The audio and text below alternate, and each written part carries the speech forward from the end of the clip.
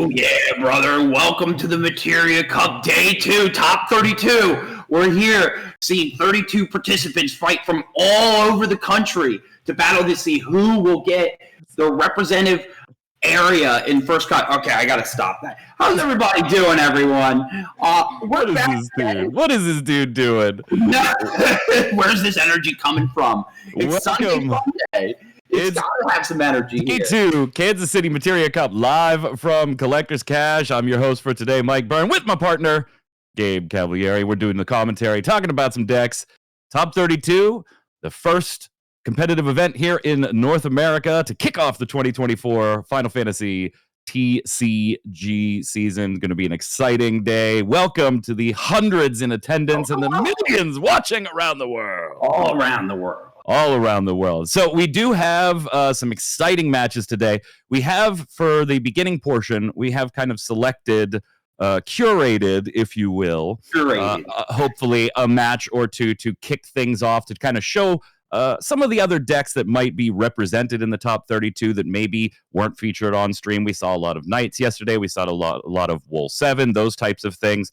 So today we're going to be kicking it off with a match that features a Wool 7 deck in a little bit of a different package than we saw.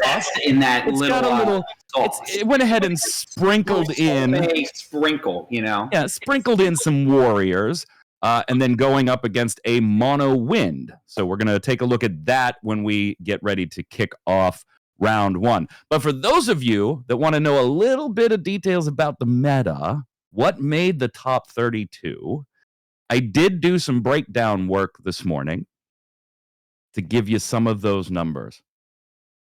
So here you are taking a look with the initials of the players. We'll show you the actual full names so that you can get a grip on that in a little bit here.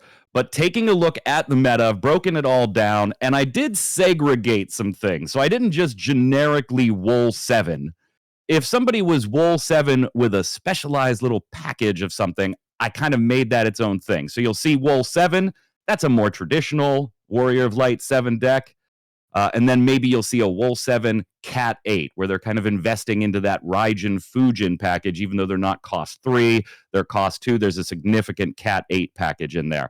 Or in the case of our matchup here in round 1, Adam's deck is Wool 7, but there's a substantial Warriors package behind it. If you want to know generically, out of the top 32, Gabe, 7 decks were Knights decks, just like pure Knights decks, Curilla shenanigans. So 7 out of the 32. If we want to look at Wool 7 as a whole, that's 7 decks as well. They kind of separate into 1 Warriors Wool 7, 3 Wool 7 with substantial Cat 8 packages, and then 3 more traditional Wool 7 decks. So 14 of the top 32 Knights or Wool 7. Any surprises there for you? So here's something I would say. I'm not surprised. I think Knights just performs very, very well. It's a new thing. It's the new card on the lot, so people are trying it out. Corellia's nuts. It's just such a good card. Yeah. Wool is also nuts. The cool thing about Wool is that it's flexible. You can see with all the different separations, there's so many different packages of Wool that kind of gives it its own little zest. But I think in a very, very meta fashion, there's also a couple other really cool decks that aren't in your Wool category. One of them that I was highlighting prior to stream was Logan's Lightning Water deck. I was really excited for that. There's a mono wind deck that we'll be previewing on stream. I'm not super surprised about the Wool 7 list all down the board. It does show some differentiation with the package because you can stick like maybe 20, 25 cards and then kind of put your own spice. But I'm not surprised. Wool has been dominating even since Worlds of last year. And Corellia feels, and the Knights package feels very similar to that. How about you? Do you see anything that's really, are you surprised? No surprises there. No surprises there. It finished the season strong, not Knights, but the Wool 7 package. It finished the season strong. It got a few bonus things, this Hidden Hope set, that is just not surprising to see it taking off early. Will it be there later in the season? Don't know, right? Because then people start to counter those things specifically, and Knights does have kind of a decent matchup against it, I would say. So, yeah, you know, you've got the QQ Lane's a wonderful card when you're able to run it. On the other side of things, we've seen a lot of generic Warrior of Light, not Wool 7, but Warrior of Light packages, your Reffias, stuff like that. Yeah. I broke those down into 2 categories. We've got 4 Warrior of Light decks. 3 of them are cashing in on Barts. One of them I've labeled as just Reffia wool. It is not utilizing the Barts. It wants to do some Reffia shenanigans. So that makes 18 of the top 32 decks are either Wool 7 decks of some variety, Knights of some variety, or Warrior of Lights of some variety. 18 of your top 32. Very. On the more like eccentric or different, we do see Chaos Arc representation, another deck that was strong at the end of last season and is making its way into this season. We've got 2 variants of a Chaos Arc deck in the top 32. We've got 2 mono waters in the top 32. And then in the Ice Lightning category, we have 2 more traditional Ice Lightning decks, Alcids, Aromas, that type of stuff. And then 1 Ice Lightning that is going down the Cat 8 route. So 3 Ice Lightnings total, 1 on the Cat 8 side, 2 on the more traditional side. And then some one-ofs, the Lightning Water deck that you had mentioned, Logan running. Maybe we'll get to see that a little later. 1 Wind Lightning, where we're doing some Yuffie things, right? 5-drop Yuffie, yeah. strong card. And then a mono wind, a mono fire. Yeah, that's a good special. And then, of course, Tori makes the top 32. So there's the obligatory 1 monsters deck that's in the top 32. Well, that 1 monster, Tori's been piloting that for a really long, and he's just so good at the list. Like, I saw him multiple times at the Winter Cup, just pilot it super well. I'm not surprised to see him here. Our first match, by the way, will be the left side of the bracket, bottom quarter, the top match. Ranked 12, Adam Kassar against number 21, Patrick Panettione. Adam Kassar on the Wool 7 with a Warriors package behind it. Patrick Panettione on the Mono Wind. So trying to get you a little more variety of some things that we didn't get to see yesterday. Yeah. You need your morning cup of Joe every Sunday morning, so you might as well start it off right with some spice. I'm really excited to see this. This is going to be a really, really cool matchup. I really love Wind sometimes, the way it can go off. Just tons of value, just tons, and then you just explode the board. But I also think the Warrior Wool 7 package is going to be really unique to see, and it's one of the guys from your local area, right?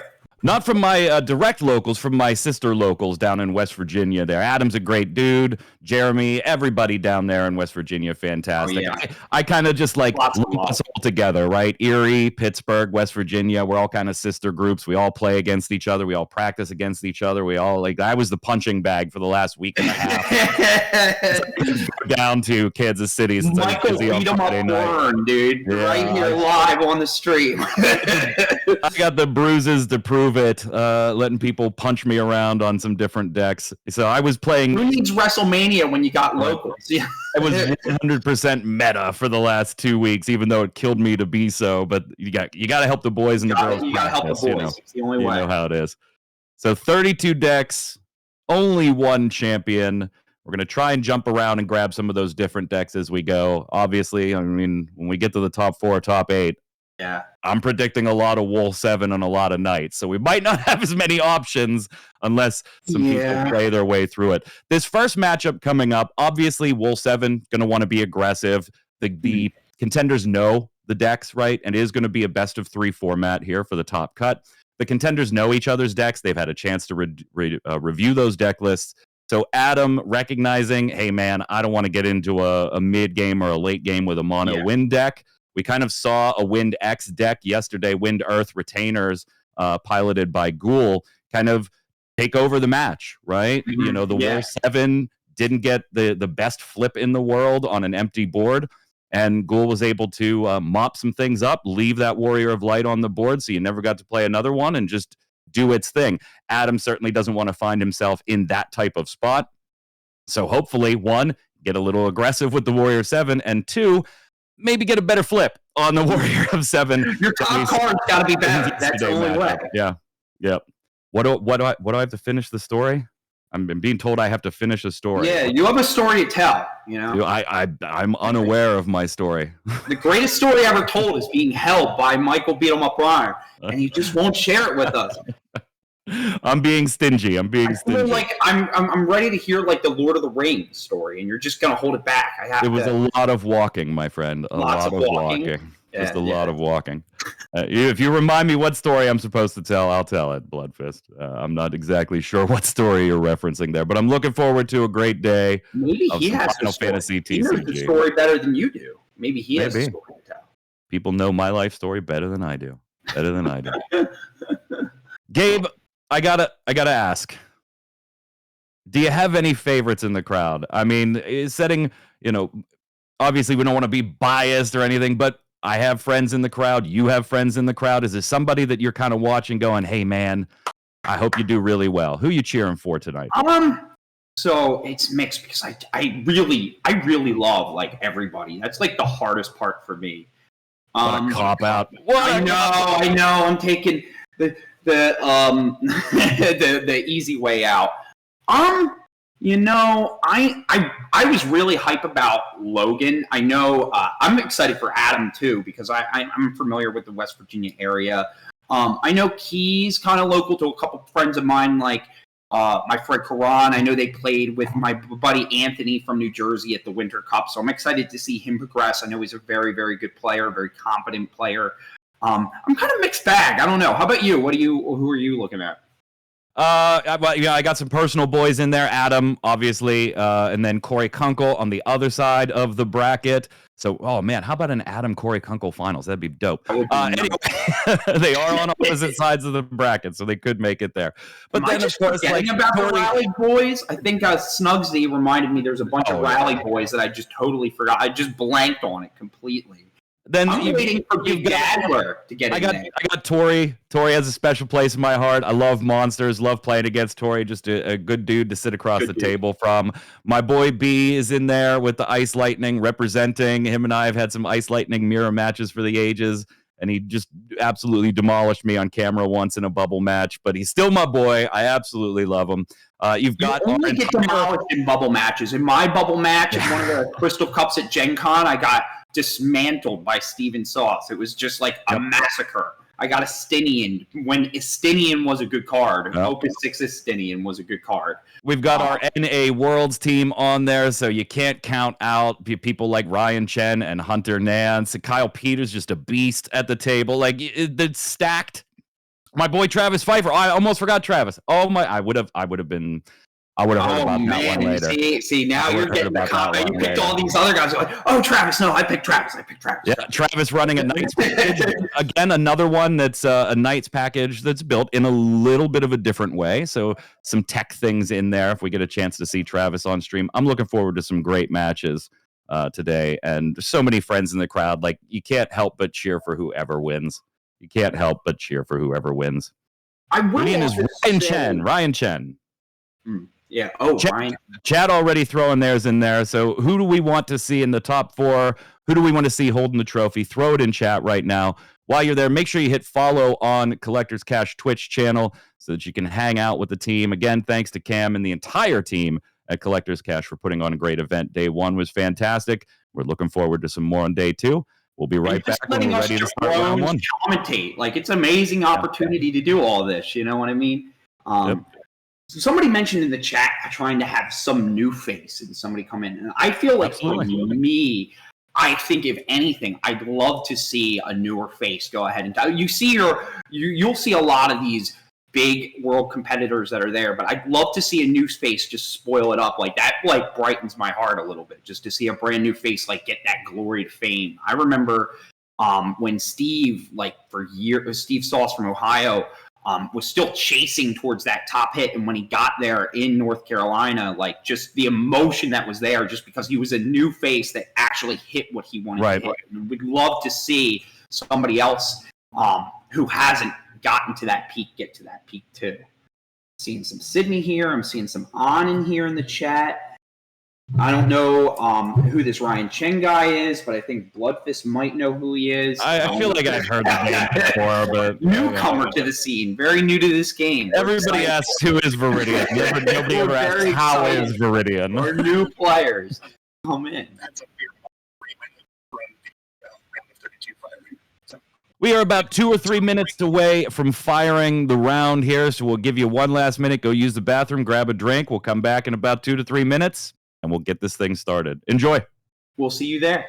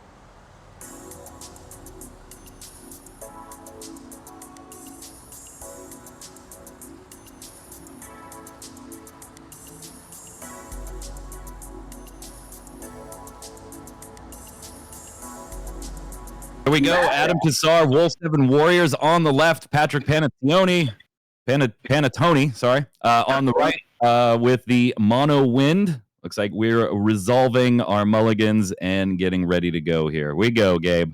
Yeah, so it looks we like got the draw on Adam's side. Here we go. And just turn one. Bam. There's an Axe Star on an empty board, a Ferris on an empty board, and a Cyan that you're not really going to be spending a lot of CP to get crystals. Feels like a super great. Yep, going to take the red mage back up in the Ferris, and then goes ahead and gets a Furion off of the red mage. I really like that choice, actually, because it allows him to develop a little bit, and just to have Ferris out as a threat just is a really solid, like, if Wind has that extra ping to ping it, it's going to get some backswings. But Patrick is starting off with a Chocobo Sam, just real modest kind of start, which is, I think right now, looking at his hand, it looks like he has Chocobo, Dryad, Lulu. His start, that is a good little searcher there. Get a little fat Chocobo there.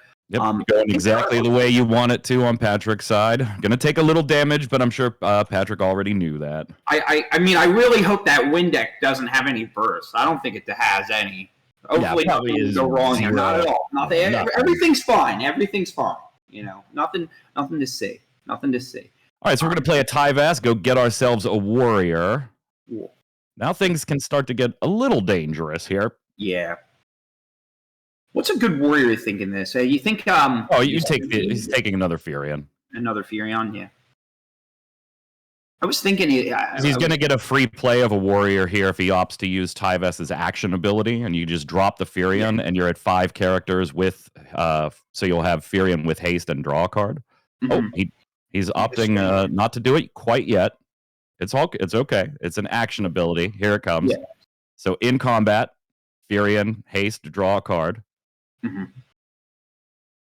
A Lulu and a Mog and an Alexander in damage. Now all of a sudden, Patrick's at 3.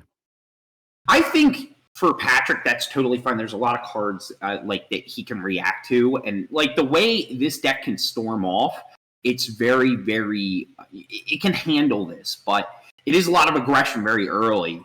I mean, pending Patrick's turn here, he's literally looking at lethal right now. He's looking at lethal, yes. But with Wind having so many efficient cards, I guess he has to draw into just a ton of stuff. He does have a Lulu, which is like a weird kind of, with the amount of summons, he kind of has some level of, not super removal. It also looks like he has a Rosa in hand.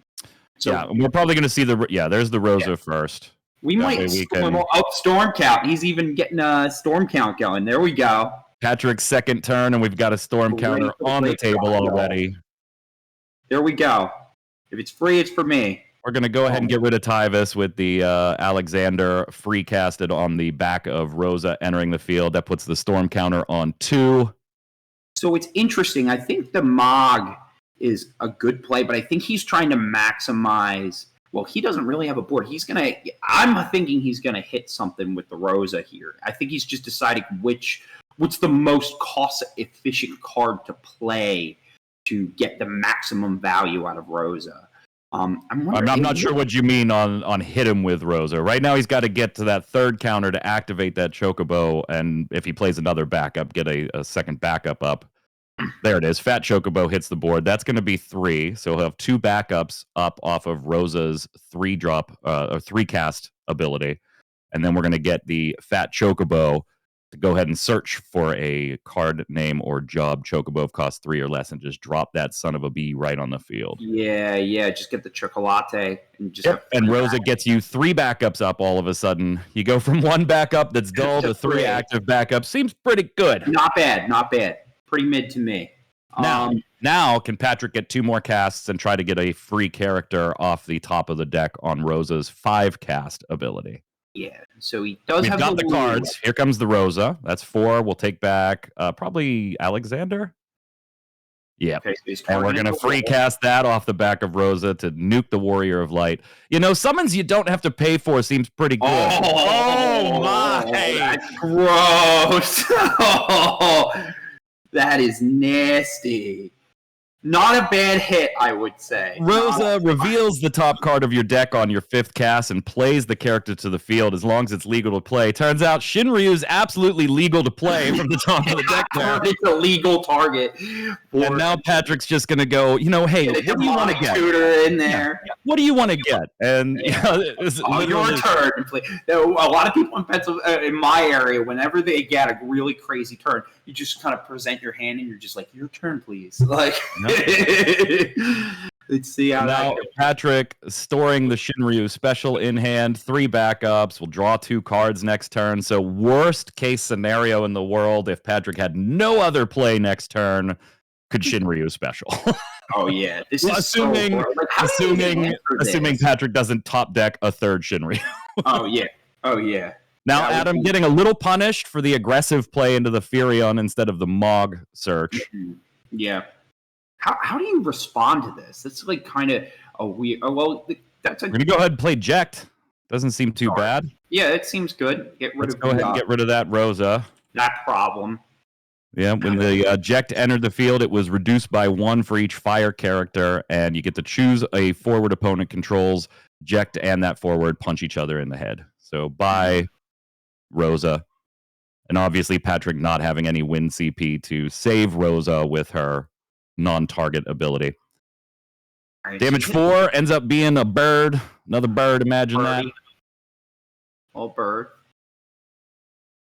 So it's interesting because I think just such a weird game state for Adam. I think he's just trying to apply a little bit of pressure because he understands that his board could be gone any second. Well, I mean, the Ferris swing puts 1K on everybody. Looked like Adam did the 3K to Shinryu, kind of proposing, if you want to block, you're going to give me this Shinryu. Yeah, I'm not and he's entirely... Patrick taking the Shinryu off Shinryu kind of forces this turn. You really don't have many options besides to Shinryu. He's got a Chocobo in hand, so could do a Lulu bounce and maybe rescue another summon on a replay. But without Rosa and the activation, taking the Shinryu may not have been the best play unless you were just kind of resigned to you out of I'm gonna board clear. Play. That's like kind of the thing. It just locks you out. Now I will say that Wynn does have a lot of draw, so he might draw into some other move, but I think not in this situation. Not in this situation. I mean, the Chocobo will get him a card, but you're giving up your backups that you have no way to reactivate right now. Yeah. By searching Shinryu, you've kind of dictated you have the Shinryu special on this turn. Shinryu gets 1 damage. There's an Axstar gone. Interesting. He chose not to swing with Lulu.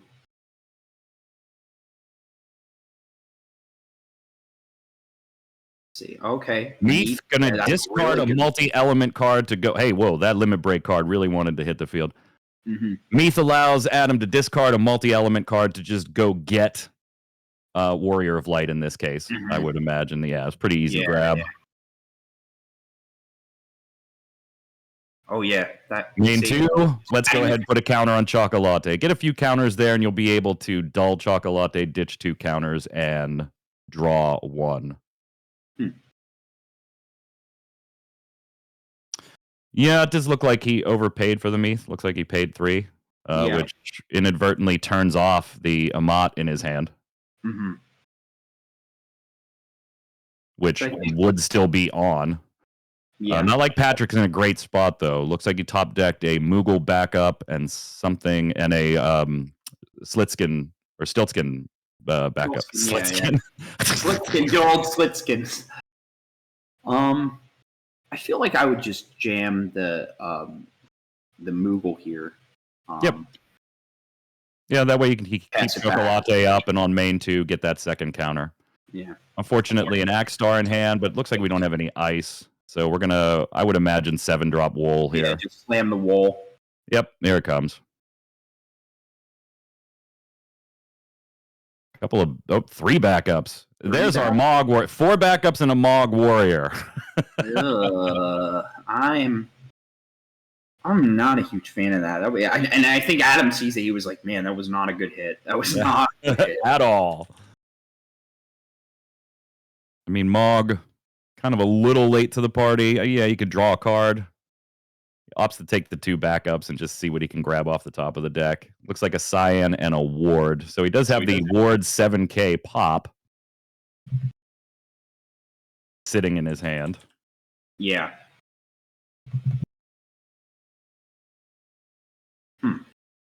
And looked like the second card in his hand was Fire, so he could have dropped Wool on that turn if he wanted to.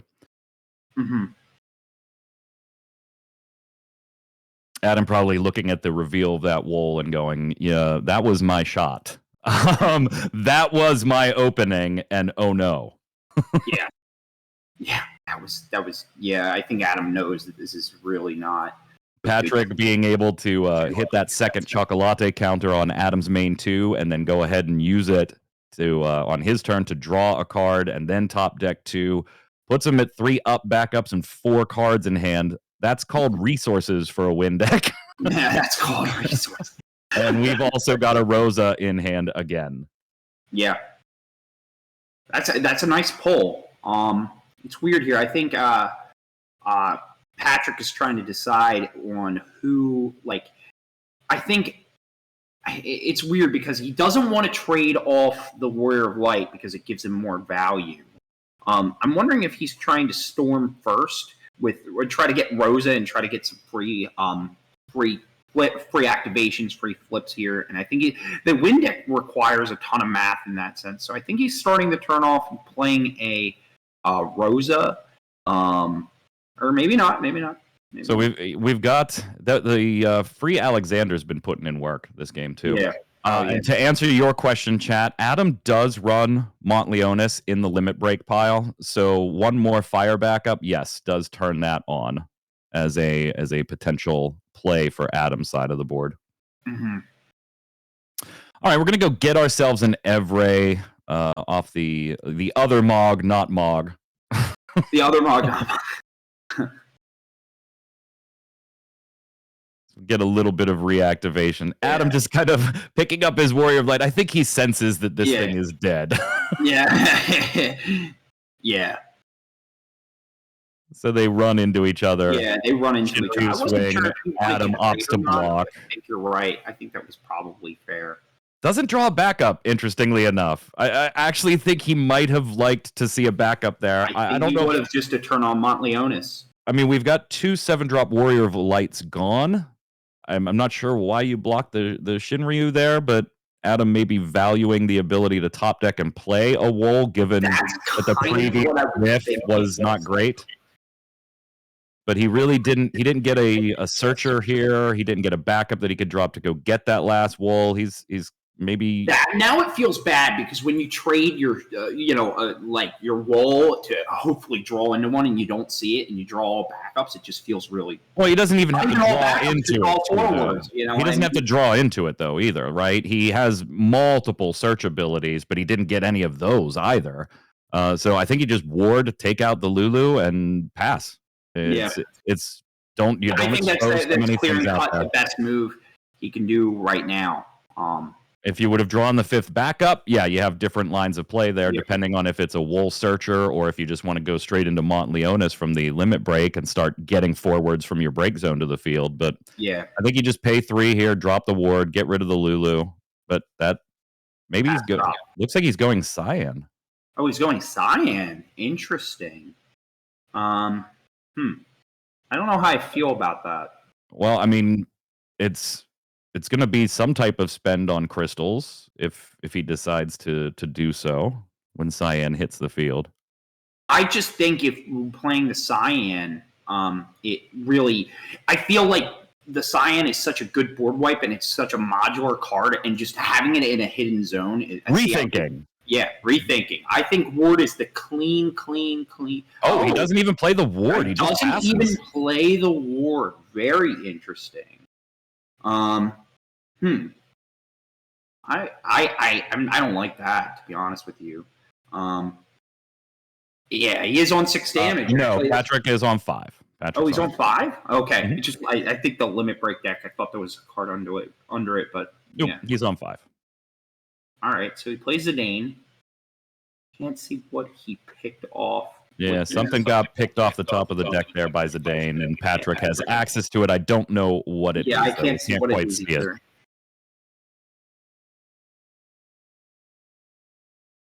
Patrick just looking at a grip of options. It's literally just a grip of options. The world is his oyster. The world is his oyster.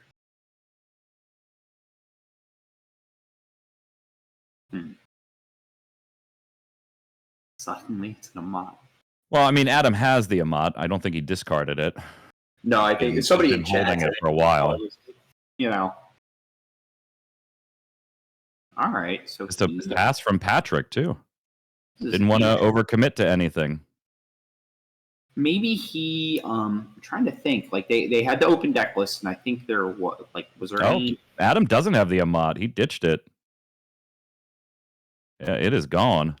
So now I feel like, he's not drawn his 5th backup for Montleonis. All right, so Tyvis going to let us go get a warrior. Remember, Tyvis has an action ability that has no cost. Okay, so he's getting drop a warrior backup, so he could play Montleonis in later turns. Very, very interesting. Takes the red backup. Mm-hmm. You know what's happening. He's peeping his break zone. What targets do I have for Mont? Getting a little suspicious here. I think last turn he just decided that was the way he was going to go and just committed straight to that play line. Yeah, I agree.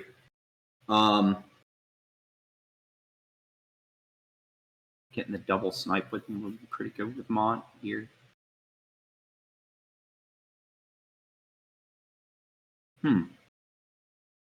For you newer players in chat, Montleonis is an 8-drop fire forward in the limit break deck that costs 3 limit break cards that you've got to get rid of. But when he enters the field, you choose one fire forward of cost 3 or less and one fire forward of cost 5 or less in your break zone. And as long as you have 5 fire backups, both of them get to play the field. They gain haste until the end of the turn, and then you've got to put one of your backups into the break zone. Yeah. Very, very powerful. Probably one of the more impactful limit break cards that came out of the new set. Now, we have not played the 5th backup yet. Chat, thank you for the commentary love. We love being here, hanging out with you, and hope you enjoy the show, the top 32 here today. Making that road trip enjoyable. Drive safely, fly safely, bus safely, train safely, whatever. I know who that is. And congratulations to you, Mr. Tool. Congratulations. I know who that is. Mm-hmm. Love that guy. We know that name.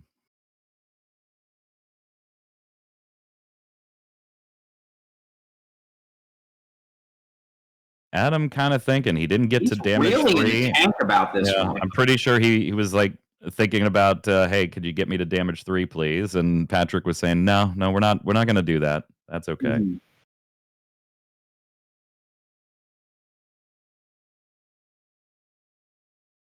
Cyan and Ward going back and forth in the hand. We got Yuzuki. We get the 4-drop Warrior of Light. And, of course, the red that we got off the top deck here, the top of the deck. So what do you think he's pondering about here? I think there's a lot of, I feel like there should be some type of, I would just play the red, right? Like that just seems like the line. I feel like he's kind of thinking about a few different things, right? The option to use Tyvas's ability is there and drop Ward and kill something, or drop Yuzuki for some protection. The ability to there, so it looks like he's using Tyvas's ability to play the red, and we're going to go in at some point here on the Montleonis line.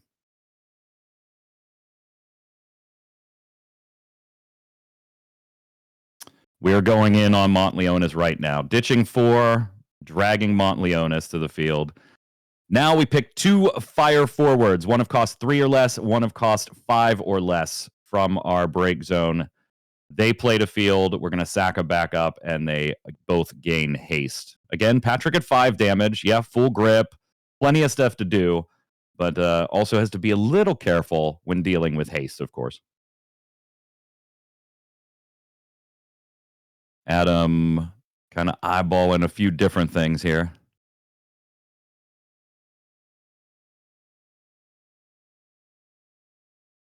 Patrick saying, let me see this damn thing. Okay, that seems busted.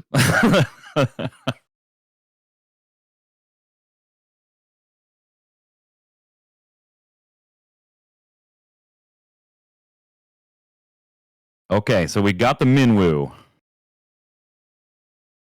We are dropping the Minwoo FFBE. 0 cost action ability. Choose a card in your break zone. And during this turn, you can cast it anytime you could normally cast it, as long as you don't have any cards in hand, which Adam ironically has. Also has a dull ability to and discard 3 to deal 10k to all the forwards opponent controls. Axstar hits the field as well.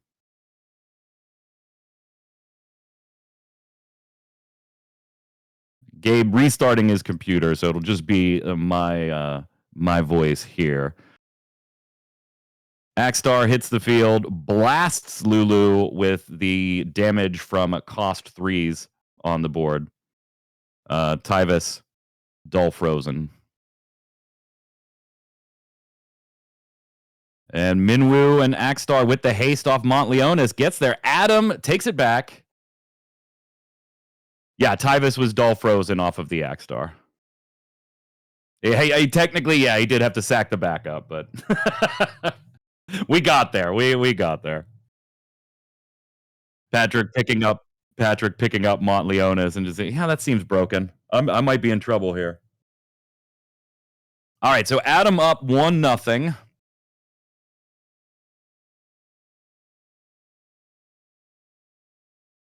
Monty Life needed to Alex into response to Tyvus's entry. Chat giving some commentary as well. Haste is tough for mono wind, right? Yeah. And I mean, Adam knows that. When they saw the deck list, Adam was like, okay, we saw it on turn 1, Adam just paying 8 for the Warrior of Light, getting it out there. It looked like Patrick was going to be able to stabilize right off the bat. Got the Lulu out there, was able to cast some free Alexanders, get some big forwards off the board very easily with no CP loss on their side. Started building up backups. The Shinryu searching the Shinryu kind of locked Patrick's following turn into you have to Shinryu special unless you got a miracle top deck situation.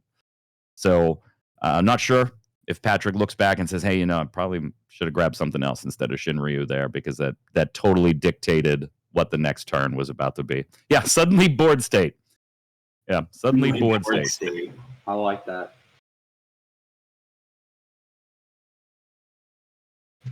I mean, I could see why it would be tempting to grab the Shinryu, right? You're down a mono fire, warriors, and you're facing down 3 and 4 forwards. Mm-hmm.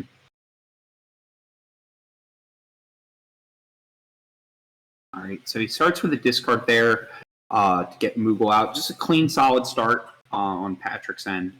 Let's see how Adam starts looking here. So we're discarding Minwu for a Meath to discard the Furion. Yep, let's go get our 7-drop Warrior of Light, and Adam's second turn, already predetermined. Here we go. There we go. We're loading up and ready to fire wall here. Let's see. In Patrick's hand, looks like we've got, let's take a look. Shuffle those cards. Chocobo Summon.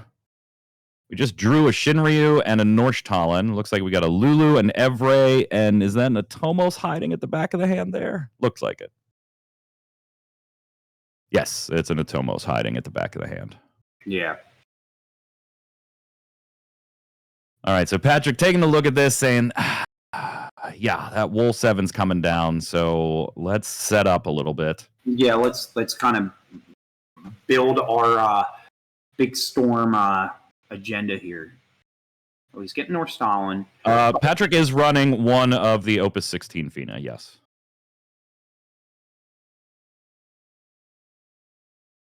Wind just doing its thing, saying, you know what, Patrick, I just know you're locked in. You're ditching 3 cards and dulling 1 and playing Wool. I'm going to just set up a few backups, get Luso. I've got cards in hand. Mm-hmm. Go ahead and do your thing. Do your thing. And I'm going to try and storm off in the next turn. Mm-hmm. Ditching a Yuzuki, a Red Mage, backup, and you're going to need 1 more. That's 5 CP. I really like how meticulous Adam's thinking about a lot of the cards he's discarding. And ditching the Cyan. Here comes the Wool. Let's see if we can get a more favorable flip here. Minwu, Tyvus. Okay, not great. Not amazing. Choices are immediately determined there. You get a backup, and you get Minwu. Backup's going to get you a card, though, and a crystal. And Minwu's action ability does kind of turn on your break zone, so that could have been a lot worse. It could have been. I'm sure Adam would probably have wanted to be able to be a little more aggressive and put the attack onto Patrick like he did in the first round. Even though Patrick started to stabilize in the first round, doing that 5 damage early gave Adam the ability to have 1 pop-off turn to get in there for 2. But you get the backup, you get the extra card, you get a crystal, you got Minwu's backup and Moody here, so he does have a little bit of options. You've got Minwu's ability to start casting cards from your break zone.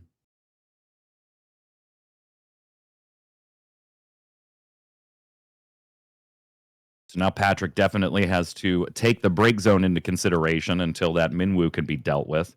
Mm-hmm. Not terrible, just not as aggressive as I think Adam would have wanted to go. Yeah. All right, so he gets a Typhon here, Luso.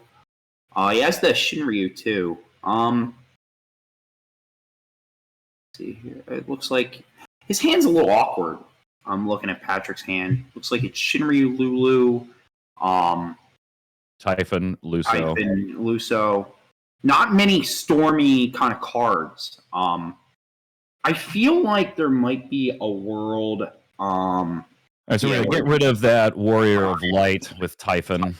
Bury that baby for Yeah. under 4 cards. Mm-hmm. Patrick's like, all right, I got 2.5 turns. I got 2.5 turns before that looked like a double backup draw on Adam's side. For sure. Yep, it was. That is a lot of backups in his hand.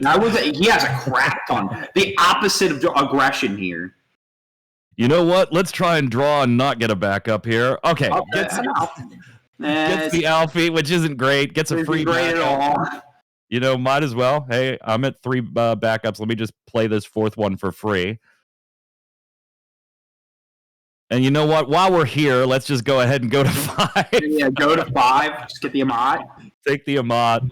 And with having 2 cards in hand, Patrick has to assume, you know, there's probably nothing blocking Adam from casting that. I will say the one interesting thing, because he had to shuffle his deck, it does put his Warrior of Light deeper in the deck, so he's going to be. I'm not saying. Or it puts it on the top of the deck. You don't know, brother. Yeah, that's true. That's true. You never know. You never know. He may have just put it right on top. Hey, if Pat cut, then it was his fault. It was skillful in that same way. Got the Chocobo Joe here. You know, I like that last turn from Adam, right? You just look at it and you go, man, having a lot of backup sucks, but I'm not going to be able to get as aggressive as I want. Warrior of Light already prohibited that, so I'm just going to set up, and Montleonis is online. Minwoo's Dull and Discard 3 ability is online. Minwoo's ability to cast from the break zone is online. I mean, okay, fine. I'll take the turn off, and I'll turn a lot of things on. Yeah, just turn everything on. Chocobo Joe grabbing Chocolate on Patrick's turn and then just passed. Adam playing Tyvus, getting that Furion again. Chat didn't like that he got Furion last time instead of Mog. Adam may be rethinking things too. Yeah. Furion he heard your calls, chat. Yeah, why did we dull 4 and ditch 1 for Tyvus? Tyvus costs 5. We saw this last game too, where Adam paid 3 for a 2-drop backup. He ends up going back and taking the Furion. And for the hasty. Oh no! Yeah, let's go ahead and shuffle not near our hand. A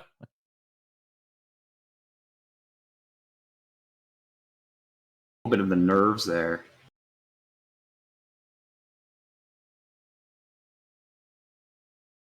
Oh yeah, we're not calling a judge. You're technically allowed to overpay by 1. You know, There's nothing stopping him from doing that. Yeah, he can always overpay by 1. Furion with the haste and draw cards, since Adam has at least 5 characters. Also, remember, has the ability to ditch fire cards from hand to +2, and he's going to do that. Typhon blocks. Furion only being 5k, Adam ditches 2 fire cards for Furion's ability to give him +2 and +2 again, and give him first strike. So Typhon takes a bath into the break zone, and Dryad goes to the damage zone. All right, so it looks like now Pat has a bunch of stuff. Like he has the Rosa now. He can play a 2-cost. Let's go ahead and 2-cost Shinryu seems good. Not bad, not bad.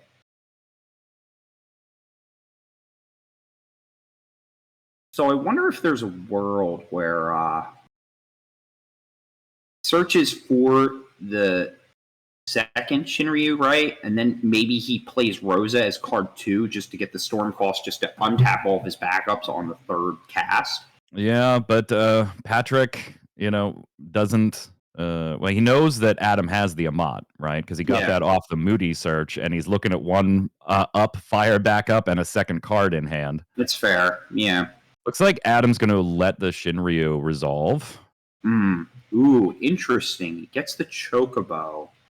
A little bouncy and drawy action. I wonder if he's also using this as a way to, to protect Rosa against the Amat. It's like a clean answer with that trigger on the stack. He can cancel the Amat and then bounce it back to his hand and continue the storm count. Right. That's 2. So I wonder now. We do have some results coming in already. Chris Daniel advances to the next round, and so does Ryan Chen. Ryan Chen advancing to the next round here. As we get results in, we will give them to you. Here comes the Amat on the Rosa trigger. Got to believe that Patrick's going to bounce that back to hand.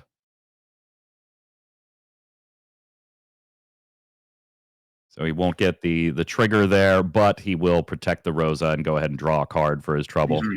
Yeah. Oh, and the Azura. Oh, wait. We're going to cast the Azura. Activate these backups. Then we're going to go ahead and Chocobo. So Rosa's still alive here on a 5 storm count. Oh, and he reveals Norse Talon, so can't play. He draws the Norse Talon.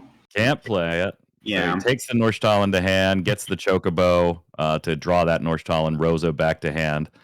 Amat cancels the original activation of Rosa, but he does get the 5-drop reveal from Rosa, or the 5 cast reveal from Rosa. Unfortunately, you can't have 2 Norse Talons on board. Yeah, so let's just play Lulu and get another summon. Puts us at 6 on the storm counter.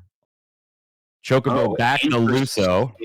Interesting. Draw a card. 7 on the storm counter. Ditch, play the Luso. Let's do some damage to Adam's board on 8 casts and draw a card. Tyvus. Not bad. Not bad. That was such a good call to get the Chocobo on that end. It really allowed him to storm off successfully, still blow up his board and kill. Yeah, Tyvus technically should be dead if he would have shrunk off the Lulu. The target?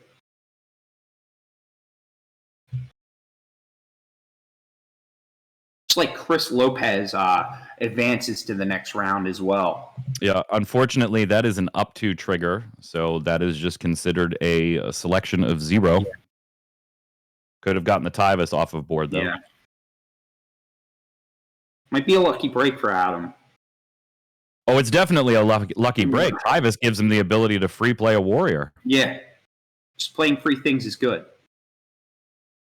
We're just going to cash in on the Mont here first, though. Yeah. Let's get that Mont Leonis on board again.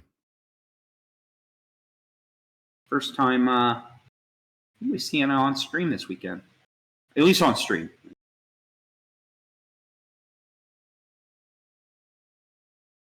Yeah, congrats to Chris Lopez.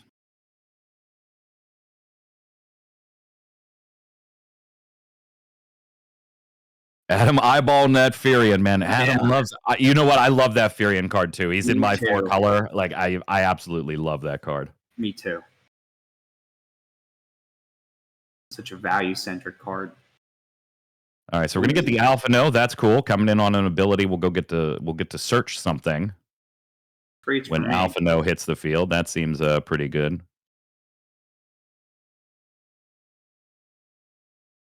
I kind of agree with chat that Minwoo is probably the play here. And then Alpha No searches, and then you get to play off of Minwoo. Does he have the Ject in bin? Gonna take the Minwoo. Yeah, let's make sure he sacks the backup this time. It didn't matter as it was the final turn last game, but let's make sure.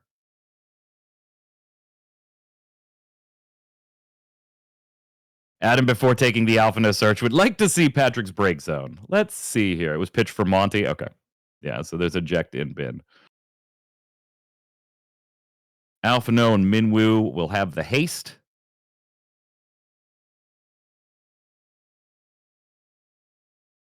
There it is. We got the backup sack this time. Yeah. All right.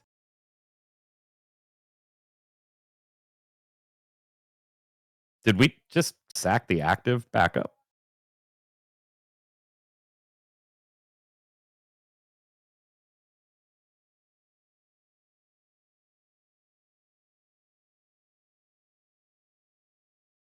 Yeah, kind of wonder why on that one too.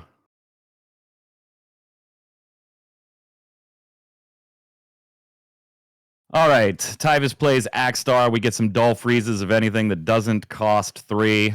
And all that damage from our 3 drops, Minwoo, Axstar, and Alphino puts 9k damage on Shinryu. Mm-hmm. Yeah, I mean, he had the Axstar free play. Yeah.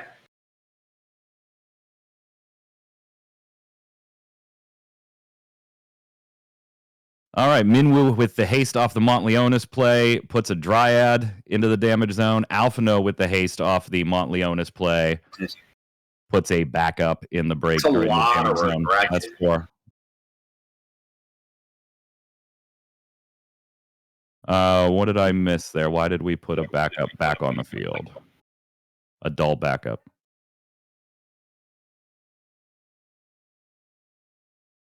Oh, you Minwoo ability? I didn't see him pay for the Minwoo ability, that's all. Oh, the Culinarian for free. Gotcha. Yep, makes sense. Okay. I couldn't see it was the It Culinarian. all checks out. All checks out. All checks out. Minwoo makes it free. Well, Minwoo has a cost, but the backup makes itself free.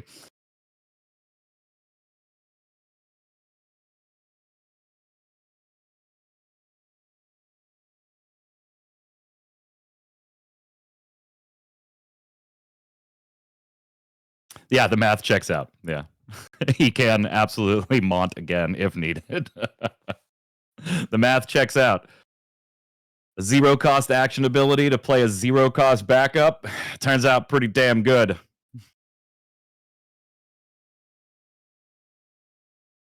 All right, we get 2-drop Chocobo in the hand, a 2-drop Moogle backup, so we could special there, and a Shinryu. Things not looking good for Patrick at the moment. I think audio is still live, unless you can't hear me. Gabe is having tech problems on his side, so he keeps dropping.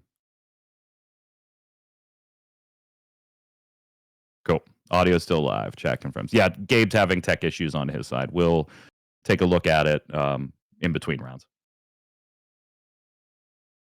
Chad, you can just hang out with me for a little while. I love you all.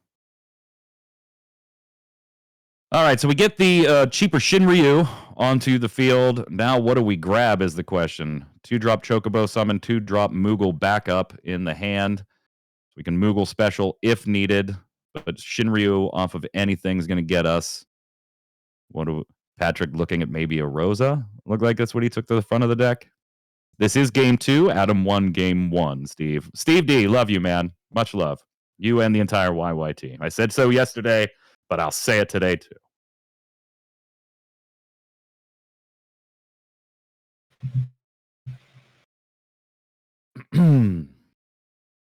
Yeah, the Shinryu sweep doesn't even feel good in this situation.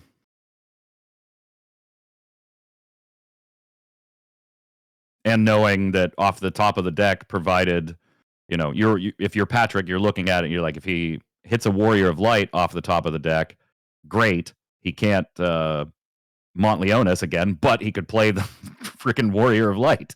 So it's not a it's not a very nice spot this turn. Yeah, he wouldn't be able to Shinryu on this exact turn if he takes the Shinryu here. Well, yes, he would. Yeah, he would.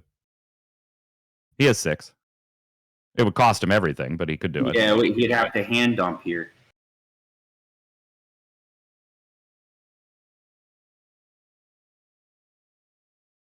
Ace limit break. Let's take a look here. What's Patrick got in the way of a limit break deck? He does have 2 Ace, 1 Little Leela, 2 Leo, a Cloud, a Victoria, and a Serges.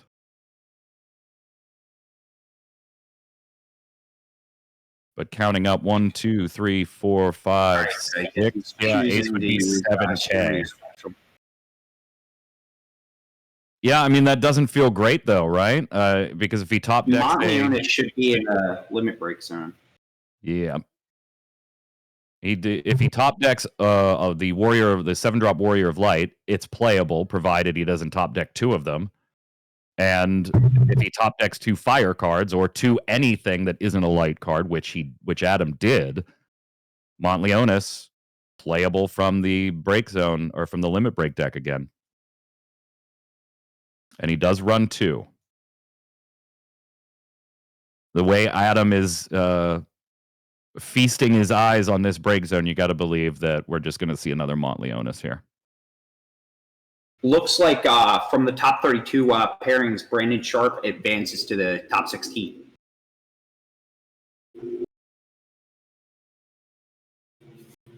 Congratulations to Brandon. So that's a quarter of our top 16 locked in. Chris Daniels, Ryan Chen, Chris Lopez, and Brandon Sharp. Right now we're in game 2 here of the top 32 cut. Adam with a 1-0 lead. Just devouring this break zone, taking a look at, all right, we're going to Mont, but what do we Mont for? Patrick handed out, dulled out, Lulu on board, Luso on board, Shinryu on board, and sitting at 4 damage.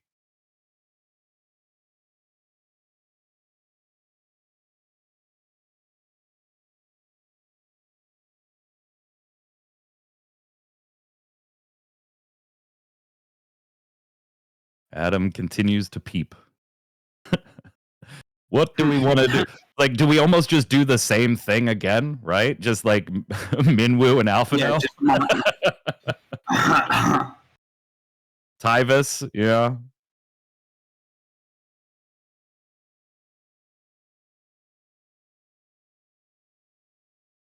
That's 4 doll backups and 2 ditched cards. I believe that's 8. Here we go again. Tyvis. We have not seen Fina yet. There is 1 Fina in Patrick's list. 1 Opus 16 Fina. Ooh, that'd be... You only joined after the first Mont. Well, it's Mont all day and all night here on the top 32 cut.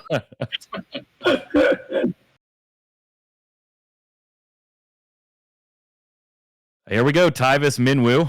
Seems good. Tyvis is going to let us go search a warrior. Why not? It was good last time, seems good this time.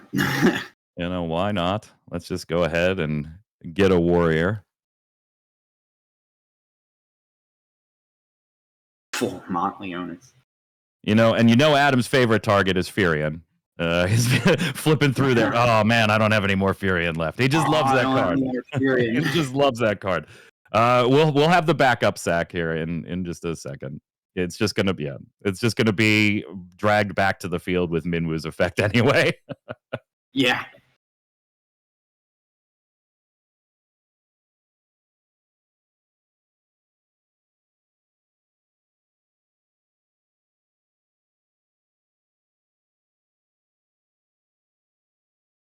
Looks like Kyle Peters advances to the top 16. KP on the way. KP are 7-0 yesterday.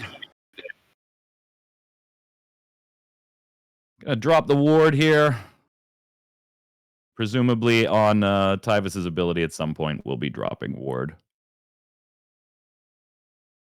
And then Minwoo's going to go ahead and refire up to 5th backup at some point in this turn, too. Here comes the ward off of Tyvis. Let's get rid of Lulu. Let's Minwoo ability. And you know what? We'll just take this backup that costs 0. So good. We're going to eject. We're going to eject off of the Minwoo. I didn't know. Wasn't sure he had it. Chat thought he had it. So chat had me on that one. There we go. That's going to put it at 6 with a lone Luso on board. A lone Luso. Looks like we drew a Chokamog summon. It is interesting because it allows him to Moogle special. Jex should not be on the board.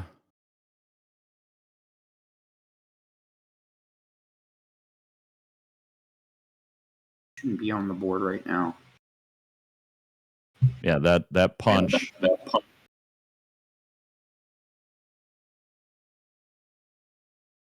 Can you, Cam, get a judge just to take Jecht off the board? That was a 2-way punch into a 9K Shinryu. We're going to have a judge go over. It's probably not going to matter, but this is one that we do need to just make sure is fixed. Sure.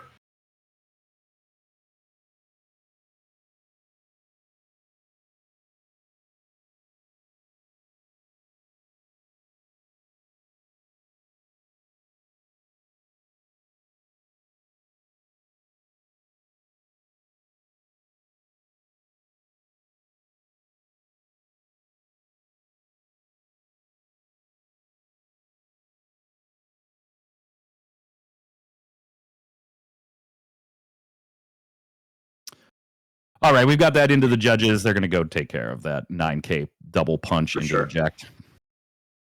Yep, Adam immediately recognized it as soon as it was pointed out. He was like, "Oh, yep, no problem. We got this." Yeah. Oh, my bad. My bad.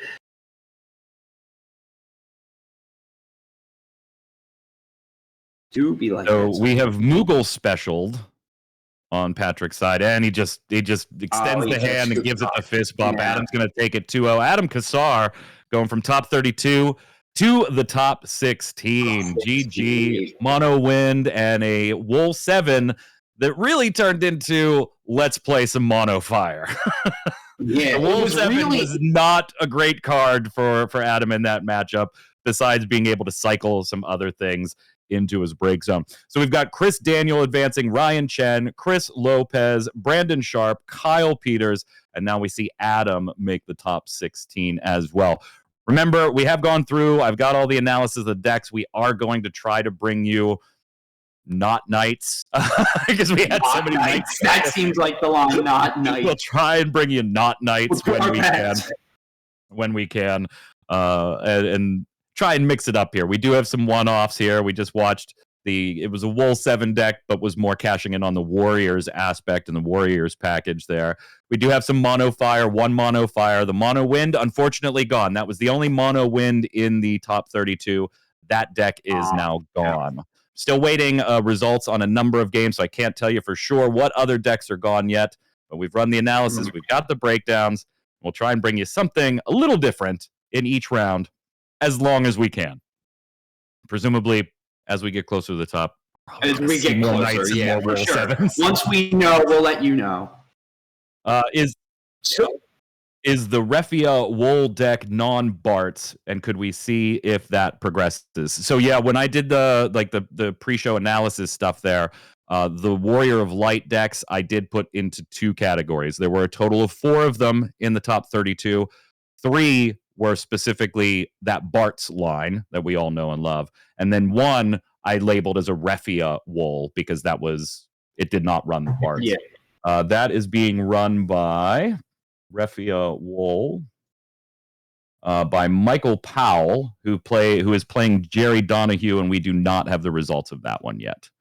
So there you go, chat. Able to answer your question on the fly. Mike Powell was on the Worlds team. I do have high hopes for that, but we'll see how that pans out as top 32 goes on. All right, we got about 20 minutes. It's 20 minutes-ish left in the round. 20 minutes-ish. I swear, I know how to talk. So we're going to send you to a break. Go get a drink, go to the bathroom, stretch your legs, smoke them if you got them. We'll be back in a few minutes.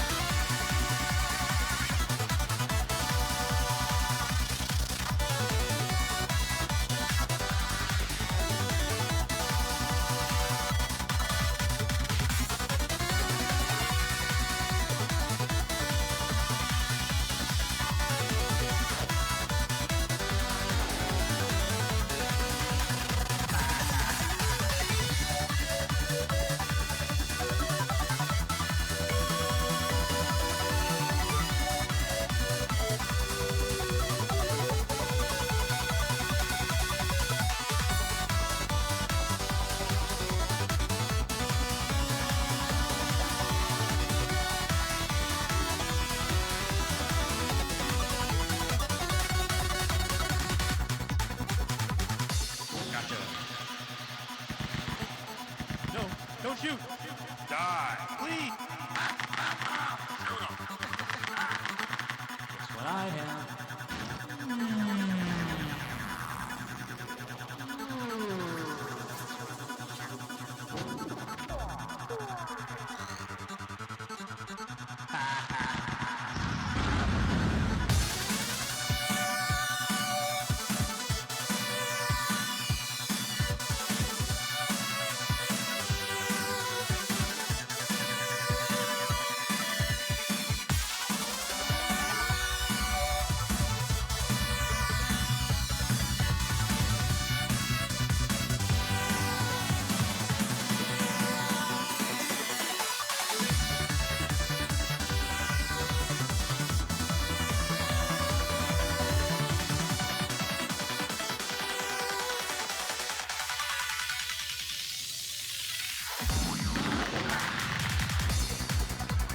Where are you?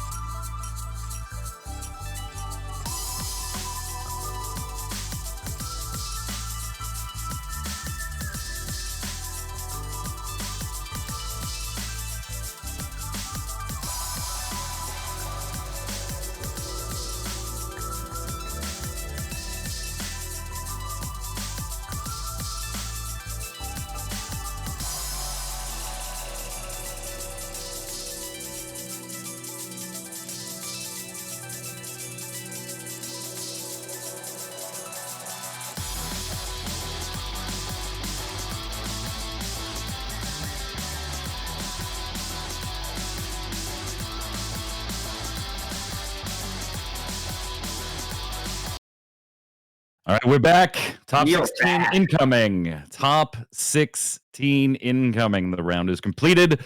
We've got all the brackets here. We're going to show you the bracket, show you who made it after we watched Adam take it with his mono fire that, hey, by the way, there's a 7-drop Warrior of Light in here, but we don't know how that's going to... Nothing to see. Nothing. It's just a small little thing. Nothing to see here. So Nothing. let's show you the bracket, and then we'll talk about some of the decks that are still alive in the tournament here. Got everything updated. If you take a look, we've got some interesting stats going from top 32 to top 16 for you. Remember, we started today with 7 Knights decks in the top 32. Only 2 managed to sneak into the top 16. Oh, wow to me. Yeah, only 2. Now, remember, I divided Wool 7 into a couple different groups. A traditional Wool 7, a Wool 7 that was pretty invested in the Cat 8 package, Raijin Fujin, that type of stuff. And then Adam, who we saw on stream with Wool 7 deck that was running a pretty substantive Warriors package behind it. Altogether, those Wool 7 decks totaled 7 decks, ironically.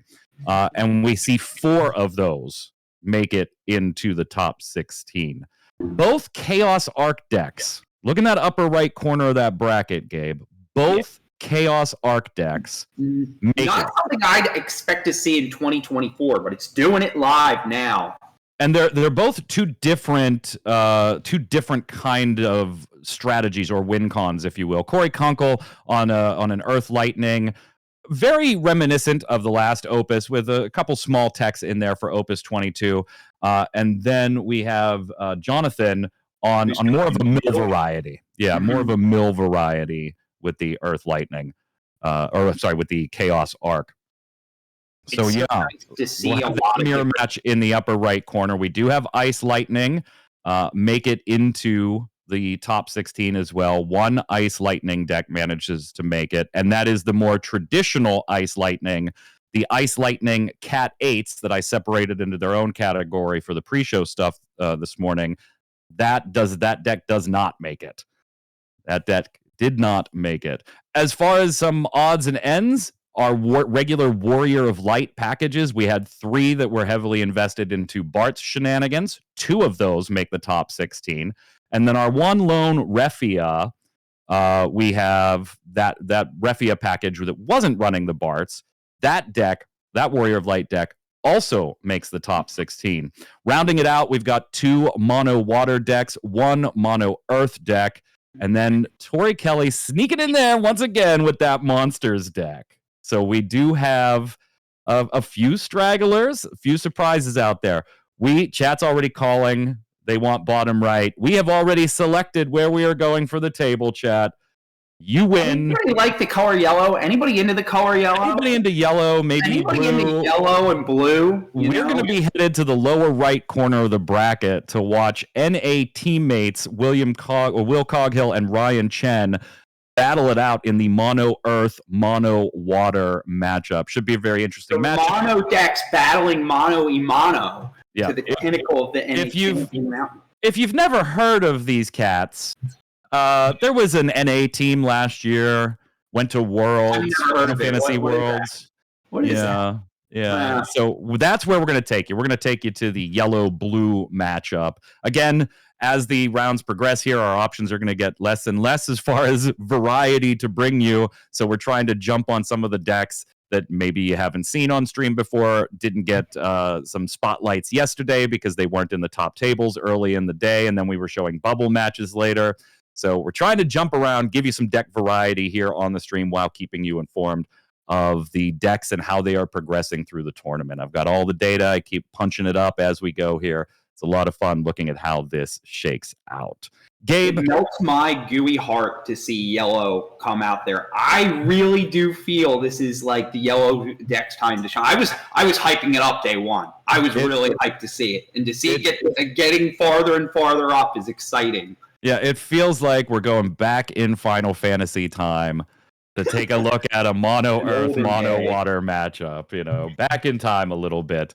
We do have both of the deck lists ready to go. So let's talk a little bit about their limit breaks first, Gabe. On Ryan's side in the mono water, this is going to be really predictable, right? You got to have the 3 Leos. Yeah, I mean, it's just hey, this card that doesn't cost me a card out of hand and draws me something and can be a chump Draw block or one, maybe yeah. get an early damage, that seems good. It's pretty good. Running 3 of the Leos, running 3 of the Titus, obviously a very, very strong limit break card, and then 3 little Leelas. So trying to go for that either on attack, reduce something by 7k power, or more likely in most cases, be the first cards removed from the limit break deck to cast the Titus or the Leo. On the Will Coghill side in the Mono Earth matchup, we got a lot more variety here, right? When you do the Tyro stuff, when you do the Shantoto stuff, you do get the ability to kind of play into other colors a little bit. So in the limit break deck on Will's side, we've got Zach, we've got Surges, we've got Shantoto, Matt, Cloud, and Titus. The 2 ofs are Matt and Zach. Everything else is a 1 of. But yeah, you will be seeing Opus 6 Leo and Shinryu, and of course we've got Warrior of Light in this deck as well. Kadar Bashtar, one of my favorite cards in the new set, although I'm like very partial to sacking my own backups and stuff. Yeah, it always feels good. Yeah, I like doing stuff like that. Gilgamesh, Suzuhizu, Vossler, Ingus, Sophie should be very, very interesting matchup to check out on stream. So that's where we're going to take you next for round 2, which we're getting ready to start in just a few minutes. Chat already excited for this one. Good. Where's my dirty boys at? Where's my dirty dirt boys? I'm one of them, brother. I'm very excited to see Mono Earth perform very well. I will say this Earth deck is very, very interesting just because it has multiple ways to kind of have a little bit of flexibility in the limit break deck with different colors. There's also a couple really spicy things like the Genova Synthesis. I'm definitely destroying the pronunciation of that. There's a couple like the Suzuhiza, which is a super cool little common, like a take back from the past. The new Gilgamesh from what's called Hidden Hope. Super good card. Yeah, and Suzuhizu off of Kadar Bashtar is a great grab. I believe in Steve D's deck tech, taking a look at some of this. I can't remember which deck it was in. Steve, if he's still in chat, can plug it. I can't remember, but I believe he kind of showcased that little nice combination, Kadar Bashtar into a Suzuhizo, which is anything that wants to set up, which Mono Water is going to want to do a little bit and does have some searching. Let's go ahead and get that Suzuhiza out early. Was it in the WAD build? Okay, it was in the Warrior of Darkness build. Interestingly, we're not going to see Tyro on Will Coghill's side. We are running the 2 of the Opus 1 Shantoto, so if we want to do some of the color shenanigans with those off-color limit break cards, looks like we're going to be relying on Shantoto unless I am missing. No, there's no Mog or anything in here. No, I don't. I think that's the main way of doing it right here. Yeah, no Enkidu in the deck either. We're just going to go straight into the Earth side of things and not worry about the Wind Enkidu. Ingus, Selfie, Montleona, Shadow Lord, Zombie, Mist Dragon, Titan, Hecatoncher, Kusith, the other Hecatoncher, Rydia, Leatherworker, Claris, Kolka, Epitaph, Amber, Shinju, Shantoto, and Summoner.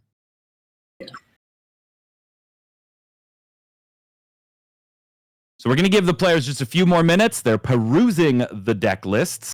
So Will and Ryan probably don't need to peruse all that long.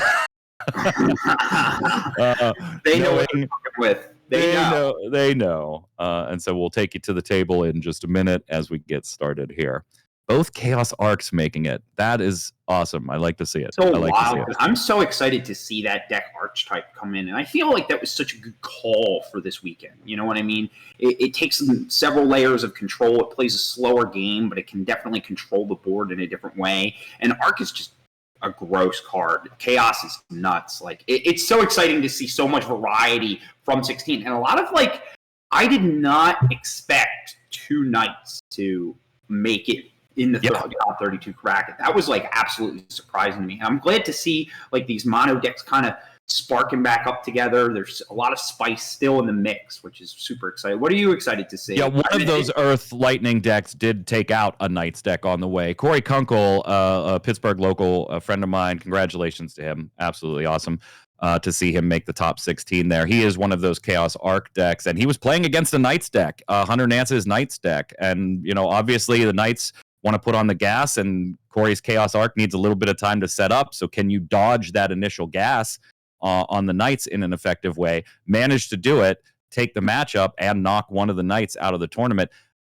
That's a mirror match, essentially, Chaos Arc. They're kind of different styles, but a mirror match nonetheless. One of them will make the top 8, so that'll be absolutely interesting to see which one of those takes out of there. I would be remiss, by the way, I was supposed to say the name of Adam's deck in our first round there, top 32, on the stream, and my Pittsburgh friends would be very mad at me if I didn't. Adam's deck, for those of you that know, was named Creon Made Me. Did me do it.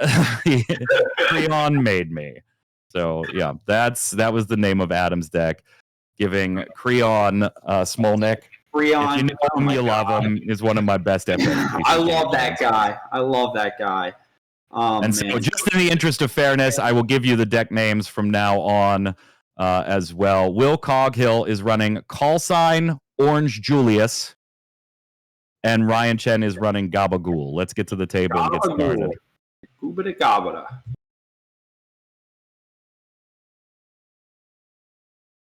All right, Will on the left, Ryan Chen on the right. Hey, look at that. That's a lot of blue cards in Ryan's hand and a lot of yellow cards and a light card in Will's hand. A lot of yellow and white, Imagine that. Imagine that. All right. So I'm imagining that we will see some type of, there it is. You'll get that Yogg-Rosh out, a little targeting, and then let's go ahead and just throw another 2-drop. You like to get those for free, but you also want to get the 2 backups pretty quickly. Ryan Chen managing to do that. Oh, yeah. It's a very probably didn't like paying for it, but hey, it happens. Claris hits the field, so Will's going to go search himself a big, juicy king, taking the Kolka. Pretty predictable lines out of both sides of the board right now. Yeah, full price for Alchemist doesn't feel great, but it does get you to 2 backup. Yeah. I mean, if you think about it, Will... Rich person behavior, says chat, yeah. Rich person behavior. Ryan just, I know this is free, but I got it like this. All right, we're going to put the Warrior of Light out, so standard unit's going to do some, get some fun shenanigans here. Mm-hmm. We'll grab another Alchemist off of the Warrior of Light standard unit search. So, I don't know. It looks like he might have the Suzuhisa in hand. And he's playing the Kolka. Yep. Drop that Kolka. Let's go search again.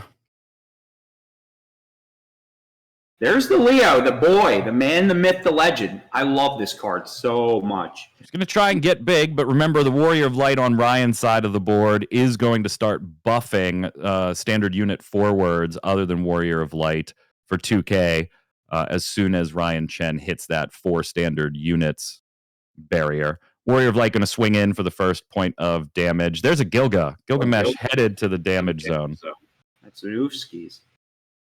But I think I understand why you didn't block just to get that Suzuhisa value. Oh, absolutely. Yeah. There's the auto ability. Suzuhisa is going to break since Waka triggers an auto ability. Will's drawing 2 cards. There, Suzuhisa did its job.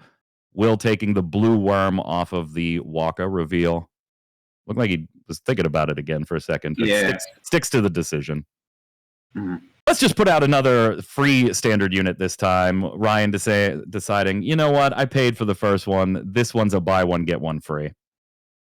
If it's free, it's for me. Ooh, there we go. Shinju hitting the field. Now this is and then we go ahead and get our free backup too. Why not? All about the value game in here. See, at first we spent so much money on our backups, and now we're into we're struggling now to pay for it. So now we get our backups for free. We pay early, so we don't have to pay later. Value interest. Ooh, Ingus. A discounted Ingus. You like to see it. Going to go ahead and just search up an Earth forward other than Ingus. Ended up costing us 2 instead of 6 because we had 4 Earth backups. So why not grab that 4-color Warrior of Light? Seems good. It is a big body. Yep. Now, without something else going on, Warrior of Light not going to be able to swing through that Ingus quite yet. So let's just play a blue worm, draw ourselves a card. Got the Ash on that draw. Not bad. Not bad. 4 backups, though. Not going to take care of Ingus quite yet. Oh, wait. Never mind. Yeah. Just backups. Yeah, water backups. So it would only be an 8K power loss. Yeah, not enough. Had to double check myself if it was characters or just backups. Yeah, characters or backups. Here's Leo. He overpays for that. Oh, I see. Yep, you got to get those That colors is on the cool, line. guys. So Leo allowed all of the backups to be any color. That's also going to turn on everything in the limit break deck as well. Warrior of Light entered, got to activate all 4 backups and draw a card. And now it's a good old 1K. We'll take away Leo's abilities. Ryan will grab an extra card for the trouble. And here comes Ingus swinging in again. A Shinryu. Not a bursty poo. Yeah, also not a card that I think Ryan wants to see in damage when you could potentially need a board clear to stop Will from things getting out of control here.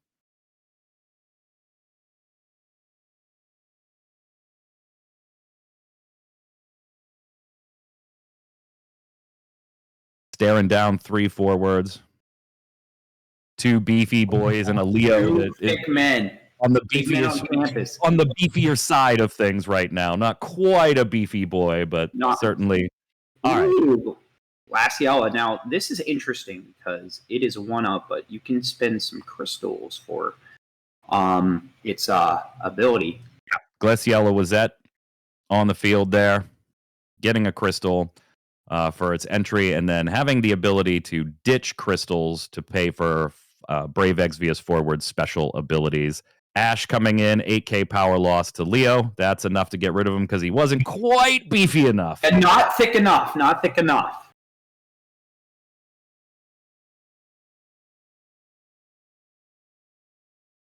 And all of a sudden things swing Ryan's way a little bit, but a full grip on Will's side. Not having the Leo does hurt, right? We don't see the Shantoto out on the board yet, so without Leo on the board, Will losing access to the ability to play off-color things in the limit break deck. I don't see a Leo in hand to turn that color stuff on either. I don't either. It's a full grip, though. He does have the limit break Shantoto. That would kind of feel bad, right? But you do what you need to do sometimes. Yeah. That's a lot of earth. But hey, Will's he got a lot of earth in hand. I don't know how he managed that, but Warrior of Light swing. Cuculane again. Here, why not? You're not gonna hit me with that 5K ping that the Warrior of Light has. So if you were planning on stacking anything fun, you aren't doing that. And I'm just gonna draw a card for my troubles. Will at 3 damage, Ryan at 1. I'm sorry, Will at 1, Ryan at 3. I will say Ryan hitting 2 Cuchulanes, like off the damage, is a lot of knowledge for Will, I think in a lot of ways, like him being able to turn off abilities, like now that they're in the damage zone, he knows he's kind of not free to fly on abilities, but he knows he doesn't have that reactionary. Now, we do have Glaciella that can still react. Yes, it's water, right? So it's going to react there too. But there's the chair. 5-drop Hecaton, sure. So we're going to do a ton of damage to the entire board. Looks like Ryan responding. Glaciella on the stack. Yep, getting rid of that Warrior of Light. Making sure that it leaves the board as well. Mm-hmm. Might as well. You had the crystal, and Wizette was about to leave the field. Let's take that Warrior of Light with us. See, that Cuchulain now feels real bad, too, because they could have finished off the Ash. But, there's still 2 big bodies on the board. There goes a 7-drop Shantoto for a zombie. You have monsters, Ryan? I will have monsters, too. Ooh. Zombie going to go back and grab Suzuhizu, which we just truck out onto the field. The next auto ability that Ryan pops is going to net Will 2 cards once again. This is a nice little board here. He's going to keep refilling, too.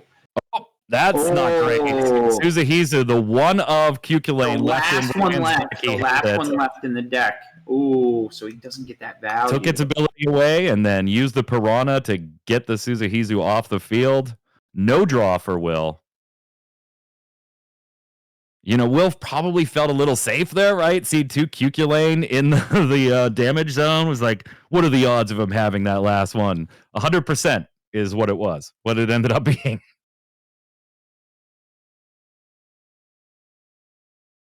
Ooh, there we go. The Yuna. Limit Ooh. break Titus hitting the Titus. field. Yuna with the grab the Cuculane. We got Ryan just off to the races here. Ooh, that is gross. Just off to the races. Put that back on top of your deck. And let's just swing in with the Ash for the second point of damage on Will. And if you're Ryan, you gotta feel pretty comfortable right now. Oh yeah, he's big chill. And if you're Will, you're probably looking at your hand saying, is it time to just eat it and limit break Shantoto this? You losing a zombie and Ryan Chen losing 5 things seems pretty good. Not bad. Pretty mid to me. But, Ryan's ability to just build quickly off of a full grip and 5 backups, or almost a full grip. I think he has 4 in hand.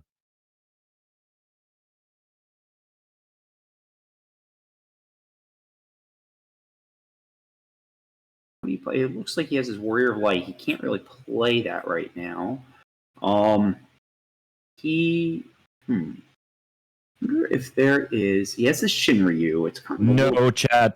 Toto is the only one that would stay on the board. You lose your board too. All forwards and monsters. All forwards and monsters, other than the potato herself. Potato herself. Ryan mulling things up. There it is. Picking up the limit break deck. Thinking about that Shantoto. It's looking pretty good. He's going to go ahead and trigger it. So that's the end of Will's limit break deck, paying 4 for the Shantoto, and then paying 5 Earth CP to trigger the board clear. All forwards and monsters other than Shantoto leave the field. That zombie should be gone. Yeah. Zombie should. Yep, there we go. There we go. We got it. We got there. And no Levi auto ability cancel on Ryan's side, unfortunately. But 5 backups and 5 or 6 cards in hand for a mono water, that seems pretty good. Pretty good indeed. How many? I'm trying to see. So he's removed 4 cards from his limit break deck. So I'm kind of thinking. Oh, that's Will. Ryan. I was thinking Ryan. Oh yeah, for the Titus. Yeah. I was thinking maybe all 3 of them are. They're what I was telling you about at the beginning of the match. Our friend Little Leela. Just get her nuked. A Glaciella with a special, having 1 crystal on hand and a total of 5, 6 water characters. Seems pretty good. Not bad. You want to put out something big, I'm going to be able to nuke it with 12k. Speaking of something big, a full cost Shinryu hits the board.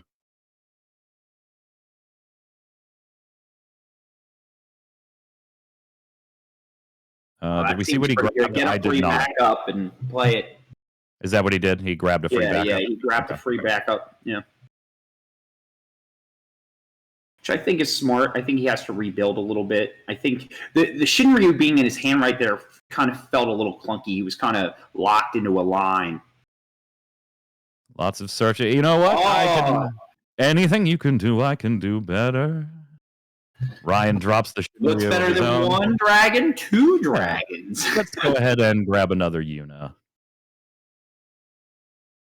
And you know what? Let's just run that out. And we're going to limit break the Titus. Literally, it's almost like we just saw a replay. Of the previous turn. Gross. Ryan saying, hey, let me go grab this Levi first. Then we're going to take care of that with the Titus. Bottom it. And here, put that back on top. And if you're Will, you're like, oh, that's cool. I paid 5 last turn for nothing. Ooh, puts the backup into damage, which was fortunate for him, actually. Otherwise, he would have double backup on the draw. Shinryu coming back down on Will's side of the field. Ryan has the Levi in hand, so kind of thinking this one over. Oh, and he's melting it on the staff. Gonna Glaciella, get it out of here. You can search for whatever you want, but we're not going to let Shinryu be on the board when it happens. Yeah, blocking him out of the special. Wonder what he picks here.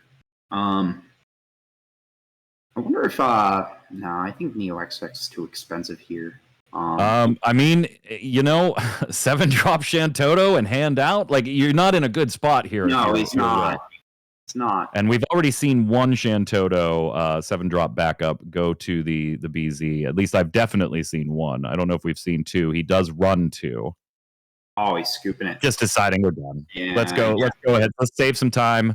Good strategy. Let's just go to game 2. You got me, even though it's only 3-3. There's no way I'm coming back. Turns out when you X burst free cards, it's not damage bad. 1 and damage 3, and then you also manage to have the third QQ lane in hand at a clutch moment. Turns out that's pretty damn good. Yeah. Oh, and yeah, by the way, let me just keep putting some of your. Let me just keep putting some of those backups on top of your deck. Ryan takes it. Ryan up 1-0. For sure. That was a very, seeing the implementation of putting backups on top of his deck, not only to slow down his development, but he was safe to essentially. I really like, and just looking at other games that Ryan may have played, he could put cards that didn't have bursts on top, so he was free to attack. Yeah, and absolutely. It just seems so clean. The Warrior of Light was super cool in that matchup too. It did a lot for turn 2, being able to search some backups there, help him develop. And the Tidus was doing insane work with the Yuna. It was just absolutely. It was a very, very back and forth kind of swinging game. Like, you blow up my board, I blow up your board. You blow up my board. We got to see my boy Toto. All right, let's start the chain again. Exactly the same way we started first time. Did we put it on rewind by mistake? Yeah, right. Let's play a Claris. Go get ourselves a king. Oh, this time we're taking Epitaph. Last time we took Kolka, we're going to take Epitaph this time. I wonder if Kolka in hand. Epitaph is going to go get a category FFCC Crystal Chronicles forward when it hits the field later. Already has the Kolka in hand. That's why we grabbed the Epitaph.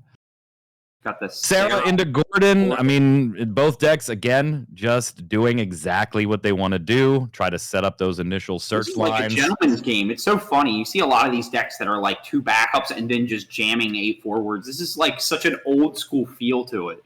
We're just setting up and then playing. That is a full grip of backups right there, just about.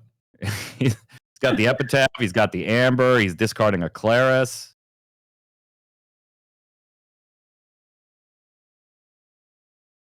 Just which do you want to play? What do you want to search? All right, we're going to play the Kolka. In hand just from searching for Epitaph, but he was just using it as a mana fodder. Let's see. Well, yeah, you already had the Kolka, so why? Yeah, I didn't see the Kolka in hand. Ooh, a Sophie. All right, taking the Sophie, limited card in Final Fantasy for those of you that might be newer players. This is a dual color legend that you can only run one of in your deck. You're not allowed to run the full play set of 3. And if we see it online, you'll see why. Oh, man, that was a great day of Final Fantasy when it was the Sophie meta. There's the Suzuhizu. So, okay, putting the Sophie back, I like this choice a lot better. You had the 1 open CP. It's early. Ryan's going to search for something or do some auto ability here. I like the line change there. Play the Gordon, pay the 1. We're going to get to draw 2 for that, but Suzuhizu. Ooh, the little man, Suzuhizu might get in there for some action. No. No. He's forgetting that auto. Yeah. I'm sorry. Gordon's first draw is an auto ability. And then technically the second one is a couple of auto abilities. Play the Waka. Let's do a reveal. Warrior of Light. Yeah, there's the Warrior of Light. Easy snag for Ryan. Literally, the only difference in Ryan's opening is the backup types that we see on the field. He got the 3s. He has the Warrior of Light in hand.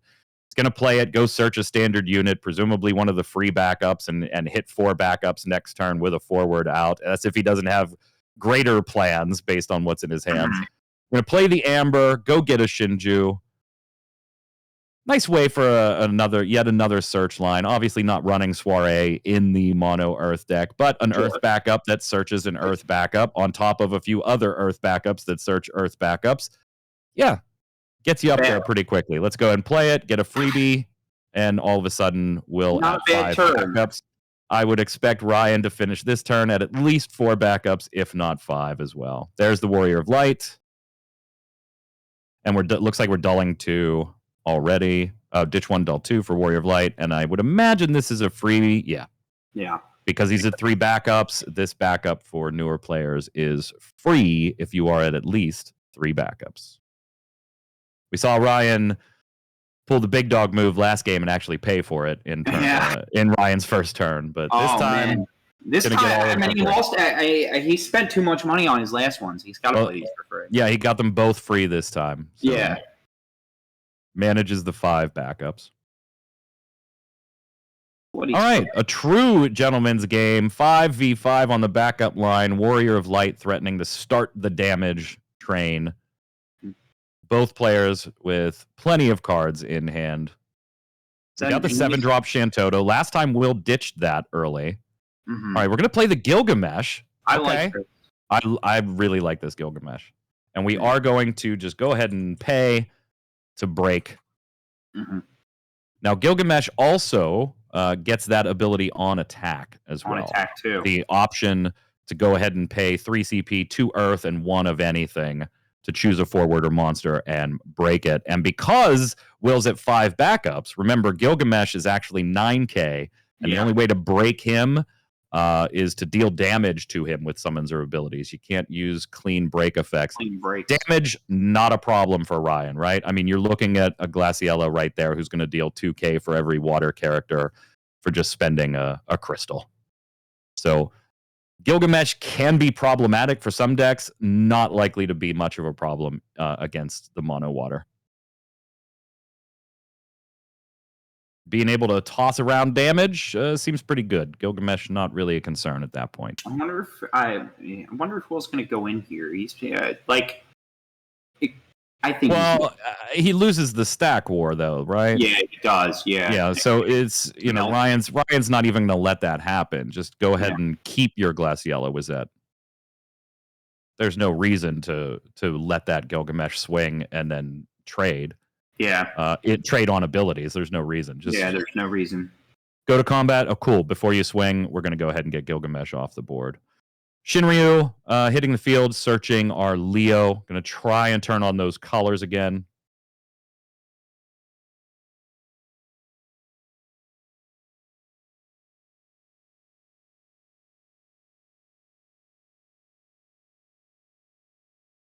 Will hanging on to that Shantoto, but he's going to need something like a Cutter Bashtar to hit the field and break one of his backups if he's going to think about playing that at some point. Ooh. A light forward, putting it on the top of the deck, so that Shinryu is going to be gone. Looks like, what did he... Ryan took a water forward. I couldn't quite see what one it was. Yeah, I couldn't see it either. Let's just put that Shinryu on top and damage zone it. Now I don't have to worry about it. A 6-cost Ingus that is cost 1. Shadow Realm. That seems pretty good. Let's play the Leo. Turn the colors on. Do we have the 4-drop Warrior of Light? We do. Warrior of Light. Is this going to resolve? Yes, it does. Activate those backups. Draw a card. It's going to lead into Sophie, you think, afterwards? So it'd be what? 2, 4, 6. It would put Sophie at 10. He didn't take the Sophie, though. So has he drawn it since then? He changed on that Sophie choice. Oh, yeah, he did change. I forgot about that. Was it Blue Mage, chat? Chat thinks it was Blue Mage that Ryan took from the BZ on the 6-drop Leviathan summon. Oh, okay. Dull 1, ditch 2 more. We're going to the limit break deck, paying 5. Remember, Leo allows us to do this because the Earth backups produce any color, or the backups produce any colors. Mm-hmm. So Tidus limit break of Will's coming out now. When it enters, can pay 3 water. Ooh. And then get a bunch of triggers here. He's going to cancel the summon in response to the Cooch. That was an awesome sequence of events. Yeah. The pace of play, very, very quick here. QQ Lane to try to blank, Miss Dragon to cancel. Titus gets the bounces. Warrior of Light gets in there. Hey, no problem. Let's just throw a free backup into the damage zone. That was a very cool stack. Yeah, that was a very Nice cool sequence stack. of Very responses clean, there. very clean. Apologies to you totally brand new players. That one went so fast I can't give you the every card here's what happened. But for the more experienced players, QQ Lane being canceled by the Mist Dragon on top of an already interesting Titus stack. Shinryu going to get the Ash. 246 8k power loss if Ash is played right now. He was a big boy. I have a feeling that's going to wait just a minute here. Leo only 8k. Yeah, there we go. Now we get the one more backup, and the Ash is going to come down and get the Leo out. Makes total sense. Mm-hmm. And that shuts off Will's colors again. We saw that was pretty devastating in the last game, right? It really just shut out what Will wanted to do. Kind of forced some plays that maybe he didn't want to do. Yeah. Did he get zombie? Yeah, he did get zombie. You really didn't want to draw that Claris, though. No, not at all. Last card you want to say.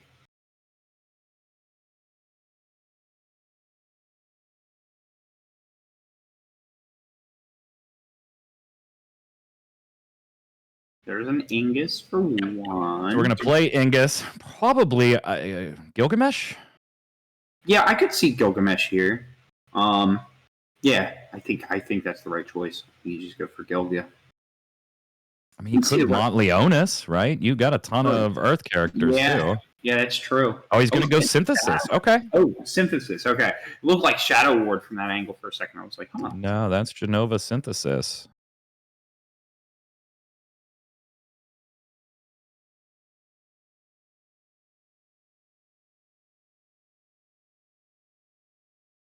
All right, so he's going to put the Genova Synthesis out. 4k damage to all the forwards opponent controls, but if you have 5 or more Earth backups, it's 8k damage to all the forwards opponent controls. Remember, Warrior of Light can be dulled for a 5k ping,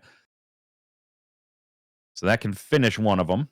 Yeah, so he's attacking and then on the stack tapping to deal 5k to finish off Shinryu, taking the damage. Oh, and an burst. X-Burst. Let's go ahead and just pick any forward we want to lose 10,000 power. Just melt that one. Yeah, and I'm sorry, you're not able to respond, friend. So Titus on his way back to the limit break deck. Oof. That is a big oof. Feels bad, man. Yeah, I mean, it's an Ash that Ryan can't play later, though. If you got to take some type of silver lining out of it, right? Yeah, that's for sure.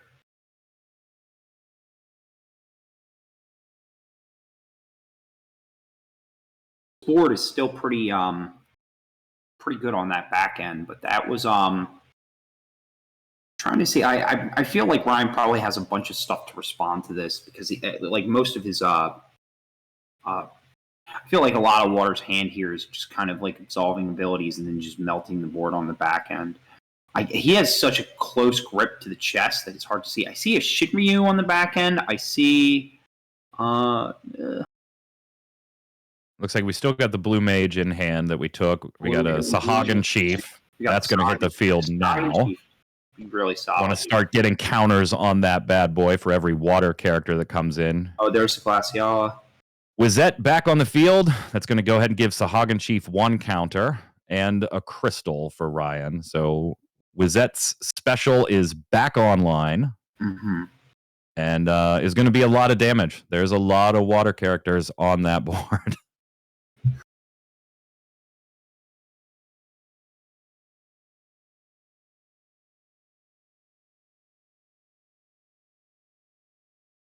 Shame you didn't see the Sahagan Chief a little earlier, right? Yeah, just a little earlier. Just a tiny bit, just to be able to, counteract some of the. I mean, it's still awesome anytime you see it. Good. But if you could have seen it just a little earlier during some of that backup sequence, that feels real good. Getting that thing to 3 counters and maybe paying for 2. Warrior of Light swings in, going to put Piranha in the break zone. We saw Piranha do some fun stuff last game. Will swinging with Ingus. 9K coming in. Ryan goes to 4. Puts the Sarah in the damage zone. 1 X-Burst out of 4 so far. Last time Ryan was what, 2 for 3? 2 QQ lanes? In there right now. Big Boys coming in, puts another. You know what? That Ryan is perfectly fine. Yeah, we get rid of all the Sarahs. That would have been just a straight 4 CP draw had none of that gone to the damage zone. You don't want to draw. I can draw real cards. Oh, here's our huge Leo now. Yeah, he's thick.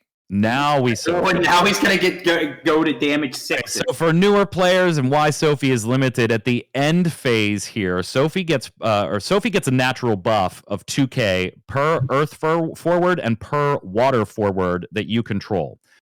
If when you go to end phase, that Sophie is at 10,000 power or more, it is going to trigger a point of damage to your opponent and then let you draw a card as well.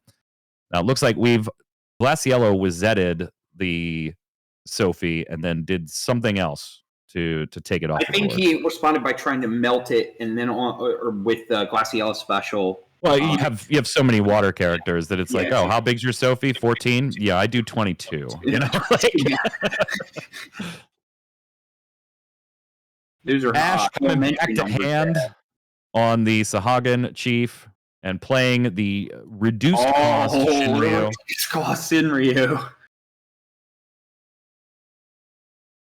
Getting a Yuna. And this is, I think, is about to look very familiar. Yeah. I think I've seen this before. Shinryu into Yuna. Play the Ash. Getting rid of the Warrior of Light. Should probably ping something on the way out. Yeah. Looked like he pinged Wizette. Yeah. Play the Yuna. Gee, I wonder what's happening here. Yep, let's dull a few, ditch a few, and go ahead and play a cheaper Tidus. Oh, Tidus. Oh, man. Let's go ahead and get this summon back off of the Yuna.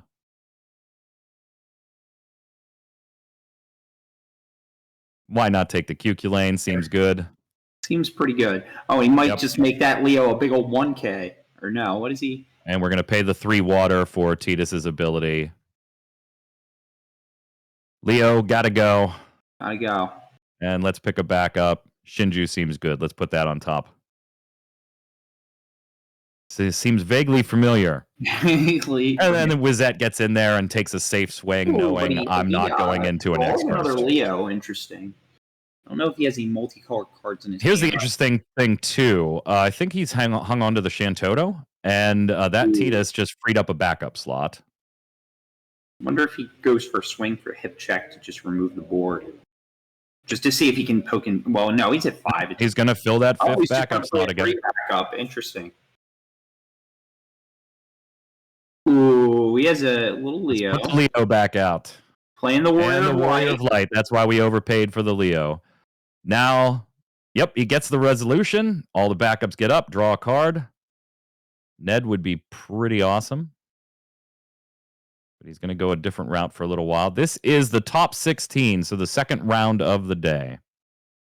We have some games coming in from top 16 that finish up. It looks like... we literally just pulled the Ned off the top of that deck. That looks like crazy. And it looks like Chris Lopez is advanced as well to top 8. Warrior of Light going to take a nice brave swing. Ooh, and he's going to try to ping the Uno on the stack. Seems good. He's going to block, move it. I'm not exactly... Yeah. Genova Synthesis to trade with Shinryu. Okay, so that's interesting.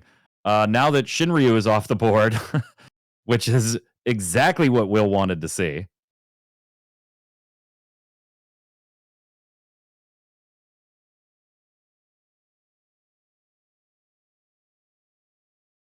You have 5 backups. We've got a Neo Eggs Death, a Hecaton. Zombie getting in there. Why not? Ooh, Cuculane taking Leo's abilities Oh, away. man. Yeah, it's the 3-drop Hecaton that's in his hand. Yeah, he could 3-drop. snap a backup. He's going to play his own Shinryu. Mm-hmm. What do you choose here? Ooh, a Montleonis. There we go. Yeah, you are at awesome stats for Montleonis right now. Yeah. Counting up the Earth characters. Yeah, you got 8, friend. So go ahead, pay 3 for Montleonis, although you had to overpay for 4. Taking the Cutter Bashtar, trying to push this to the field, which will then bring in, presumably, Sophie? Ooh, he's going to cancel the auto. Yeah, Leviathan not going to let Montleonis do that. Was a great line. Yeah, yeah, that was gross. That was really gross. Leviathan canceling the auto ability of Montleonis to drag a forward to the field. Wanted to drag that Kadar Bashtar and then use Kadar to drag Sophie to the field. Ryan reading the line right away, saying, no, we can't do that. We can't do that. Would have been great for Will, but looking at the board, it's a little favorable right now for Will. However, we still got to figure out a way to survive another potential Tidus Yuna fun turn at some point. All 6 right. drop Leviathan, going to put a lighter dark forward on the bottom of the deck. Grab the Ash from the break zone, played it, reduce the power of Warrior of Light, goes to the BZ, and now we've got 2 forwards. Looking at 2 forwards again. I think he's checking to see how many Shinryus he has in his discard pile. He just drew a Shinryu. Maybe he's just tutoring to see what would be a good target to push. You might have this one. Just got to find a way to get 2 damage in there. Can you get 2 damage in there? Looking at the Cloud. The limit break. Well, I mean, Leo does turn on all colors. The backups produce all elements with Leo on field. So kind of looking at his Cloud, looking at probably Surges for a Dull.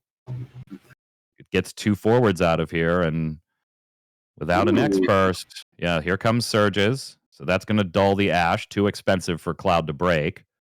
But we can pay for Cloud to... Matt! 1 million brave.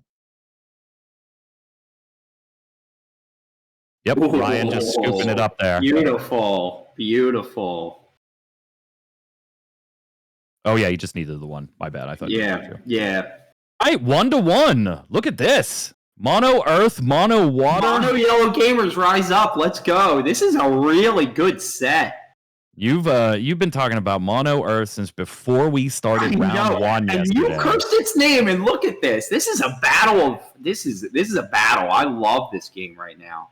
Oh my God. 1-1. We got 32, a little less than 33 minutes for a game 3. As far as results, Kyle Peters has made the top 8, and Chris Lopez has made the top 8. Those are the results so far.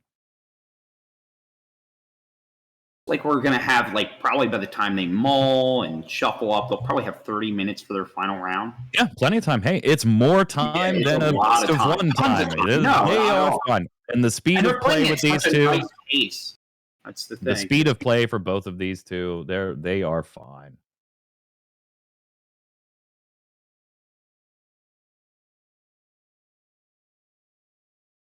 All right, so Kyle Peters would have beaten Ji Liang He and Chris Lopez. Give me 1 moment to find it on the chart here. Chris Lopez would have defeated Kevin Fung. There are your results so far. All right, game 3. Ryan seems to be getting the same start every single game, or not every single. It's in the Gordon start too. Let's see what he gets here. Oh, yeah, day 2 top cut is best of 3 for the Materia Cups. Top 32 cut, best of 3 matches until we have a champion. Yo. Kolka into Epitaph on Will's side. Sarah into Gordon on Ryan's Chen. I feel like commentary-wise, the first 2 turns for each player in this game, we should say nothing. We could just put ourselves on repeat. Literally say nothing. Yeah. Save us some breath. Just say, remember what I said last time? It's happening again. Although I do also feel like with the Unititas, we could now just like do that too. Hey, remember what happened last? Yeah, it's happening again. It's happening again. Here we go. We got the Kolka. Let's dig through this deck. Grab the Suzuhizu. Just throw Dull 1. Throw that out there. Try and attempt once again to get 2 cards. Hope Ryan Chen doesn't do what he did last time and blank the Suzuhizu. There's a Dull 2 to pay for a backup and then get a free backup. And by the way, not trigger Suzuhizu. Look, the big man's going to get in there. Big man's getting in. He paid for that free backup. He said, no, he did the old BOGO. Pay for one, buy one, get one. And hey, by the way, there's that 3rd free backup. Let's put it in the damage zone. Suzuhizu putting in work. Doesn't matter if you're 1K power or 10K power, a damage is a damage. I know. You get some value if you draw 2 cards and deal damage with a 1-cost card. Amber into Shinju. And we're going to take that to hand and play a free backup. Will and Ryan both finding their way very quickly once again to 4 backups apiece. But that's Suzuhizu. Oof. Oof. Oof. Sahagin Chief. Still not giving Suzuhizu any action. Leo Big Husky, but Suzuhizu, he's the real man on campus. Any action. He's going to draw 2 cards, too. Piranha. Now Suzuhizu goes and gets Will 2 cards. Finally. We got 1 counter on the Sahagin Chief, too. The Suzy beatdown, the new meta. Yeah, you're right. Yeah, you're right.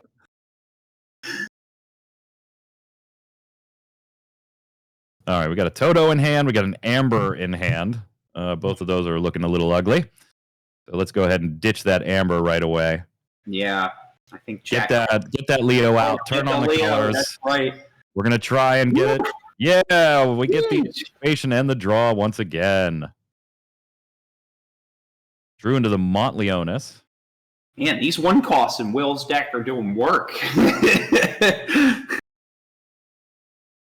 Let's go ahead and put ourselves at 5 backups. That way we can make this Ingus very cheap. Cost 1, and I'm going to go get an Earth Forward if you let me. Ryan says, by all means, sir. I feel like Gilgamesh is the grab here. Yeah, I think Gilgamesh is the grab. There it is. We just eat one of those monsters up. Yeah.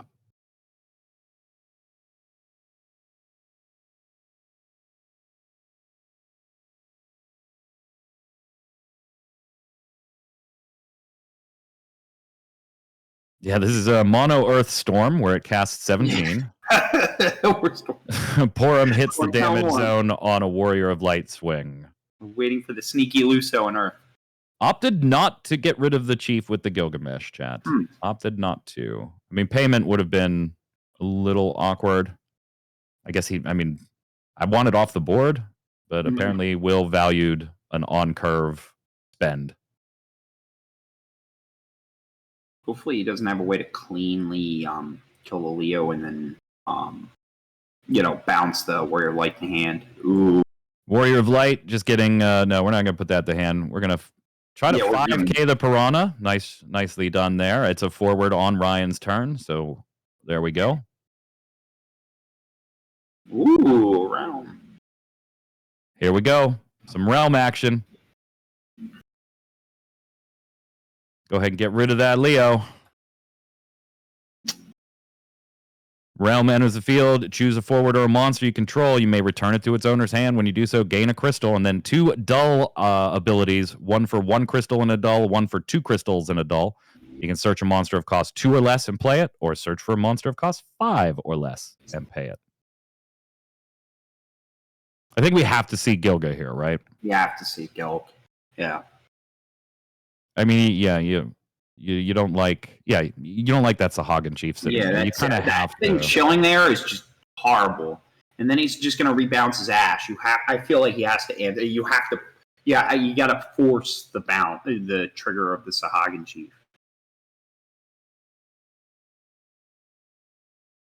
You got to do it on your terms, not theirs. Shuffling that zombie to the front of the hand. You got a backup creeping into your break zone there. Wants to see how everybody else is doing. Ping 4, Cutter Beshtar. I don't think I saw Sophie, so I think we're going to see either Leo or... Yeah, there's Leo. Let's turn those colors on again. Although, you can tell by the way he paid, he does not have the 4-drop Warrior Flight. Yeah, he does not. Montleonis. Discounted Montleonis. 1, 2, 3, 4, 5, 6, 7, 8. So 3-cost Montleonis going to try and drag the Warrior of Light. Ryan making sure that the payment was correct. It was. 4 cards in hand. Going to try and drag Warrior of Light to field. He does. Now remember, no draw or activate the backups here. You only get that auto ability if you actually pay for Warrior of Light with your backups. It's still a big body. It's still pretty good. It's still a 10k haste with a 5k ping action ability. Ooh, it hits a Warrior of Light off that. Why not? Let's go search a job standard unit.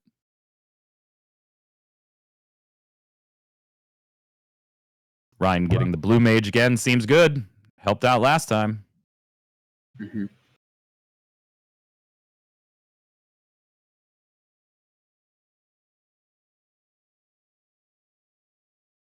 A little amazed that that's Sahagin Chief still on this board. Yeah, me too. I'm actually a little worried for Will just because the longer that remains, the more value that Ryan gets off. Ingus swinging. Ryan deciding what he wants to do here. Just going to take that one as well. There's a Yuna. That's a good hit. That's a damn good hit. Yes. You could bet Will's like, I'm sick of seeing her on the field. That's awesome. And Ryan says, hey, I'm gonna get a discounted Shinryu because you exploded with forwards, and we're gonna go get the Shinryu special. And they're all Will just, hey, should I wipe these up now? Are you doing this? And Ryan saying, yeah, I have plenty of cards, my friend. That's 6. Get those things out of here. Huh. I would have pinged something out. I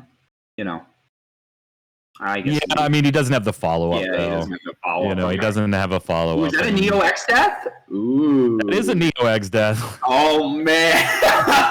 I'll blow your board up. You'll blow my board up. I'll blow your board up.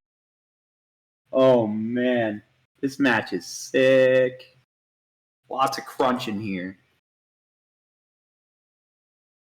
Ryan having 1 active backup probably causing Will to have a little bit of doubt about, am I going to get Neo Eggs Death canceled if I go that route? Yeah, I mean, that is it. Gilgamesh coming in. Optional payment trigger will go first.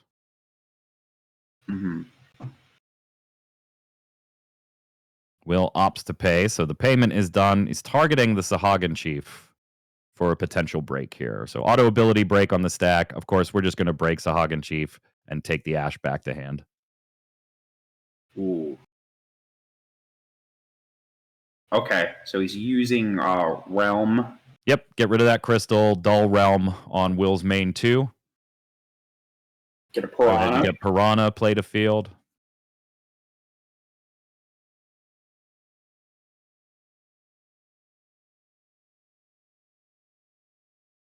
No Warrior of Light on Will's side of the board to ping that Piranha this time. Chief had 1 counter. It had 2. It had 2. At 2? Oh. Yeah, it did not make it to 3, though. Ryan getting in there for 3 quick points of damage.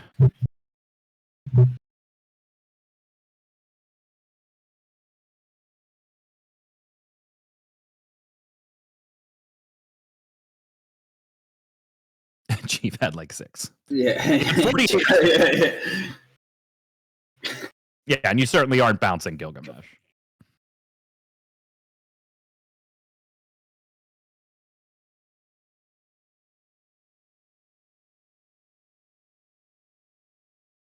Chat, I'll take your word for it. The die was a little hard to read on my side. I thought it was 2. But I'll take your word for it. And you certainly aren't bouncing Gilgamesh. Here comes Limit Break Shantoto. And brutal. He's like, go ahead and pay 5. And we all knew he had the Levi. Will, I'm sure, worried he had the Levi. And we are doing the optional payment sequence on Ryan's side of the board on the Levi. Brutal. Yeah, that doesn't seem great. Yeah, it's not what the doctor ordered, that's for sure. Oh, is he just going to dump his hand for chair? He's thinking about it. Oh, no, he's passing. Okay. He couldn't play the Shantoto from hand. He's at 5 backups. That's why he had to go Toto in the Limit Break deck. Oh, okay. Yeah. Oh, yeah, I guess he could have sacked Summoner. Well, now he's got the space. Here comes Titus. Going to go ahead and just put that on top. And that's a safe damage 4. Warrior of Light 5. Shinryu 6. Ash gets in there for 7. Mono Water, Ryan Chen takes it. He did the optional Levi payment, which bounced the Shantoto. And since it was a Limit Break, it bounces 2-hand and immediately goes back to the Limit Break deck. So very, very exciting match between those two. Mono Water, Mono Earth, and we have Mono Water taking it. We're still waiting for some results from other things. We do know that Kyle Peters advanced, Chris Lopez advances, and now we know that Ryan Chen advances to the top 8 as well. So we're still waiting for 5 more. We got about 20 minutes left in the round. So plenty of time for some of these other games to finish up. But okay, Gabe. I know. I'm like speechless here. It's like crushing my soul a little bit. Just seeing Ryan Chen just really performing really beautifully, responding to very cleanly to a lot of different stack things. But I think he just kept putting up the pressure, and he had a lot of answers to a lot of the autos in play with Leviathan. Shantoto, I mean, I'm crushed. I'm crushed. To be honest with you, I was rooting for it. But that was such a good game, very clean back and forth. It just felt like everybody was blowing each other's boards up. And it just felt like Ryan had more denial than necessarily will. But I'm crushed. I'm really crushed.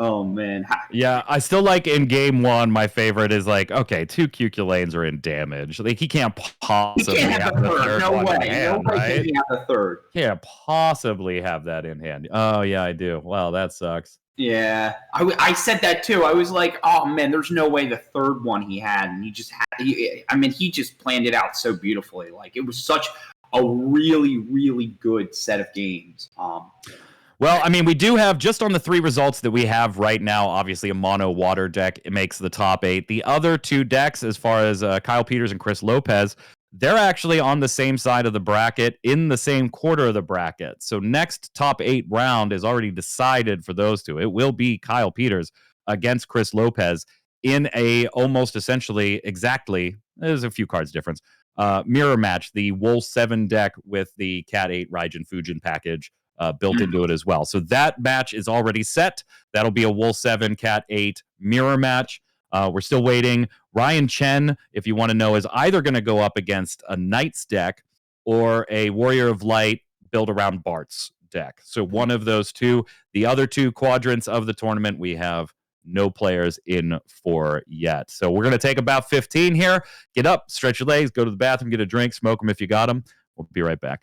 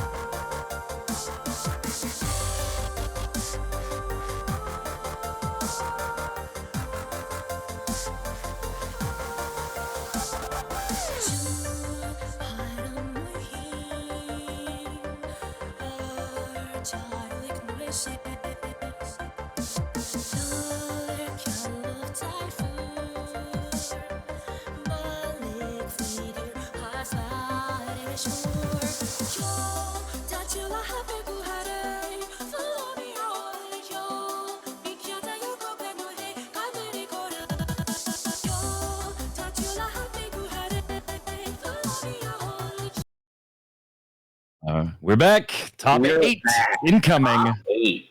Remember, after this round, we will know who the top 4 securing those first NA Nats invites will be. It'll be interesting. It'll be a really, really exciting thing. We'll get to see some of the participants being able to play in like such a big event. This is where like the going gets tough. This is like the big one. Yeah, win so here top gets 8. you a ticket stamped to California. Let's take a look at it. Let's take a look at the board. We'll go to the charts here. You'll see some interesting stuff here. Upper left-hand corner, we've got a Wool 7 with a Cat 8 Raijin Fujin package mirror matchup. In the bottom left, we've got Refia-based Warrior of Light against Adams Warriors Warrior of Light 7, which we saw in the top 32 match on stream. In the upright, we've got Chaos Arc Jonathan Kern against Tori Kelly's Monsters. That's going to be the match that we're taking you to for the live match. And then in the bottom right-hand corner, we've got Ryan Chen against Sydney in a Bart's Wool mono water matchup. You notice a little something there, Gabe? Today we had 7 Knights decks enter. All decks left. They're gone. All the Knights. The Knights of the Round Table had to go home. You know, it's the Night Watch is up, so they got to be watching to make sure of any predators going on. But I'm very, very, it's so surprising how it like disappeared like that. And Wool is still kind of stayed around, but there's still a lot of variety. Like we saw Mono Water and Mono Earth. We see, we're going to be watching Chaos Arc versus Monsters, which is the Tori Kelly special. It's definitely it's surprising, but not surprising, I guess. Yeah, and when you look at the Wool 7 and the just general Warrior of Light decks, obviously they still make up the preponderance here of top 8, coming in with 1, 2, 3, 4, 5 variants, right? 5 variants of Wool 7 or Warrior of Light, Refia, Bart's type stuff. So 5 out of the 8 in that multicolor or Wool 7 variety of games. So that's why we're going to take you to Chaos Arc again, trying to keep it as diverse as we can on the stream, showing you some other things. Depending on how this one goes, the top 4, we might not have as much of a choice anymore. Yeah. The choice will be chosen for us. Right, it'll be chosen for us. But Knights, gone. Ice Lightning, gone. Ice Lightning Cat 8, gone. All of your monos gone except for Ryan Chen. It's my baby died. How do you feel about your Ice Lightning baby dying? I'm not surprised, honestly. I love playing it, and when I was testing it with everybody from the Pittsburgh crew that was going to be at KC today, unfortunately, Corey Kunkel, big friend of mine, top 16 finish, didn't make it in the Chaos Arc Mirror. Adam from West Virginia did make it with the Warrior of Light 7, so we still kind of got our sister crew in there, for the local rooting. I'm not surprised. It is one of those decks, and I think I said this in round 1 or 2 yesterday when we saw it, that it can do very, very, very well in Swiss. But unfortunately, when your opponent in a best of 3 top cut gets a peek at the list, sees any special tech you might be running, and is able to prepare for it a little better, doesn't fare as well in those types of situations. Very true. They're able to do pretty well in Swiss, though. And they did. We saw 3 of them make it into the top 32 in the first round. Unfortunately, now we're at the top 8. Ice Lightning Cat 8 had 1 deck to start the day. Ice Lightning, in a more general Alcid Zeromus kind of format, had 2 decks in the top 32. None of them find their way to the top 8. Mm-hmm. But looking forward to this Monsters Chaos Arc Shark match, just to give you the deck names, of course, Tori Kelly's going to be doing some fire, earth, water things with a lot of monsters, so get ready for that. If you're unfamiliar with monsters, this should be a fun one for you to follow. So get familiar with monsters, and maybe get familiar with a promo card as well. So we got a little light card in there. A little light card. The deck name, the Notorious GOB, a reference to the goblin searching that we'll be doing into Princess Goblin and the goblin monsters as well. Interestingly, on the summon side of the board, we're only running 2. 3 copies of Amaterasu and 2 copies of Mist Dragon. So predictable summons, but that's it for the summons package. Going all in on the monster counts with Sahagin, Phoenix, Ahriman, Goblin, Atomos, Tross, Blue Worm, Luminous Puma, and of course the Notorious GOB themselves, the Goblins. Mr. On the limit break side of the deck, we're running 1 Zach, 1 Shantoto, 1 Matt, 1 Titus, 3 Leo. Imagine that. Drawing cards is good. And 1 little Leela, who I am sure we will see go face up in the break zone or the limit break deck to pay for something.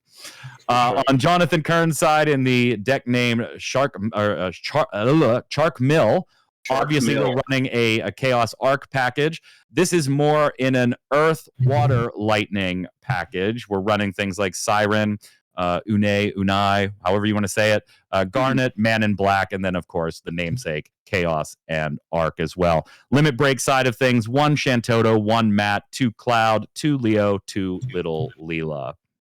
What do you think? Make your prediction. What do you got, Gabe? So I think, so I will say that Tori's been piloting this deck very well. I've seen him pilot. I've played against him with it, yeah.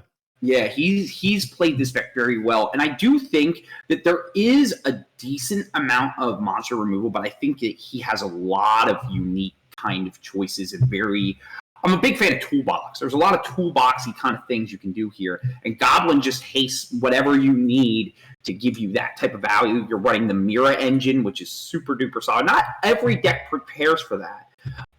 Chaos is interesting too, just because I think Men in Black is great. That Wombo combo is just super solid. I'm really not sure.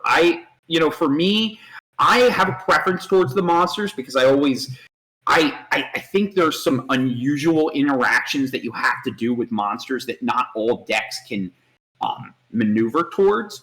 I think that with a limited number of forwards in the monster, I'm not saying that they aren't there. You have your Bosch, your Furion, but I feel like because a lot of the monsters can be turned on, either on your on the player's turn or whenever they want to, I think there is kind of an advantage point on the monsters deck. But that's just what I think. What do you think?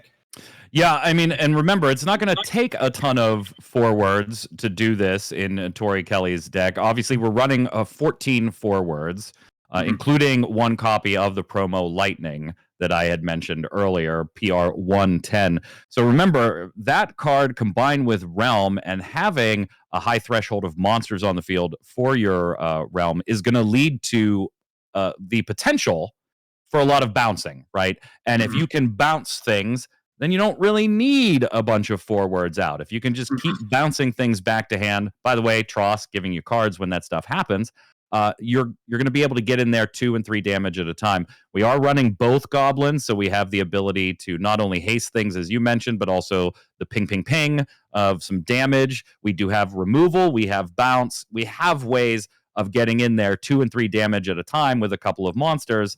and not really having to worry about let's have a go wide board where we have 5 or 6 forwards because they have 3 or 4 forwards and we need to combat our way into damage 5, damage 6, damage 7.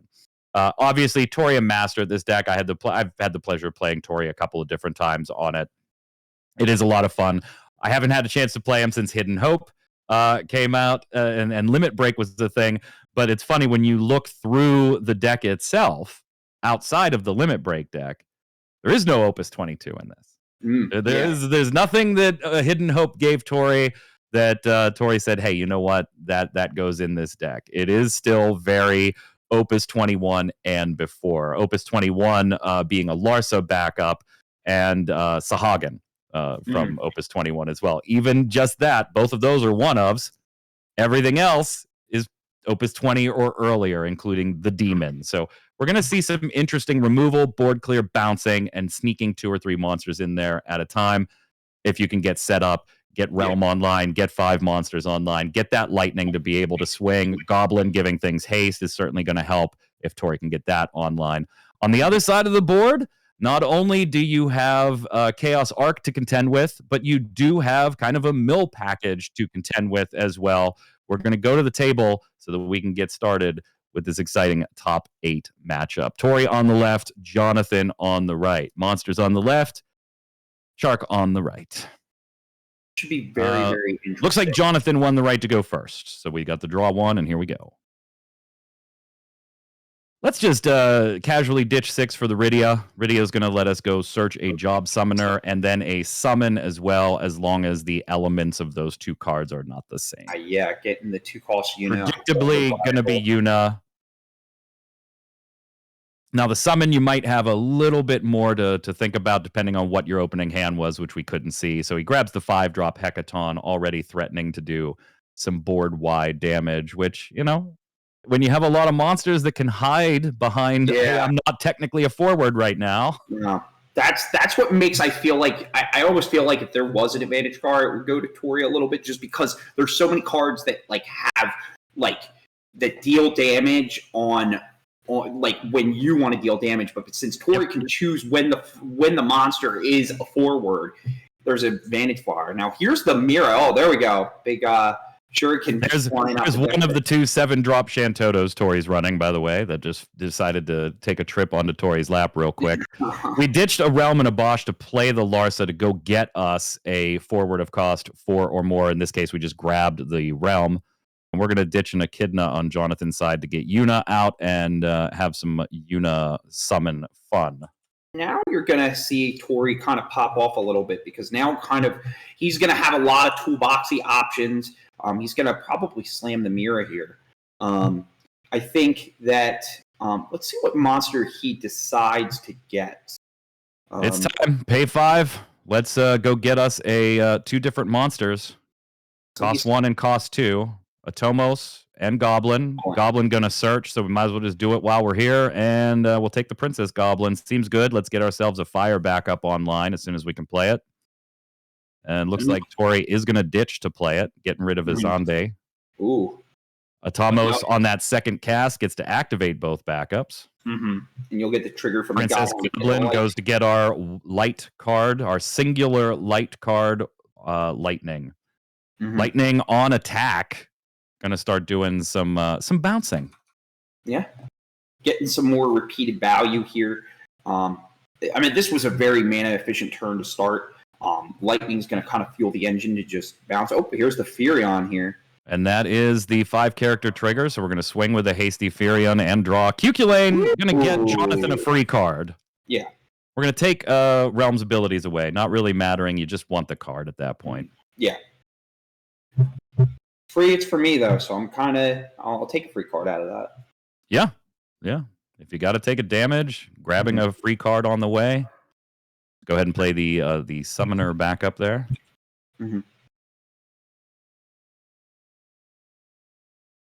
Is he going to pay 2 to get a summon from the break zone? He's got a Mist Dragon sitting there.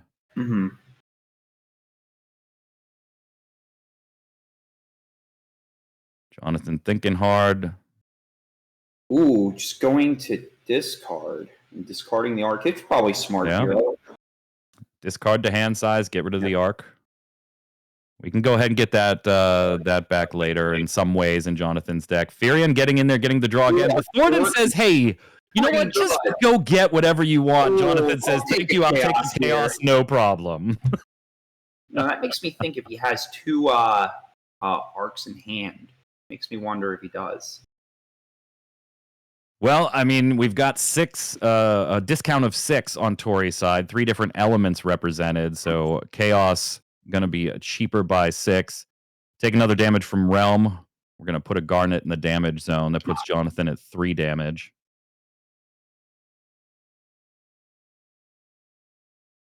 Tori able to get in there fast, but we know that Jonathan's well on his way. Ooh, it looks like doing chaos archy things. We're going to go ahead and play the Leo. Let's draw a card. Got a little chump blocker, and at least threatening a 3rd damage if you don't do something. Obviously, Jonathan's going to be doing something. Yeah, he's going to do something. Just search for a removal. I wonder if monsters does he have at his disposal right now? I see a is it a worm? Let's see.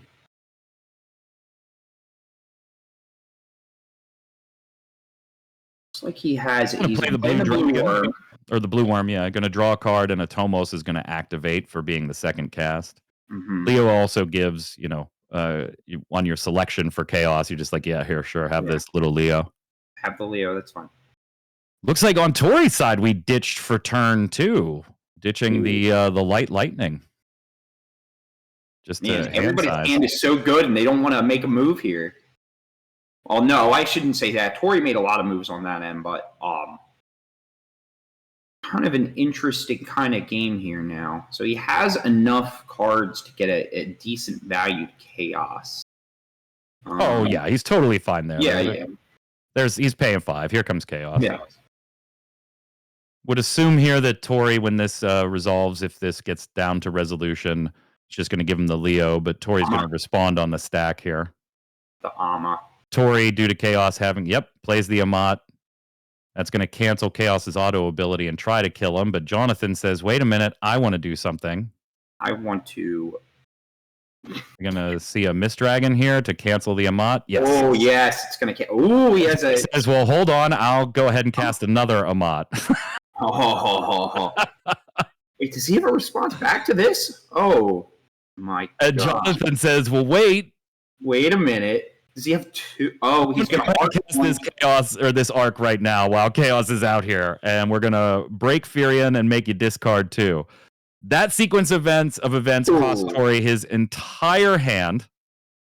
Jonathan lost an arc from hand that he got to cast for free, and a chaos on the board, and a Mist Dragon and 1 other card. That was a hell of a stack there. Yeah, that was a hell of a stack. That's for sure. But Leo now gets in for damage because of it. Go, Leo. Let's go, man. The little man. 6-drop Leviathan as the 5th damage. Let's see, what water forward would we like to take back? We're going to go ahead and take Siren back.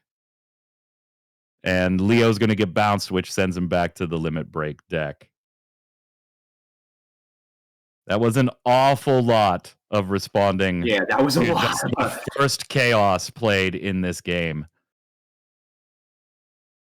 So interesting because I know you were saying it's mostly a not like he playing another Leo Limit Break deck like crazy, which I think is good because it allows him to fuel. Hey, I talked about it the beginning of yesterday. I think Leo is just one of those Limit Break cards that I am incredibly happy with. All right, we're gonna try chaos number 2. We're gonna try some more chaos shenanigans and see what happens here. Let's see if it works out. This time, Tori just says, here, you can have my realm. And we're going to arc the Leo. Oh, he's going to kill the Leo in response. Yep. Uses Goblin to kill Leo so that he doesn't have to ditch 2 from hand. So Leo goes back to the break zone deck, but Tori manages to save the 2 cards that Arc was trying to make Tori discard. Nice response.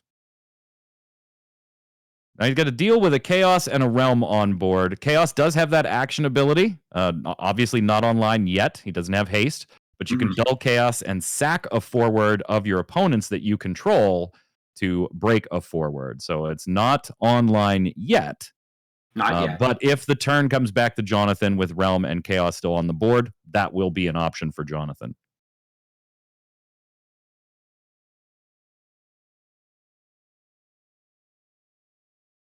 We're dulling the Larsa for 1 water CP. Ditching the Loporrit. We've now got 3 water CP.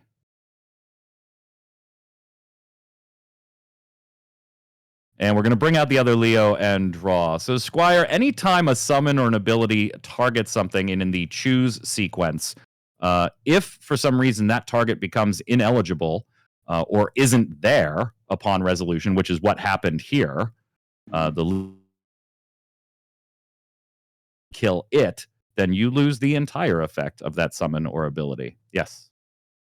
Third Leo plays on the board, draw a card, doing exactly what Leo wants to do, trying to dig and find Tori exactly what he needs. Now, Jonathan does get the turn back here with an active Chaos and Realm.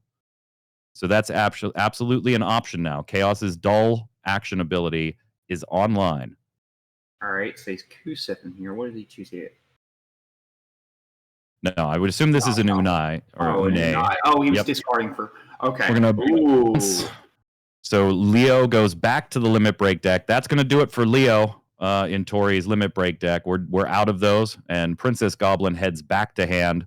Getting smacked with your own realm, that doesn't feel good. Yeah. It's going to be a weird act here, too, because I think Jonathan, he has to push, but at damage 3, a lot of his monsters can become forwards at 0. So he's got to be careful for the counter pressure that can be put on the back end. There's another Leo on the back end. Yeah, Jonathan playing his own Leo, leaving the Chaos active so that he could sack Realm and kill a forward of Tori's if he'd like to. Tori is a bit back-footed here with the Unai. I think you kind of have to Shantoto at this point. Oh, no, at the grip, yeah. So I think he's forced to do so. The last thing you want is that Chaos surviving on board and your Une starting to grab summons from your break zone for free. Looking at the hand, there's not really much of a play besides Shantoto. So let's clear up this board. You get your realm back, but it's RFG. These guys are RFG. Everybody's out of the game. Everybody's out of here. And now Tori, again, monsters came out very aggressive here. Yeah, very, very aggressive. And he still has the ability to do some aggressive things. We're going to play the 2-cost Mira. Yeah. And we're going to attempt to bring back Goblin. That resolves. Atomos gets our backups up for the second cast of this turn.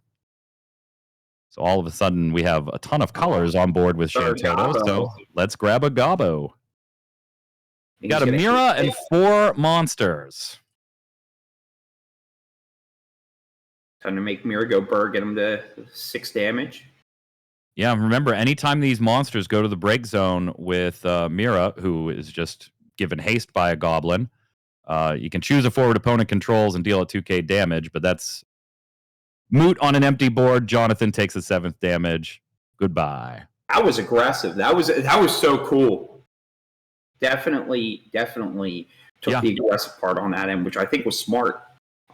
Definitely saw a little bit of the arc kind of not being super helpful.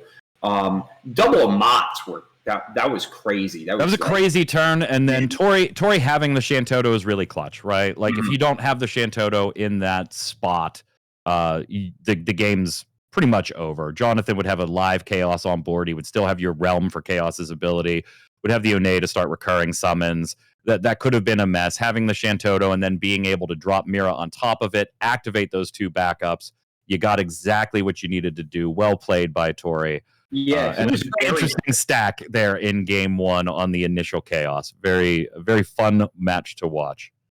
You have to respect Tori for being so patient with his Toto.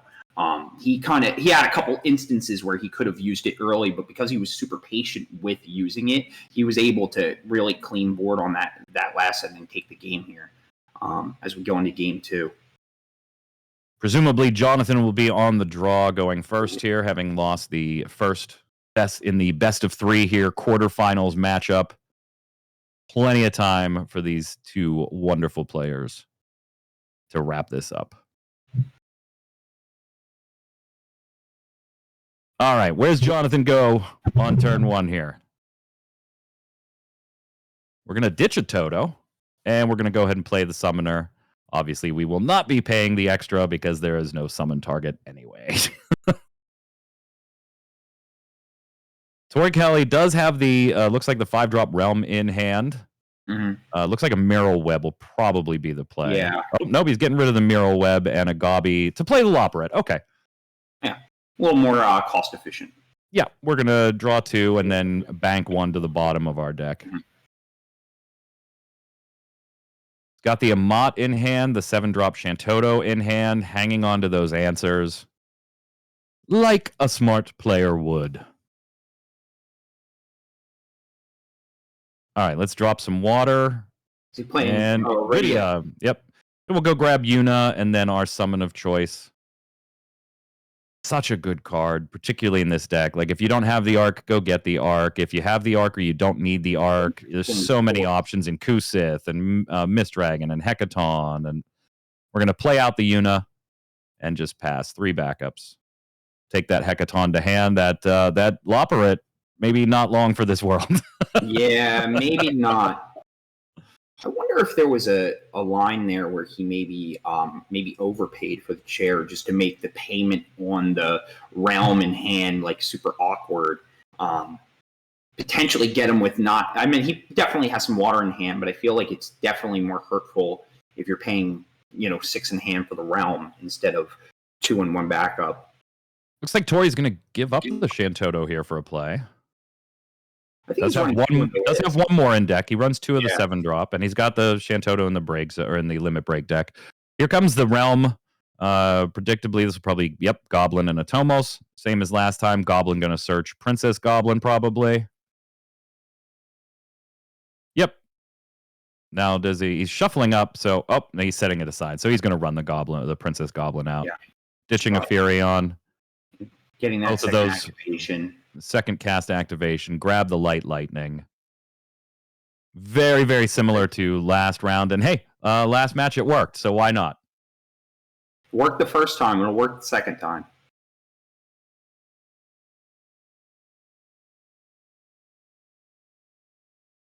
So we'll see the Lightning go back to hand. 2 monsters on field for Realm, so we're not quite there yet. Here we come with Furion again. Hasty Furion gets a damage and draws a card. It's almost like an instant replay. I've seen a couple of those today on stream. Tori hanging on to the Amat. Did ditch the Shantoto, though. And if we see Tori Kelly play at least 1 Leo next turn, I'm going to ask Cam if we're watching round 1 again. The only sure difference here is the backup order that Jonathan has played. Aiko gonna bag an Arc.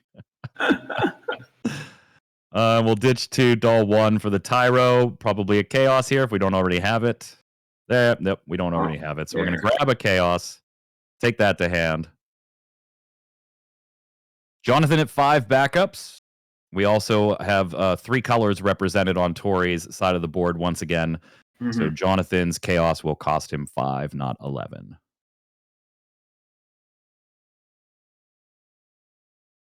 And we know that there's an Amat in Tori's hand. So will we have another crazy stat? Oh, man.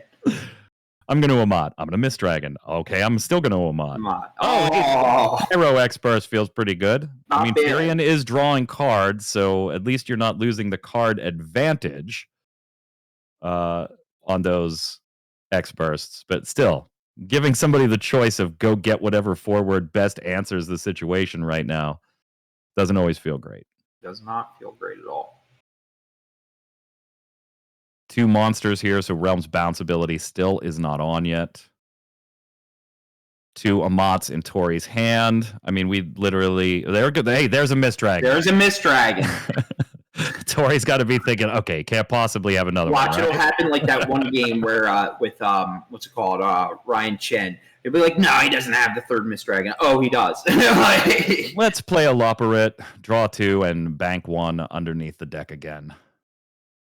We got the Bosch, so off that draw. So if we keep that, that's at least 1 fire card for the Amat, since we're representing a water backup. And looks like a Zonde the far side of that hand. So Yeah. theoretically, you could Amat twice. Oh. Does he have 2 Amats in hand? I was trying to see. Yeah, he has 2 Amats. Oh, yes.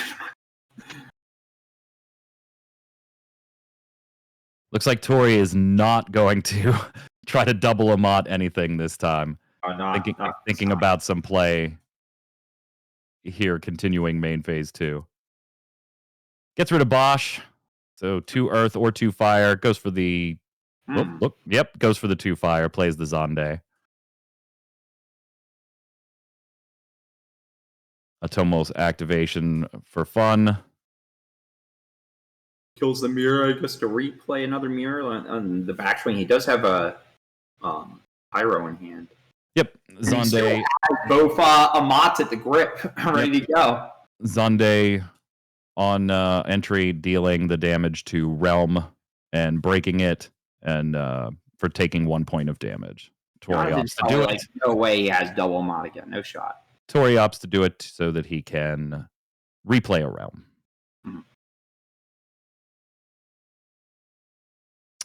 Going to, and we're going to play the Echidna first. We're going to take back the Arc. Tori probably not all that keen on that one, knowing that he already has the Chaos. Yeah. Dull 3, ditch 1 for Chaos, probably is what coming up here. Feels pretty good to get a Furion off of your opponent here. Now does Tori Amat? No, he gives him the Furion. Gives him the Furion. I think a lot of the strength of the Furion is through like the immediate haste damage. He probably is okay. He probably has another way to cleanly answer, maybe a Toto, maybe. I'm just gonna look at his list one more time here. If he's gonna Toto, it's gonna have to be from the limit break, and he doesn't have the Earth in hand.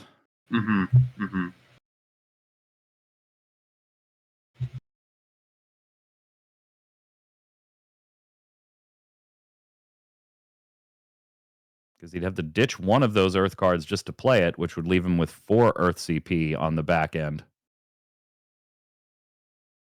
Yeah, it's true. Yeah, we called it out a little earlier that he opted to let it go. Yeah. He gave up the first Shantoto. Has 1 more in deck, but did not top deck it. Has the Tyro, could go search a forward. Got the Goblin. 2 Amats, a zombie, and what looks like a Mira between the zombie and the... I think that's a zombie. I think it is. Yep, and that is a Mira. Okay. Is it a Ned? I thought it was a zombie.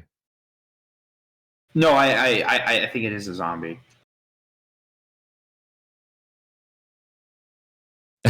Tori almost playing something and then was like, wait, let me just check this break zone first. Let me double check something here. Before I go do this. Paying 5. Here comes the Tyro. Here's the Tyro. Go get a forward.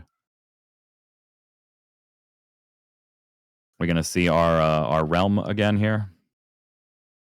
Yep, there's Realm. She is. And he'll cast the mirror probably to keep untap his Goblin and his Zonde. Just get 2 monsters back out and play too. There goes the Gob. So now we're at 5 backups. Second cast, so 2 get up. Tyro and Zonde get up from the Atomos trigger on the second cast of the turn. And we're going to play the Ahriman and get rid of that Chaos. Yeah, it was Ahriman, not Zombie. Oh, it was Ahriman. Okay.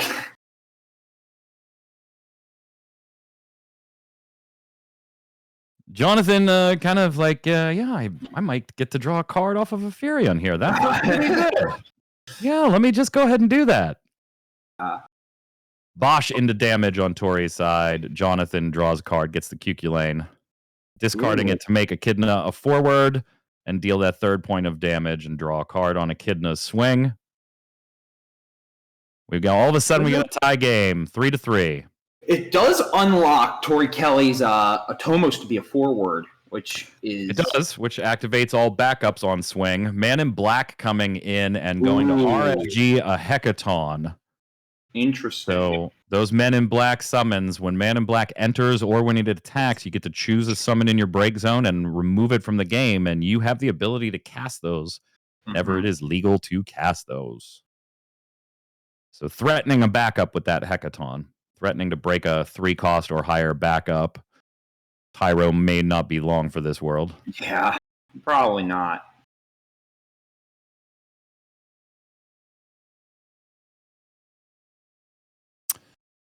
Sahagin was nice for the removal, but now, unfortunately, at least at the moment, just kind of sits here. He's just hanging out. Or not Sahagin, Ahriman, sorry. But I've been out with all of us. But here's the mirror here. Let's just go ahead and play another realm, which we planned to do a while ago. Rem, yeah. Pros. And Ahriman can't become a forward unless you have a forward of 9,000 power or more on your board. We are at our monster threshold for the realm bounce, though. That's important. Oh, and he bounced back his own Furion.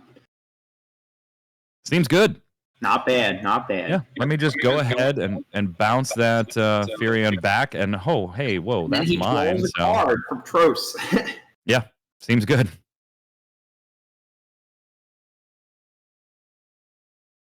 Ooh. Board's looking very, very scary. At damage 3. Very scary. So let's see how Jonathan responds. That was a nice end phase for Tori, getting to not only get that Furion bounced, but getting it back to his hand and drawing a card for the Tross opponent forward bounce, too. So how does Jonathan respond there? How does he respond to this? Still got the Hecaton that we can cast. It's a shame that the Men in Black couldn't get the repeat. Right. I mean, it's scary, right? When you get Chaos out and Man in Black out and you just keep recycling those arcs, or you use an eye and keep recycling the arcs that way. Ooh. All right, we're going to limit break Shantoto. He discarded his second Amat, too. Does he have the... Nope, he's got the one still. Amat, but Mr. Dragon's going to come down and cancel it again. Oh, boy. Uh-oh. Wee woo. With 2 in hand, even if he still had the second Amat, can't cast it. He might pop the Goblin just to give something haste to draw the extra card, just to get some value off of it. Could. Yeah. Could. That's exactly what he's doing. He's giving the realm the haste, drawing a card. Doesn't have the second Amat anymore. He had ditched it earlier. Ooh. Yeah, so he's going to bounce it in and draw. Yep. And then pop Goblin. Pop. So this is very smart, right? Yeah. Put as much in the break zone. Yeah, put as much in the break zone as I can. That way it doesn't get RFG'd. I still have all those targets for recursion.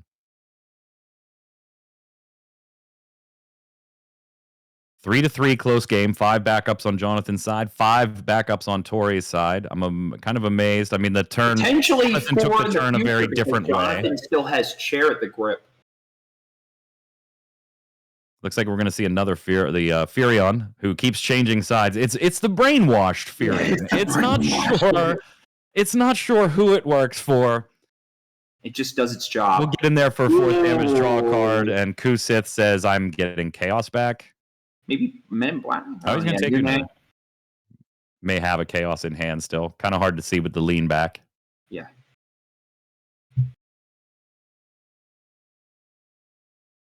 Let's dull the rest of these. Go to the limit break deck.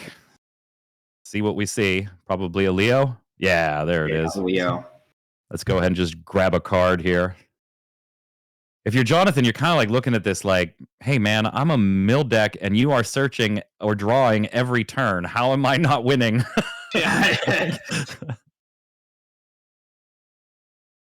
We haven't really seen the mill portion of Jonathan's deck get online in any of these matches yet. I think the thing is that he really hasn't had a chance to mill because he's just been trying to not die. Another chaos. You're going to give me this Leo, or you're going to give me this Fury or the Furion. But before you select, remember, select happens at resolution. So he's going to arc the Leo on the stack of Chaos's ability, forcing Tori to lose the Leo and ditch 2 cards if it resolves. Taking Leo off the board, I assume Tori is just letting this resolve and thinking about what to discard. And then we get down to Chaos's ability, and Tori only has 1 option. So Furion back to the other side of the board. It is that same Who copy. never knows who owns him, man. Who's his master? We are not talking about a different Furion. That same Furion has been on both sides of the board twice now. Yeah, exactly, Chad. Brainwashed once again. He is the new Kane. Absolutely. Furion is the new king. I was thinking about that when I kept switching sides. Let's play the Mira. Let's see what we can get now. Tori just rethinking how he wants to pay. Taking down Tyro and Loporit.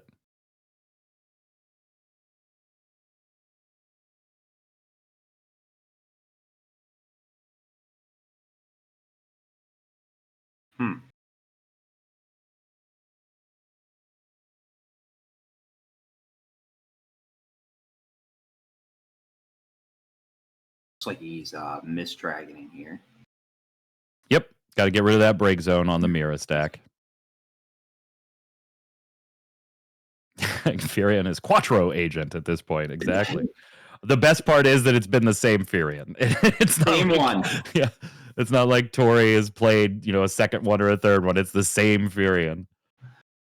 There's the demon.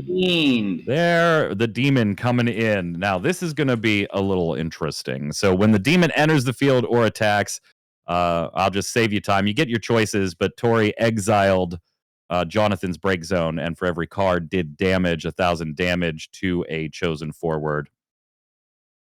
Equal to the number of cards. Equal to that number. Got to get that chaos off the board. Ooh, the Fiend's actually really good on this board. Furion swinging in, gets the draw, takes the damage. I think Furion has literally done 2 damage to each player. Each player. Now nobody has a break zone, although Joseph is going to get us a rebel. Oh. Or not. Does he fail to find?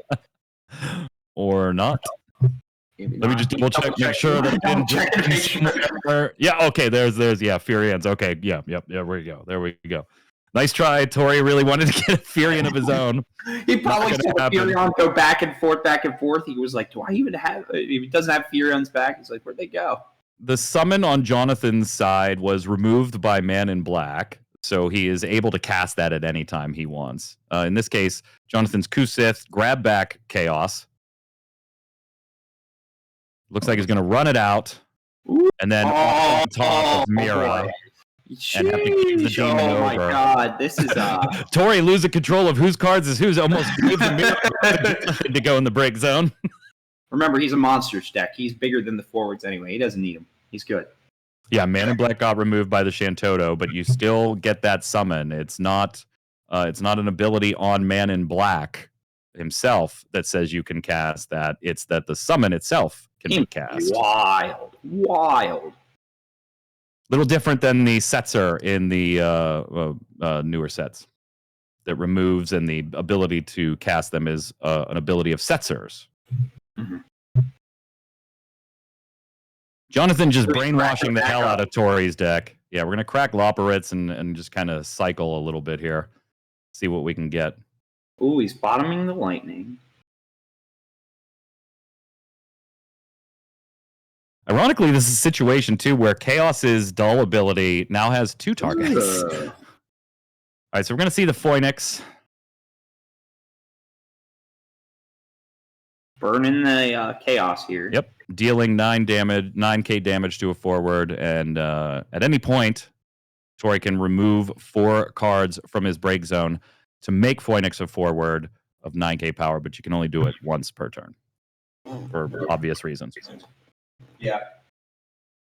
It's an interesting board state for Tori. He looks like gets rid of Chaos. Gets rid of Chaos again. Here comes Man in Black.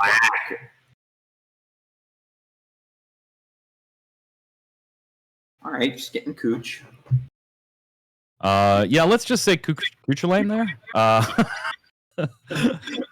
Realm is damage 5 there.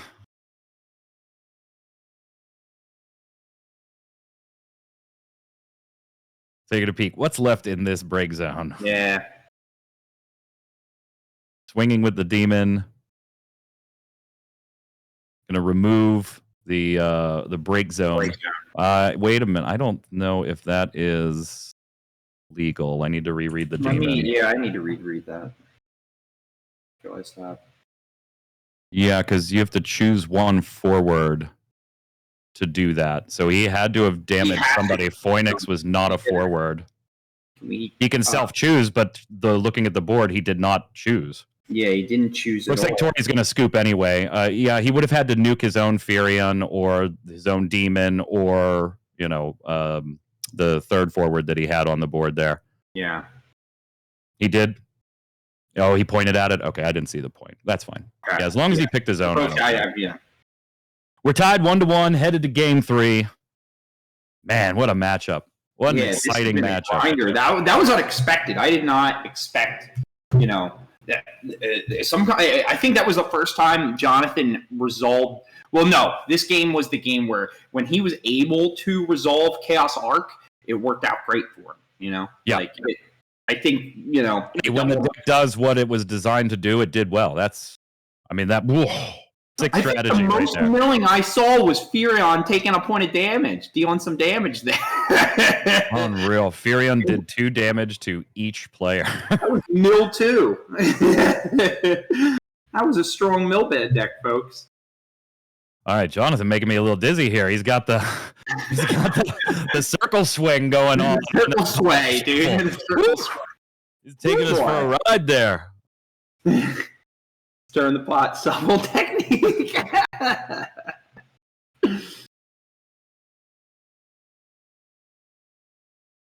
All right, an exciting matchup. Yeah, I saw chat after the last stream round with the Mono Water, Mono Earth saying, hey, that was the most exciting one on stream. And now people are saying, well, wait a minute, maybe this is the most exciting one on stream. This is the best one. Means we're doing our job well behind the scenes. Jonathan stirring the pot a little bit is giving more excitement to it. Yeah, thanks to Cam and the entire Collector's Cash crew putting on a great show here for the Materia Cup. Meryl Webb goes to get Realm, and then we'll pass over to Jonathan. Cam. Yeah, Furion has officially sent a text to Tori asking if I could not be played this round. I'm really tired. I just kept turning sideways over and over and over again. I need a nap. Snap time.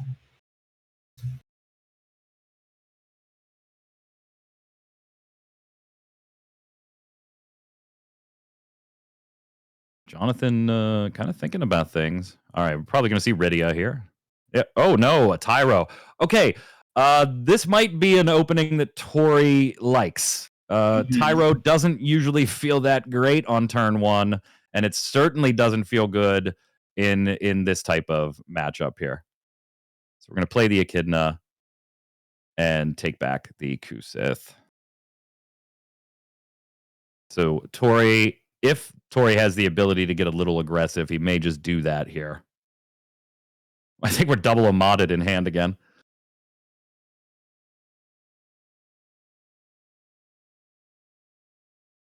Yeah, Furion will absolutely return. Yeah, I mean he needs a nap, but he needs a nap. He was hard at work last game. He didn't know where he was, who was in control of him. He just kept going back and forth. It's break time. Dulmiral Web, that's 1 water CP.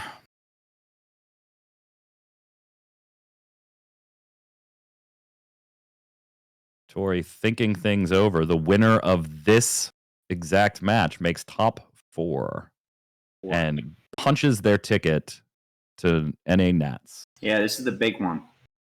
The big game, the last one. They have a lot of time on the clock, too. This is going to be grind fest.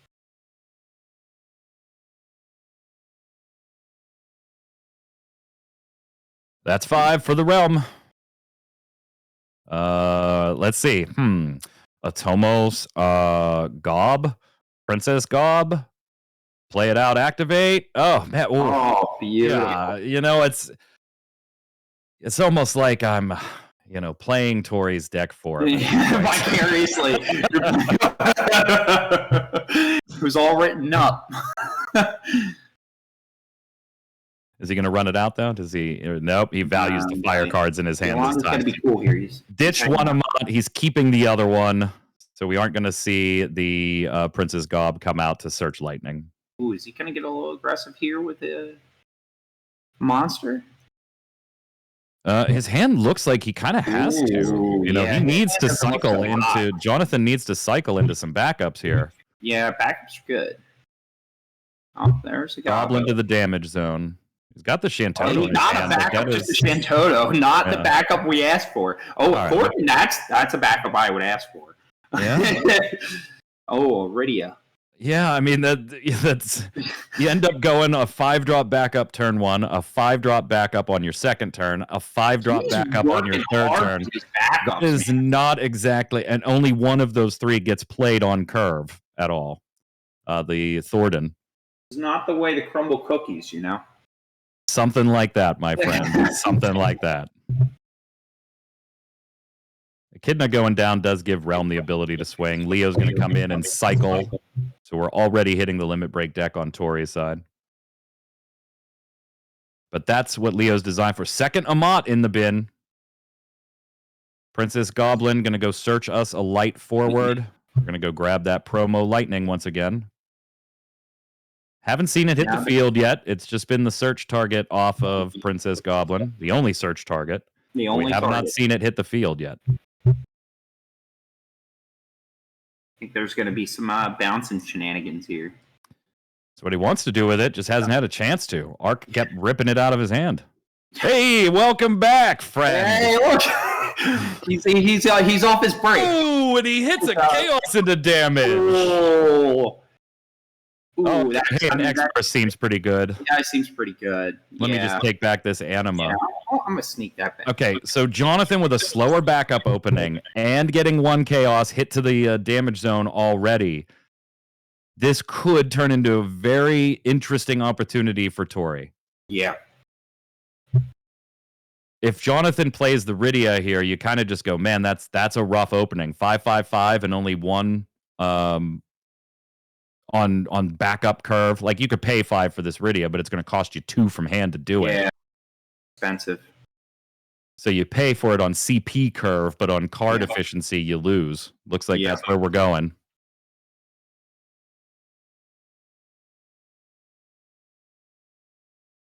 A 5-drop, a 5-drop, and a 5-drop. 1 chaos gone into the damage zone already. And grab Hecaton and Yuna. Somehow Firion managing to think about, hey, I'm still Tori's right now. I'm kind of amazed. He's been a bit back and forth all day today. Yeah. Grab the 3-drop Hecaton. Mm-hmm. Grab that off Man in Black last time. Didn't end up using it. Ditches to play the Yuna. Ooh, he's going to take some beats here. Well, I mean, he has the Heka in hand, so Echidna can become a forward. Huh.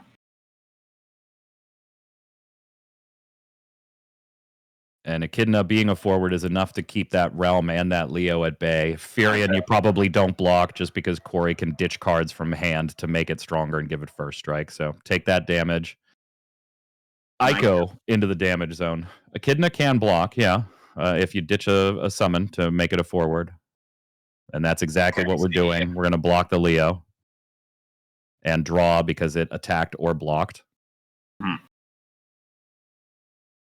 And it trades favorably into both Realm and Leo. So you don't expect to see a swing from Realm here. No. You may just see another Leo play from that's why I think he swung there. He just wanted to draw another card, get another Leo. It was a free attack, essentially.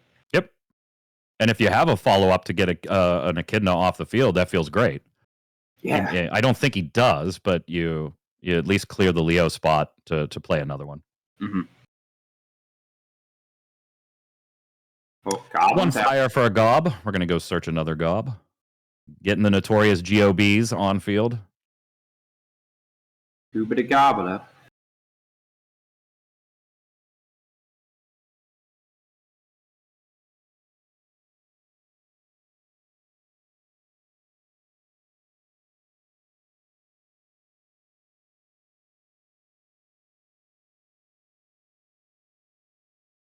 That gob should be in hand. Yeah. You want to pick that gob up, Tori? Hey, Jonathan, sorry guys, he's like, get up. in your hand, buddy.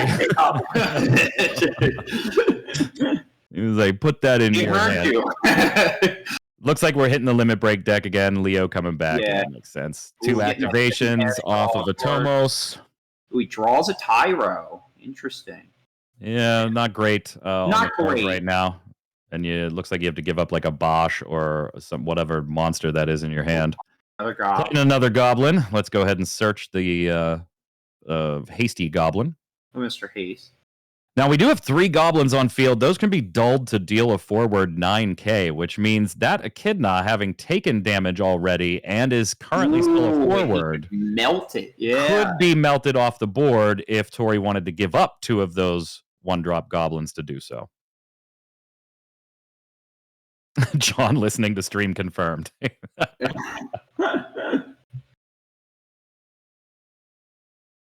Tori hanging on to that Shantoto this time. Oh, yeah. Sensing the opening, right? Like when you see a 5-drop, 5-drop, 5-drop like that and Yeah. Echidna, you're like, this That was- might... yeah. They did not... Jonathan did not open ideally. I need to take advantage of this. Yeah. Just going to try to punish here. Spending 5. Damn. Luminous Puma. Love Luminous Puma. So I on love entry, that we're card. going to go to our break zone and we're going to rescue a forward. And then at any point, it has an action ability that we can break it to go rescue a forward or a backup from the break zone. We're going to ditch that light lightning just for hand size on the end of turn.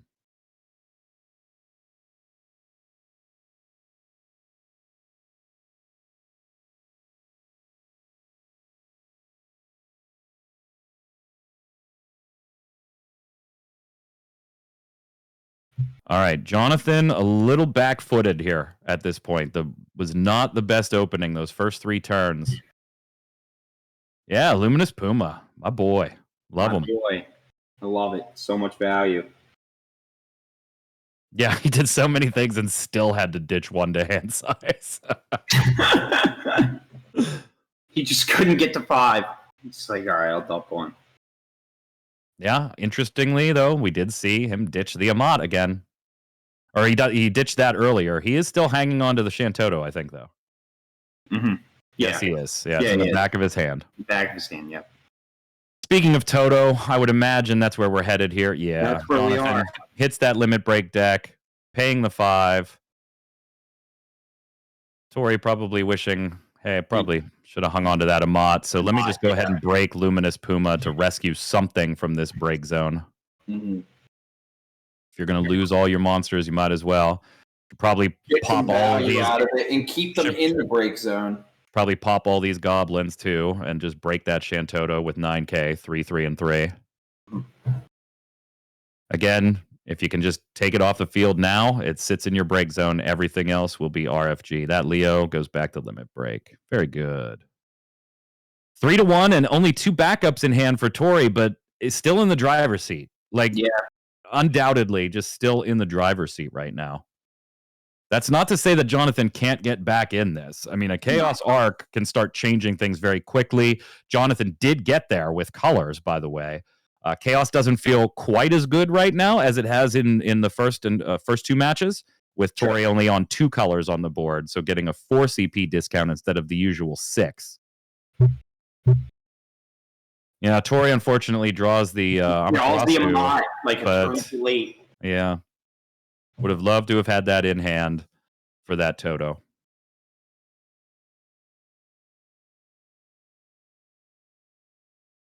I think that's 2 Furians in that RFG pile, too.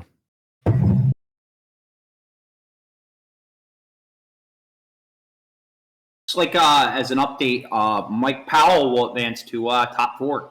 Yep. Congratulations, Mike Powell, making the top 4, punching the Nats ticket. Interesting stuff we'll have to talk about there then when we get to the top 4. Yeah. Once we see the full list.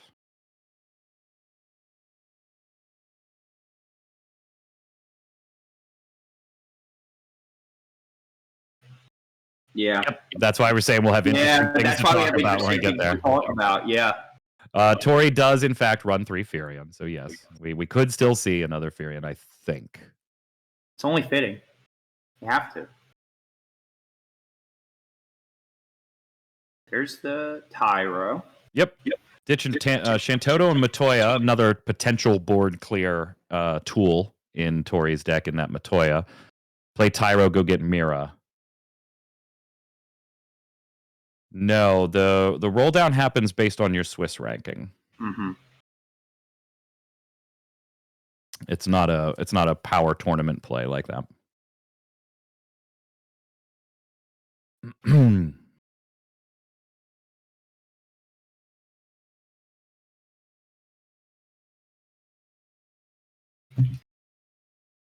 Jonathan, peep in the break zone here. Little peep. Look, just a little peep. Get a little peep. Deciding on the line, we're going to dull 3. Maybe. Maybe. No, it'll be these 3 instead. Keeping that Thornton open. Oh, Men in Black. That's a big... Oh, this is where the chair is going to be real nice. Oh, man. Yeah, we're going to get rid of that Tyro. I'm amazed we didn't see it last game. I mean, I know he got kind of... Jonathan kind of got into a weird costed position. Me too. In some of the combat phases last game, but... Do that. Yeah. Taking that now Tyro I feel away like with the feels good. repeating Men in Black value to keep getting that back, this could be really, really bad. Oh, that's why you can't let it repeat, brother. You just play a Phoenix and you say, hey, no, that's not going to happen again, friend. Crack it with 9k damage and just say, off to the break zone, friendo. 3-1. Tight game here. I'm sure Tori would have liked to have pushed damage a little more than this. Because sneaking 1 or 2 monsters in on a sneaky turn isn't going to be enough. Going to rescue the Kusith with the Summoner, paying the extra price.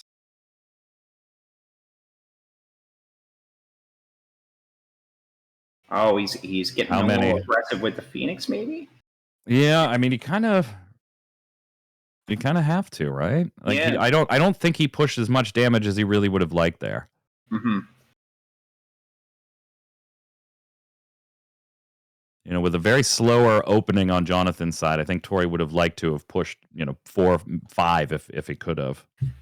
Just unfortunately, things got a little monstery on Tori's side, as you do with a monster deck. Yeah, the monster mash was happening. Oh, there's our friend. I've not seen this card. What is this card? I haven't seen it. That 2-drop Furion, Gabe. What's it do? You have at least 5 characters on board that has haste, and when you attack, you get to draw a card.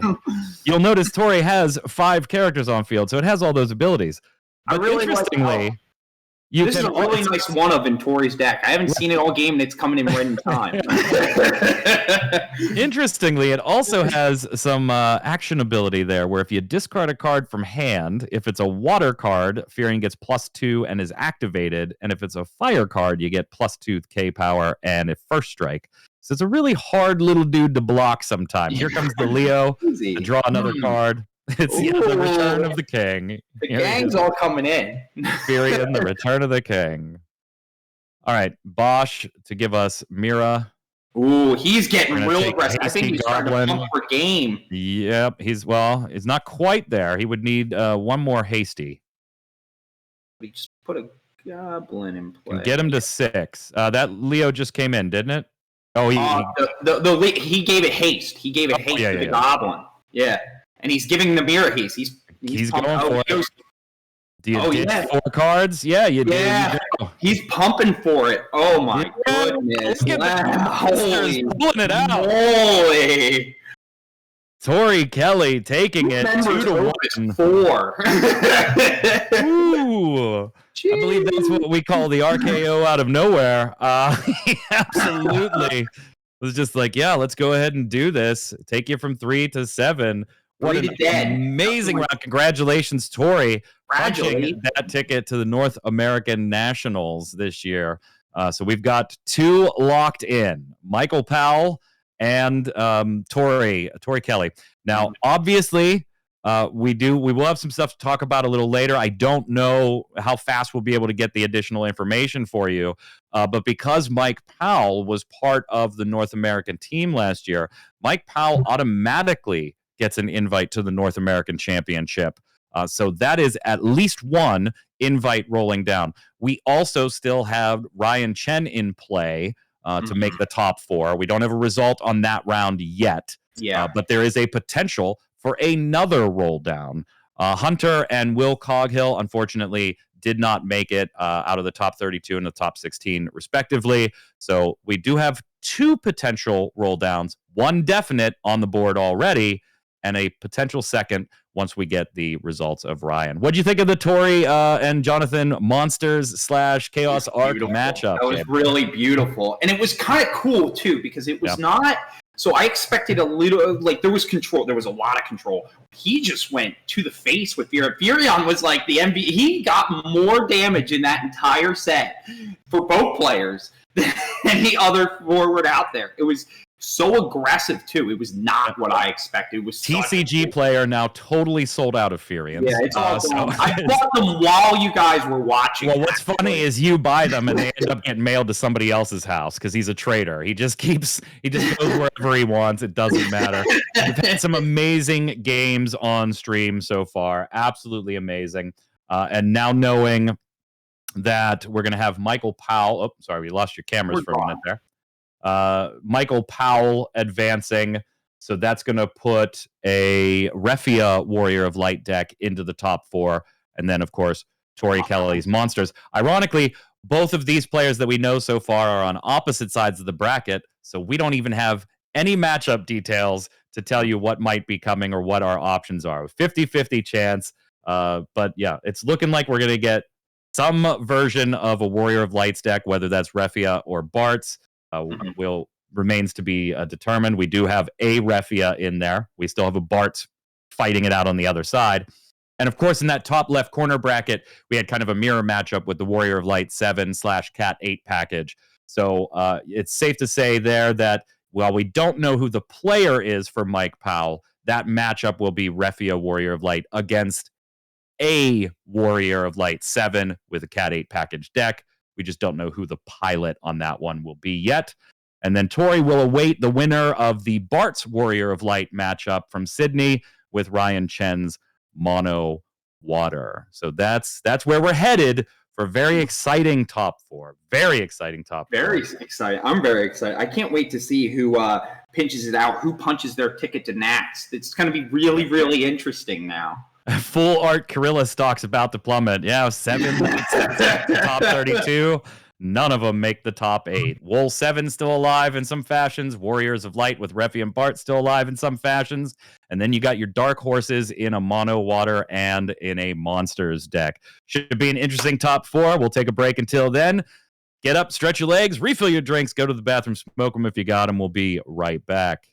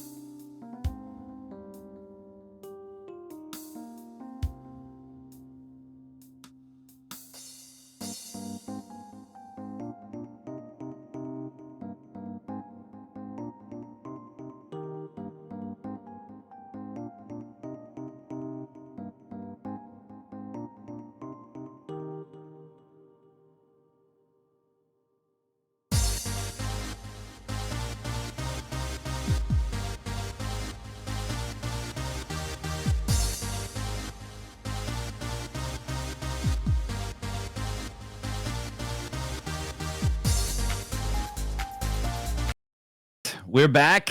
Our top 4 locked in. Thank you for joining us. We will have one roll down on Mike Powell's side of the board. We'll see if we can get you confirmation on who that'll roll down to after the TOs figure everything out at the end Get the numbers here. set. There's some calculating going on. They're whipping out the abacus now and trying to figure out exactly who that's going to roll They're down rolling to. the tail of the tape. They're trying to make sure who's the next one up. So here's the interesting thing. Out of the top 4 ranked players coming after Swiss, 3 of them have made the top 4. Kyle Peters against Michael Powell on the left side of the bracket. Sydney on the right against Tori Kelly, who started the day in the 26th spot and now finds his way into the top 4. That means as far as matchups go, we've got Kyle Peters with a Wool 7 Cat 8 package against a Refia Wool Warrior of Light Tribal. And then on the other side, we've got Monsters against the Warrior of Light Tribal, leaning on the Bart's package more than just the Refia package. In fact, the Refia package with Mike Powell has no Barts. It has exactly 0 Barts. Zero no Barts. Zilche Barts. Bartse. Yeah, no Barts to be found. So we're going to take you to the left side of the bracket since we just featured Kelly's monster deck on the stream. We're going to go to the left side of the bracket for this one and take a look at Kyle Peters against Refia Wool. Now, we have an idea of what both of these decks want to do. We've seen them before. In day 1, we saw them in the Italy Materia Cup. They like to play forwards and do some things, maybe even gamble a little bit here and there. Who knows? Who knows? On the Kyle Peters side of things, we've got the deck Helping Cagnasso. And on the Limit Break side of that deck, we are running 1 Cloud, 2 Leo, 1 Lightning, 2 Sergeys, a Victora, and a Zach. And then when we jump to Mike Powell's deck, which of course is the Warlord War Aviation, rip Facebook. In the Limit Break side, we've got 2 Cloud, 3 Leo, a Shantoto, a Titus, and a Zach.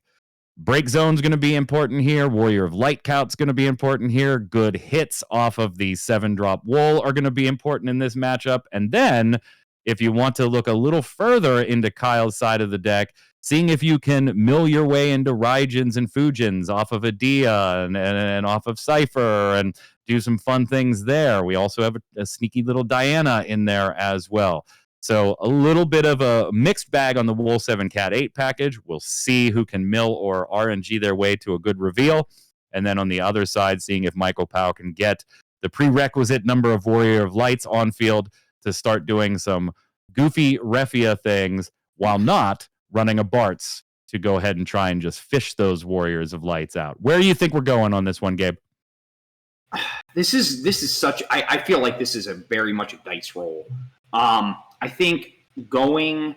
Oh man, I really don't know. Just looking at these lists, just from the immediate look, I like that Mike Powell has some AMA answers to kind of cleanly kind of answer like the mirror. I like. There's a lot of there's like a 1 Arc, 1 Onion Knight. It's a little more on the Refia package. I'll be honest, I haven't really seen the Refia lists too familiarly. I do know the Ferris line where you're trying to burn different things, just play this kind of like tribal package. I mean, I have to tell you though, Kyle Peters is an insane player. So good, so calculated. They're both very good players. Absolutely. I'm kind of leaning. So one thing, just to kind of note off the bat, I think that Mike's deck runs a lot more control-y aspects of it, more kind of answers with different kind of summons. I will say that Kyle's list runs a couple different things that I think can at least come from behind, like Gilgamesh. Yep. But we'll see that live right now.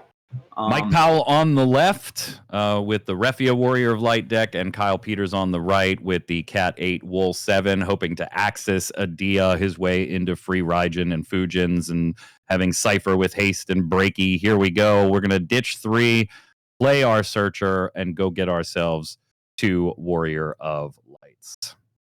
So it looks like he's going to go for Sarah. Yep. Mike says that's okay. Sarah FFL grabs us our 7-drop wool. Probably see that next turn. And hey, by the way, we'll hold on to a special while we're there. Last game we saw one person's card get controlled by both players. This game you're going to see the same cards by most players. I'm going to go ahead and play the Cryle, rescue the Ferris, being Cat 5. Basically a free backup at the expense of a 4-color Warrior of Light. Mm-hmm. Or 2-drop backup, sorry. And we'll drop the Lena, too. Nice, that's going to be a big deal. Nice special that Mike Powell could utilize there. He's got some fun cards running in the deck that could be utilized there. And then obviously, if Kyle X bursts, Mike can opt or draw some cards if Kyle opts to execute those X bursts. Kyle probably running out the 7-drop Warrior of Light here. Just a question of what to discard. He does have the Gilgamesh in hand, which he'll probably want to hang on to for a bit, which he does. He's going to slam the Gilgamesh and keeps the Warrior of Light special. Axis, nice target there, or one of the 2 backups. So I would imagine we'll see Axis hit the field for some mill, and hopefully we see a Raijin and Fujin. That's what Kyle's looking for, at least. And then your choice of Red Mage. I was looking at Mike's hand. It looks significantly slower than Kyle's. Just generally speaking, that's going to be the case, though, right? Yeah. A 7-drop Warrior of Light deck, and then a regular tribal Warrior of Light deck. Yeah, that's true. Would you say just because it's a little bit faster, you think Kyle has the advantage bar, or what do you think? I think Kyle definitely has the advantage bar on the first 4 to 6 turns ish. It's going to be how Mike Powell deals with those first 4 to 6 turns that is going to decide whether Mike's in these games for the duration here. We're going to take the very colorful Red Mage back up, and we're going to go ahead and peep some of the cards on the top here. Flippy. Flips. A little flips. Do a barrel roll. He's rolling through. Gets to see the whole deck. He's getting to see an awful lot deck list of that Red Mage. Yeah. I was like, here you go. There's everything in here. There we go. There's that Warrior. There it is. That's pretty powerful that Mike Powell gets another deck check even after they get to review each other's list. It's pretty strong. Yeah, it looked like we didn't get anything, unfortunately, for Kyle in the Raijin Fujin area off the Axis mill. When it entered the field, you just mill the top 3 cards of your deck to your break zone. Was hoping to see a Raijin or a Fujin or both in that. Didn't. So no freebie forwards. Now remember, at any time, Axis could be just sacked and put into the break zone to choose any other forward in your break zone besides Axis and drag it to your hand. So a little bit of recursion on that Axis forward. One thing I will say that's kind of interesting, and I think they're both looking through the decks to see, what's being shuffled to the bottom, right? Because you're shuffling the cards that are revealed to the bottom and putting them to the bottom of your deck in a random order, that could mean the top couple cards are more likely to hit like a Raijin or a Fujin off of any type of self-mill or anything like that. It's interesting. And that's how I feel like when they were both checking the bottom of the deck, they said the likelihood. He probably revealed, what do you think, like 20 cards? 20? Yeah, something like that. Yeah, Ferris going to the break zone here. Ferris doesn't feel really great in this situation, knowing that Kyle has a Warrior of Light in hand. So we're just going to get the Lunith Warrior of Light back up out. It does put Michael at 3 Warriors of Light. So a Refia by itself does turn on Refia's 4 Warrior of Light ability. Sure. Kyle taking a look at the board. Do I want to do anything before I swing? Nah, just going to get in there with the Warrior of Light. And Michael popping some backups that he probably doesn't. Oh, Mist Dragon. Now, see, that could be big in this matchup, right? Because what you want to do is if not only Gilgamesh, but if Raijin or Fujin off of a mill hit the break zone, you can respond to their abilities and exile that break zone so that they don't get to enter the field. That's actually a pretty substantial hit. That's a pretty substantial hit. Plus, looking at all the cards that he put to the bottom, the likelihood of a Raijin and a Fujin coming from the top of the deck is pretty high, I believe. We're going to go see our boy Leo for the first time in this matchup. Free for me. Just figure out how we want to pay and then draw a card. You really like casting that off of 3 backups, but hey, if you need to go grab a card in a pinch, it still does its job. Passing back to Mike at that point. Michael taking the 2. Still not. Still needs to color fix slightly to be that to get that 4-color Warrior of Light viable from hand. Does have the Tyro in hand, so could dull 3, ditch 1, Tyro into something, and be set up for a 4-color Warrior of Light next turn. But also staring at a board that could potentially send him to 5 damage right now. So Yeah. you got to effectively deal with something here. It's true. Looking at Mike's list, he is running 1 Shantoto Legend in the deck, and then he's running 1 in the Limit Break. Just looking at his line right now. Neither one of those is online. He doesn't have the 7 Shantoto in hand. And looking at he it doesn't right have now, anywhere near the earth to be able to do the Limit Break one. Yeah. How he reacts is going to be really important. There goes the Tyro. So we're going to go grab a forward. We are color fixed for next turn for a 4-color Warrior of Light. Mm-hmm. Will we get there, though? Yeah. Remember, Kyle is running some sneaky haste stuff. Mm-hmm. 1, 2, 3, 4, 5, 6, 7, 8, 9, 10 cards in break zone. So a Cypher is looking delicious on Kyle's side. He also has an FFBE in hand, which would unlock the haste on him. So it's possible he could get very close to dead or dead. What do we take here? We already got the 4-color Warrior of Light. Get your ref. You didn't have the Refia in hand, so we're going to go grab it off of the Tyro. Okay, it's not.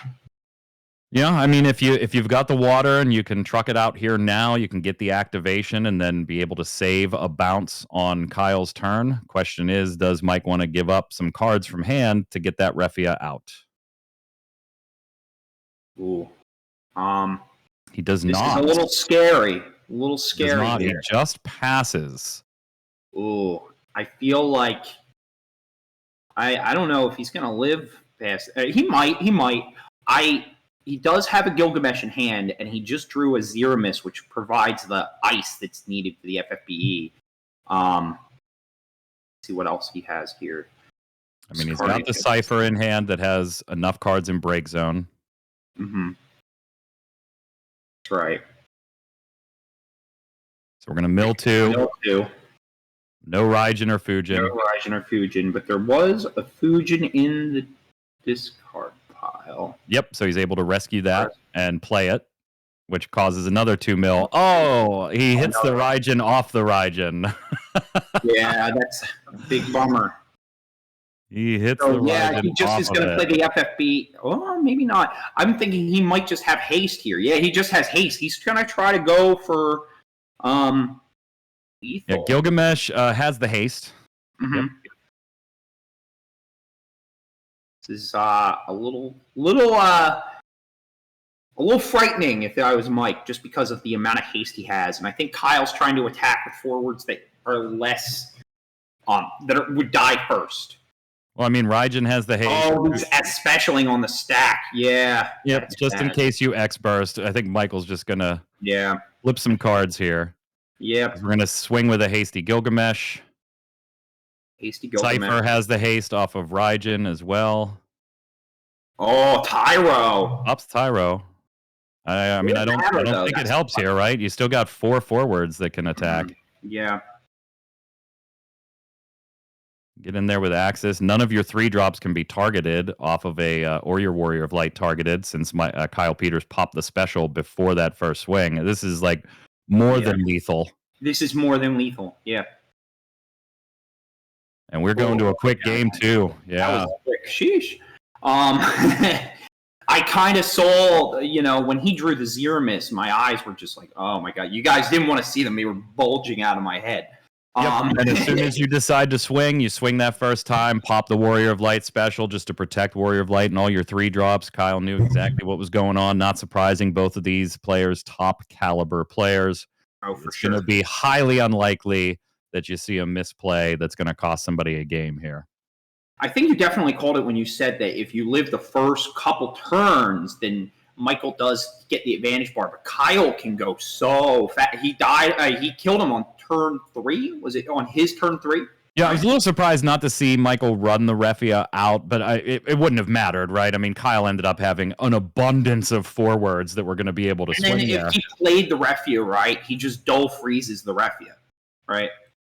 Yeah, but at least in response, no, absolutely. You go to your combat phase, you get your Warrior of Lights up, and then you have a 1 potential bounce on Kyle's turn. Again, it wouldn't have helped in the grand scheme because Kyle was just like, hey, I like having 9 forwards. Let's do this thing. He just popped like 6 forwards on the board with haste, and you're like, all right. I think it was kind of like a Michael just taking the shot and saying, you know what, I'm in a really good place next turn if I can just survive one. If you get the haste, enough haste, you get enough haste. If you don't, I'm in a good spot next turn. Yeah. Being able to play a bunch of forwards just from forwards that have haste, like just milling and milling and milling and just being able to get played and stuff like that is absolutely Miss Dragon to the damage zone on Michael's side certainly. That was big. Help. Like you said, that was real big. Yeah, in this game, Amaterasu, obviously very important. But Miss Dragon, I would argue, in this particular matchup for Michael Powell, almost just as important. For sure. Gets Gilgamesh off of colors, stops a Raijin Fujin entry. Scythe turns off Cypher's ability if there's no break zone, or at least not 10 in the break zone. Adia becomes less powerful. It's a pretty important card in this matchup, and seeing it go to damage, I'm sure Michael wasn't thrilled there. Oh, yeah. I mean, his first 2 damage were really, really rough. I mean, the Miss Dragon really would have stopped this onslaught of just forwards with haste coming at him. I would imagine Michael probably keeps here. Looks like we've got the 6-drop backup to go get 2 Warriors of Lights. I think that's what I saw in there. And we've got at least 1 water card in the QQ lane to go ahead and play it. He also has a Cooch, just in a Cooch lane, so that, like...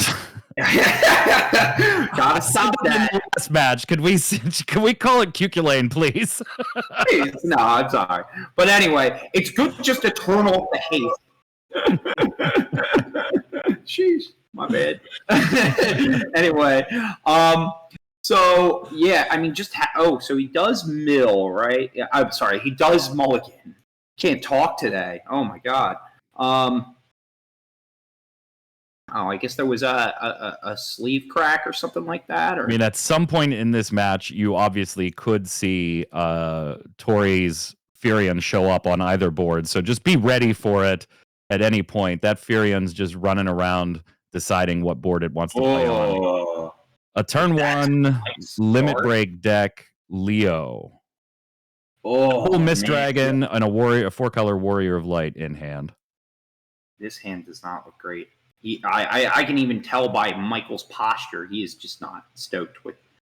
Yeah, maybe I missaw it. It looked like the 6-drop Searcher backup was in the original hand.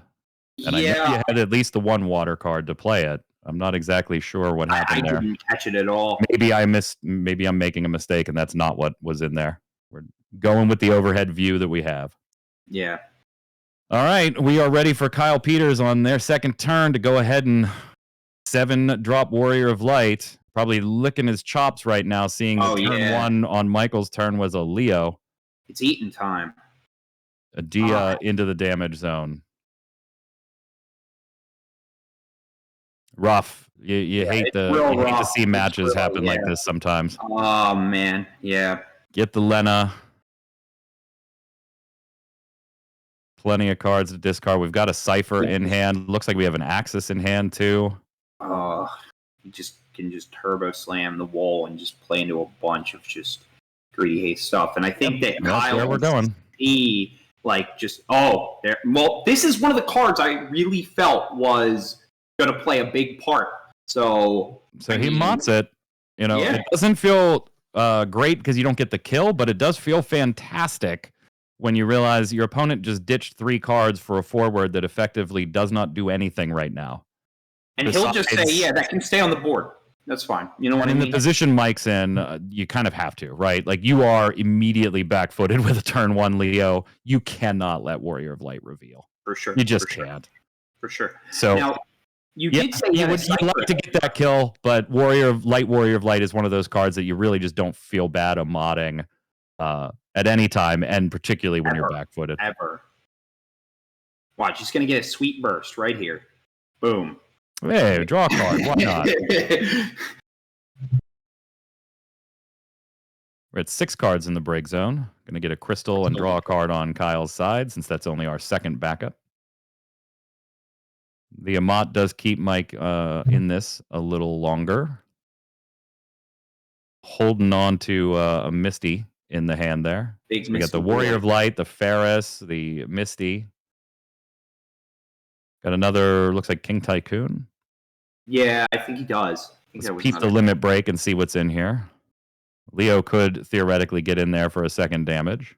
Yeah, why not? I think Mike actually is in a decent position now.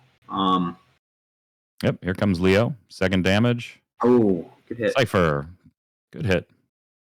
Yeah, I mean, obviously you don't want to replay a Warrior of Light. For sure. So leaving it on the field doesn't have the downside that Amatting other forwards does. Mm-hmm. Just ditching the King Tycoon due to hand size. Oh.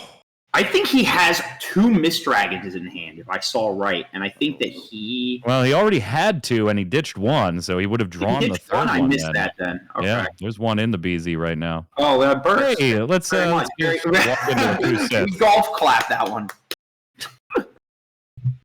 So we're 2 for 2 on the expert side for Michael. Draw a card, and then, hey. Strong pilot over there by Michael. Very strong pilot.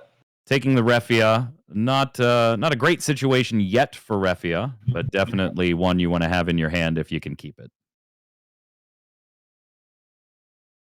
I think Kyle is going to try to play a slower... It's interesting because it looks like he has 3 Warrior of Lights in hand. The 4-color one, yeah. Yeah. He kind of has a hand of bricks. Got the special for days. Special for days. Hitting the limit break deck here, too. Get a lady there. Let's bring out a Leo and draw a card. Leo there.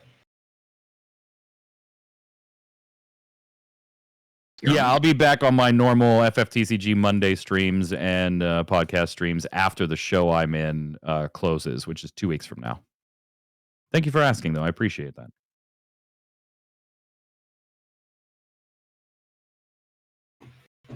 Let's go ahead and get some more crystal action. More crystal action.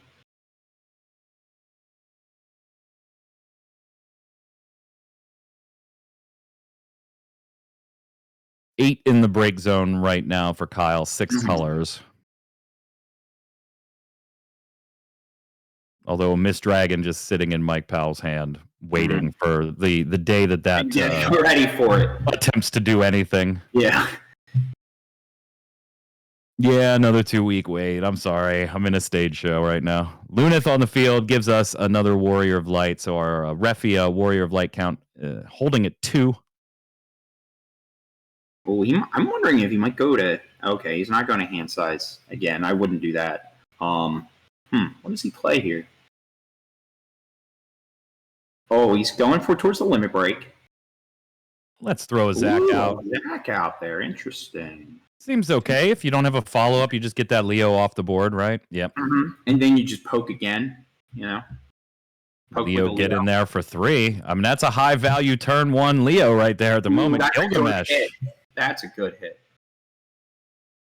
The 3K Leo getting in there for 3 damage so far. Putting in work, my friend. Putting in work. We've got literally the special for days in Kyle's hands. No. We just top decked for days. We just top decked a light Warrior of Light.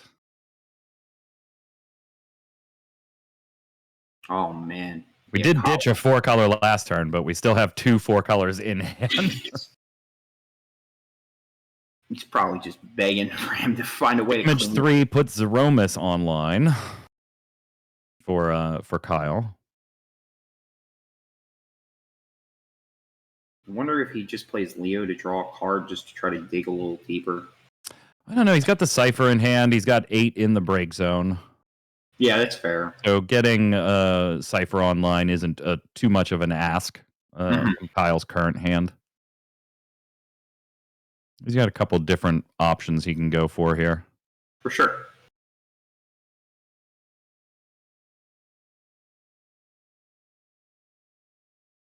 As Aromas. Yeah, so there's Cypher. Now we're at 9.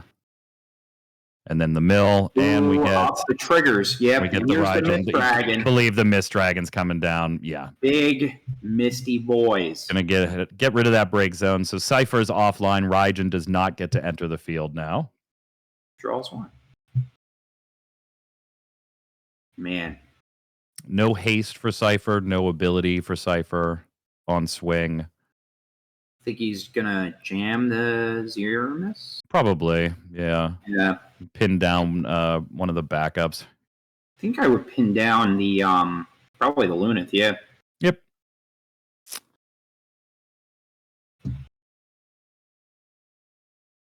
Hasty swing is going to probably pin down the Lena on the other side of this, take away both backups and their action abilities or special abilities. Mm-hmm.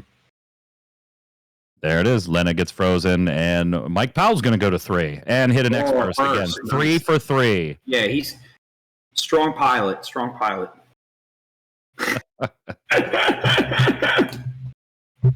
Oh, Mist. Yeah, he's like, hey, I'm just going to keep this Misty here. Chat recognizing that it was basically windmill slammed on the last turn.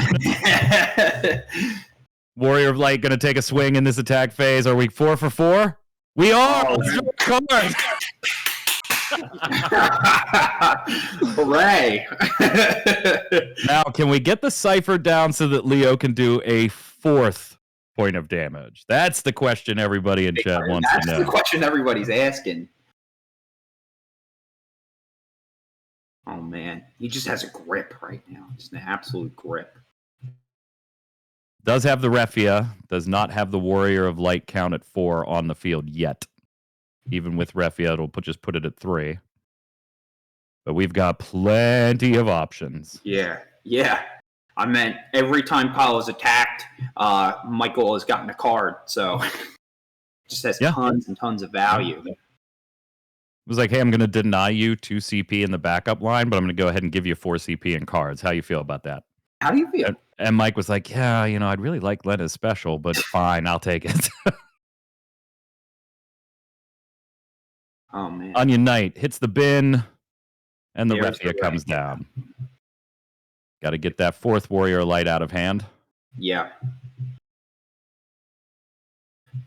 Got another King and a Bosch so that we can drop down the Ferris. All right, so now we're going to get some Ferris pings. We're going to get some damage across the board, and where Refia now has the prerequisite 4 Warrior of Lights to start bouncing things. Mm-hmm. Mm-hmm. And don't forget that we can have Lunith and Lena, who were frozen, get up when we go to combat because of Refia, as long as Kyle can't stop it, which right now doesn't look like there's anything in his hand. All he has in his hand is a lot of wolves, a lot of Warrior of Lights. Yep. You take Cypher off the board here. Yeah. And then some point you get Zeromus off the board. Mm-hmm. Your choice as to when. Ooh, I'm wondering if he's actually Warrior of Light special, though, is going to stop the targeting of Cypher and Zeromus. Yeah. I think he's trying to do that to kind of unclunk his hand a little bit. Well, no, you don't want Cypher or Zeromus targeted. Just, And we knew he had 70 Warrior of Lights in hand. 70 Warrior of Lights. But Kyle wins any stack war for the Warrior of Light special right now. For sure. What are we searching off of Ferris here, since we are damage 3 or greater?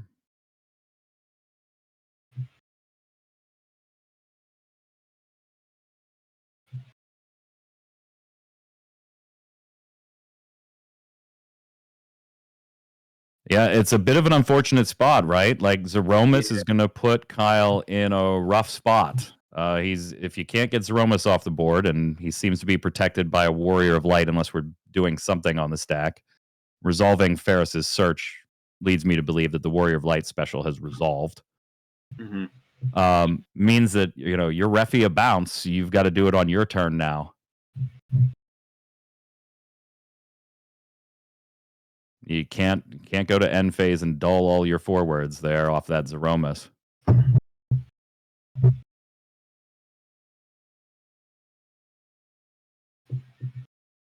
Could be looking at another quick one here. Mm-hmm.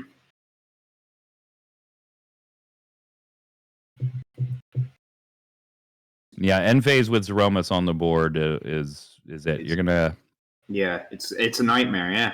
Everything's gonna get dulled down.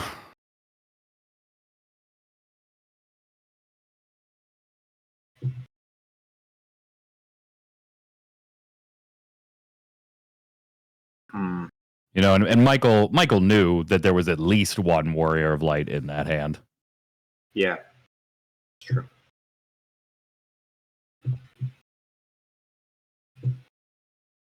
Kind of maybe sensing that this one's winding down. You Yeah, can't it's target Zeromus, you can't target Cypher, you can't target the Warrior of Light. You're already on 4. Zeromus is going to dull everybody. Refia's activate is going to happen in the combat step, so yay. But they're not going to... We're going to play a Cryo and rescue an Earth Summon and then just play out the Ingus. Refia activate.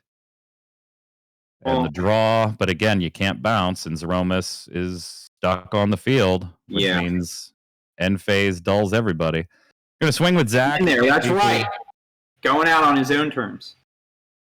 Gets a Renoa into damage. Passes. Yeah, he just can't. And dulls everybody. I mean, barring an X-Burst that I don't see in this deck, this one's gonna be Kyle's 2-0. Yeah. 1 card in hand, not an Amat. So crazy how his hand is so. Oh man, the Gilgamesh. I mean. Well, I mean, hey, the break zone's only 2 colors right now. Colors. It's light and lightning. Here comes Zeromus. Gonna get a freeze on.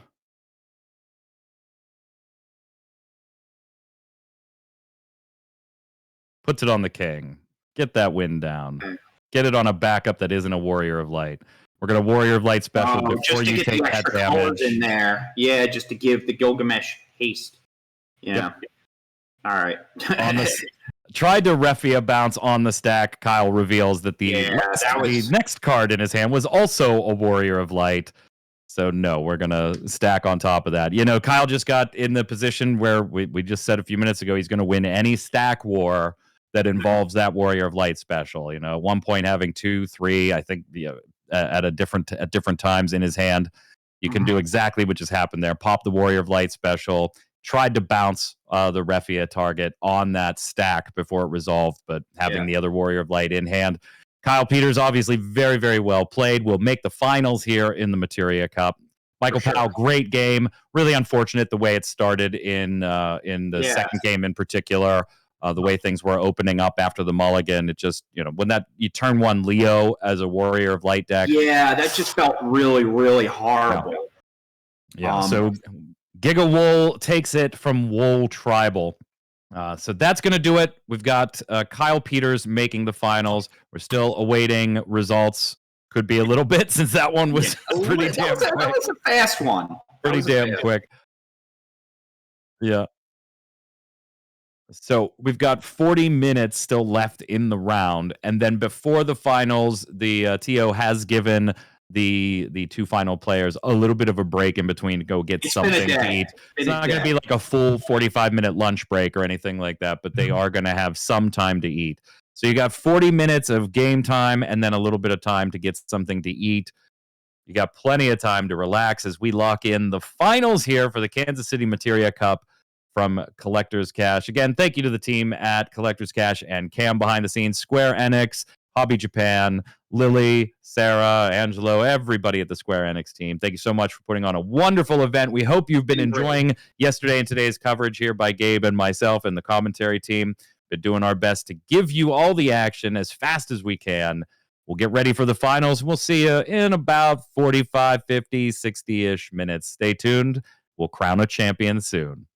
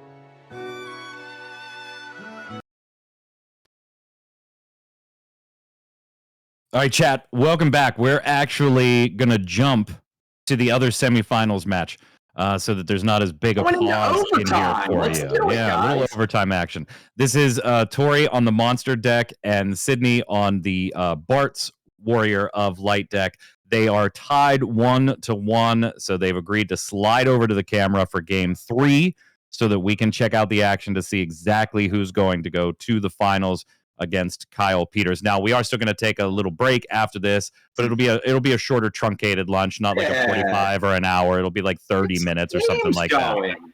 But we're going to jump and give you the tiebreaker match. Remember, Tori Kelly is on the Monsters build, the 3-color Monsters build, and Sydney on the right taking the Bart's Warrior of Light Tribal. So let's go ahead and give you this game 3 in a best of 3. Rolling the Ducks, dude. You gotta be rolling the Ducks, dude. This is the finals. We're doing what we can for you, TCG Titans. By the way, big fan, TCG. I've never heard of him. Come check out our stream sometime. He's a good lad. Good lad. Good lad. All right, ditching 2. We're going to get the Larsa out. Presumably, Tori's going to jump in and automatically get that 5-cost forward Realm. Larsa letting you get any forward, cost 4 or higher. We're going to go grab Realm and start getting some monsters online. So we'll head over to Sydney for Sydney's first turn. All right. Ducks! Many ducks. Many ducks. Got to get your ducks in a row. They're not in a row. They're all Ditch scrambled. the Ferris to play the Lunith. Ditch the 4-color Warrior of Light for the Arc. We're now at 2 Warrior of Lights very quickly on Sydney's side of the board. So, Tori, are we gonna turn to? He's getting the ducks in a row for us. He heard my call. Realm. They're watching. Into a Tomos, into Goblin, into Princess Goblin. We don't need to watch for the judges. The ducks are watching very vicariously. Is it going to be Tomos and Goblin into a Princess Goblin search? There's a Gobby. Little gobbers. The notorious GOB. There's the Atomos. Let's go grab the Princess Goblin while we're in here. The only question on this play line is, does Tori play it out or keep it in hand? I believe I did see an Amat in Tori's hand, so may want to keep that online. You might want to keep that. Does have the he has a Bosch. Yeah. Yep. Might as well. Yeah, you don't want to ditch that. We would like to keep that card. That card's kind of good. Second cast on the turn gets the backups up. Princess Goblin going to go get that 1 copy of the Light Lightning. Getting those backups up does potentially put the Amat in Tori's hand online. Well, it actually does, yeah. Yeah. Because they got the Princess Goblin in Fire CP. So we are good for the Amat if needed. But we're not going to do that. We're going to go ahead and play a Loperit. Draw 2 and tuck 1 away. Now he has a...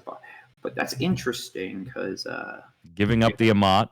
Giving up the Amat. I'm not sure how I feel about that. He's going...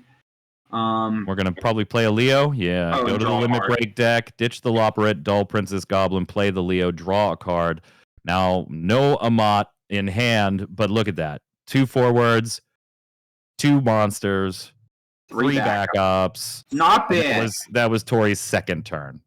That was pretty good. Pretty good. Now, will not hanging on to the Amat bite him? We'll see. We'll see. I'm a little unsure if that is going to. We'll see. I think Sydney's turn is really going to display the pace of if he'll get punished or not. If he has the Sydney dropping the Leo, getting a card of their own. He has the wool. He might get punished here, but who needs a wool when you got ducks? What wool are you referencing?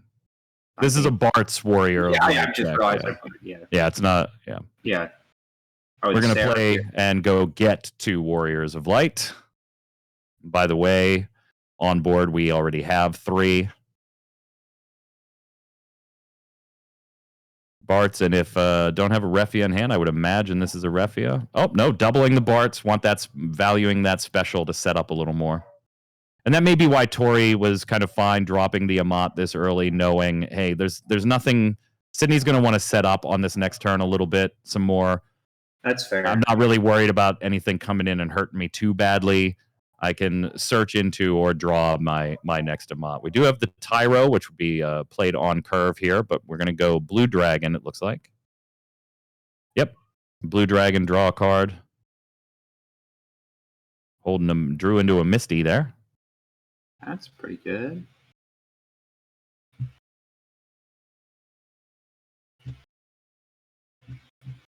Paying 5 for the Tyro. Pyro.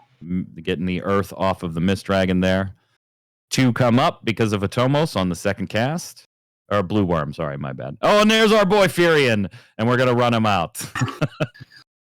Going in. Blue Dragon. It's just a great RPG. That's what I was, Yeah, I it's was a great recommending. A great RPG to those of you that may have missed it. So here comes Furion, unlikely to be brainwashed in this particular matchup. Yeah, that's for sure. Furion swings, draws Tori a card, and Wow. sends an Onion Knight to the damage zone. Realm, 4K body, bigger than a he's 3K getting body. a card out of it, so that's pretty good. Taking Furion's abilities away and figuring, hey, you want to trade the Leo? I'll trade the Leo with you. Or you can go to 3, your pick. And Sydney says, I'm going to go to 3. No X-Burst on that third one. I mean, I'll take a free card and not drawing that Sarah, that's for sure.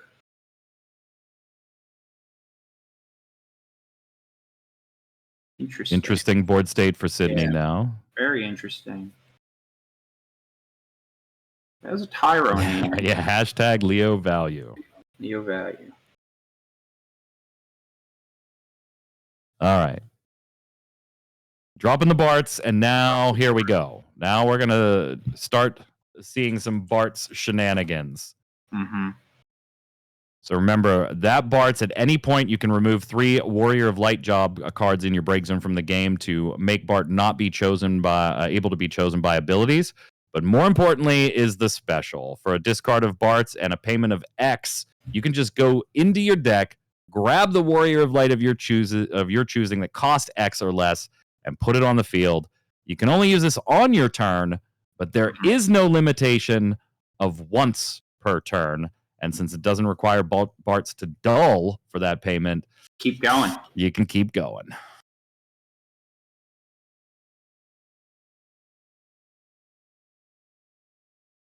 Playing the Ferris. That's going to trigger a few pings here. Since Bart's is a Warrior of Light and Ferris is a Warrior of Light. So the entire board is taken 1K.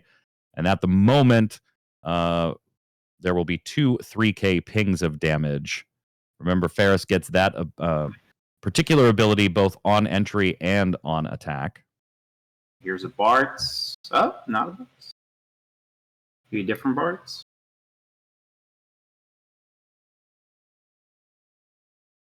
The 4-cost Warrior of Light. Gonna Bart's ability to 4-coster in. You don't get the activation and the Mm-hmm. But you do get a big beefy boy. Oh, was that the light Bart's break zone ability? I think that's what just happened there. That wasn't the free play Bart's ability. I think that was the light Bart's break zone ability, where you can pay 2 and remove them from the break zone. But that should have just been a reveal, right? Oh, Ferris search damage 3. Thank you. Yeah. Thanks, Chanel. Yeah. Seems good. Yeah, didn't realize we were damage 3. Thank you. Man, this retiree Schnell guy still seems to know how to play. Makes me think. All right, we're stuck with a Realm and a Leo on board. Tori drawing. Yeah, Bart's searching for backups. This is kind of nuts. Furion no longer on the board. Gonna play another Goblin. We're gonna go search. That puts us at 4 monsters for Realm's ability. Mm-hmm.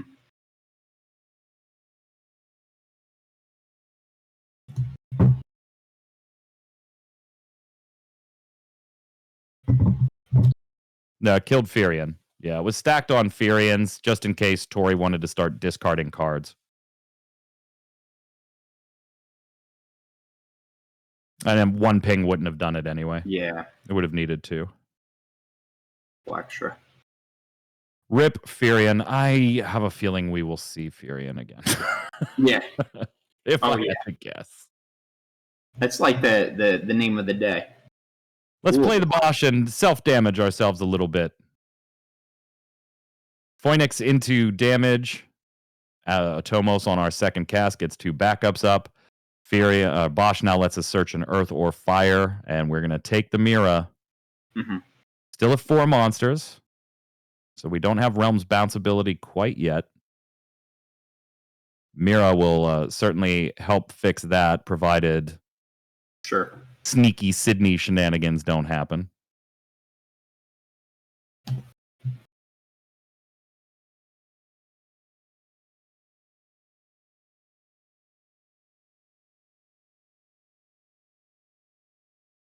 Tori kind of mulling this over. Mm-hmm. Mm-hmm. Yeah, weird position where, maybe you drop that Shantoto. I personally would skip it, but he seems to be messing with it a little bit.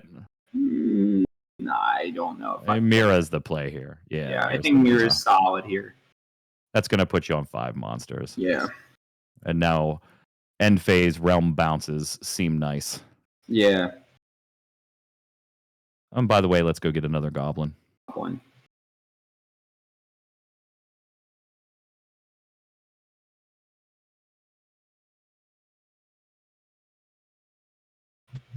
Yeah, the way he was messing with that Shantoto, I was like, is he considering that? That's...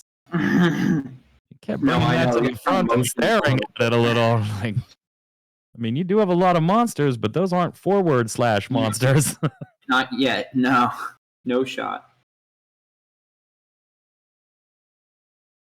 Now, as far as combat goes, the only options, if Tori would like to swing, would be the Realm and the Leo, provided we don't do some hasty goblin stuff. Looks like we're just going to go to end and bounce that Leo, get it back to the limit break deck. Yeah.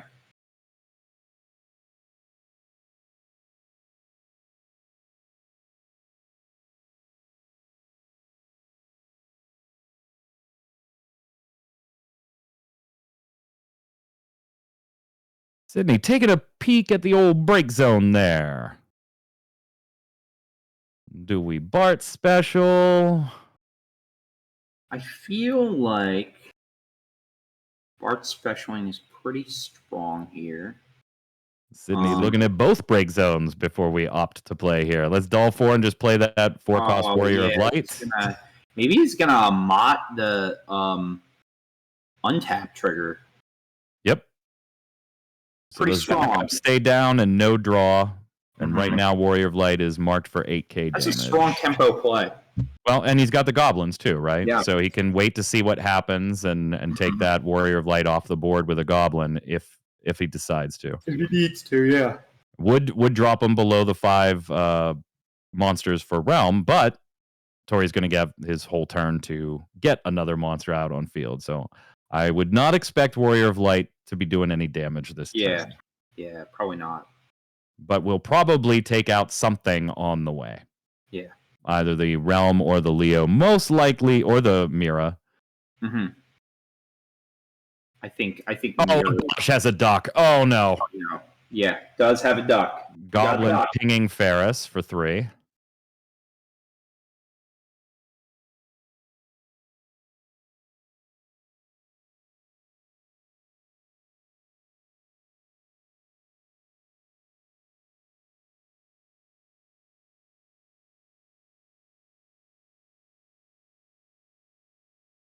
Warrior of Light just going straight to the dull ability to ping for 5. Mm-hmm. Okay. And we've got a lot of damage going back and forth. There'll be a lot of damage back and forth. Yeah, this is going to be a very... They're pulling everything back out of the break zone because this is still on the stack. Yeah, the Ferris has not triggered yet because this is still all happening on the stack stuff. Yeah, the math is about to get real weird. Yeah, math go burr is about to happen here. Mm-hmm.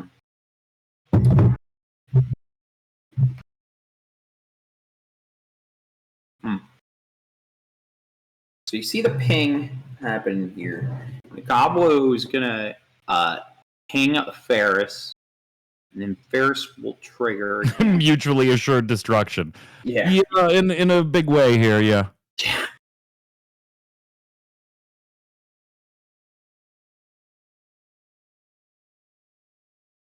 So he's putting damage on the Bosch.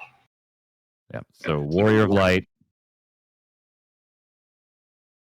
He's gonna goes ping it bye-bye. again. Bosch goes bye-bye. The Ducks are holding the line. They're making sure the game The stays. Ducks are absolutely holding the line. They are holding the line here. Looks like we still have one Gobby ping on Ferris to resolve, which would then trigger one more Ferris ping. Mm-hmm.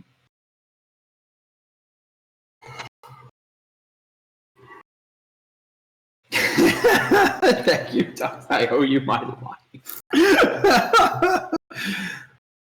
Badge of honor, Ducks. There it is. Mutually assured destruction. We're now looking at a Bartz and a Leo. Tori goes from 5 monsters to 3, draws for turn. Not looking like he's getting back to 5 monsters, but it's all right. The realm isn't out right now. Anyway, it was Duckstruction. Yes. All right. Kudos to you, chat. Kudos to you. I thought I was the one with the good dad jokes. I was wrong. Take me out of this. All right, we're going to drop the Matoya. Matoya has multiple options, but yeah, it's look so who it is. Look who it is. It's our friend. It's Furion coming back to hand. And then he plays two, so he untaps his backups. Let's play it. Yep, Atomos on the second cast is going to get up Tyro. And Princess Goblin, get in there. And hey, why not X-Burst while we're here? Let's reveal 5, and we're going to take any fire, earth, or water card out of those 5 that we want for free. Got a couple. Got a couple there. Ooh, a Mystic. Zidane's a little spooky. Yeah, he's pretty good here, too. And Zidane's a little spooky. Yeah, yep, that's where Sydney's going to go. Sweet, yeah. Seems like, hey, a 2-drop that's going to start ripping cards from your hands. I have a fire backup and a wind backup.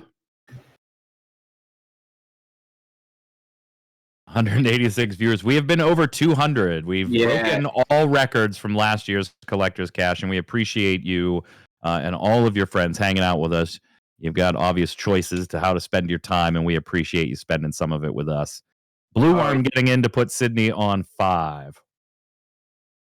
We've tried to give you some fire matches, so we appreciate the recognition there. Thank you so much. Blue Worm putting Sydney on 5.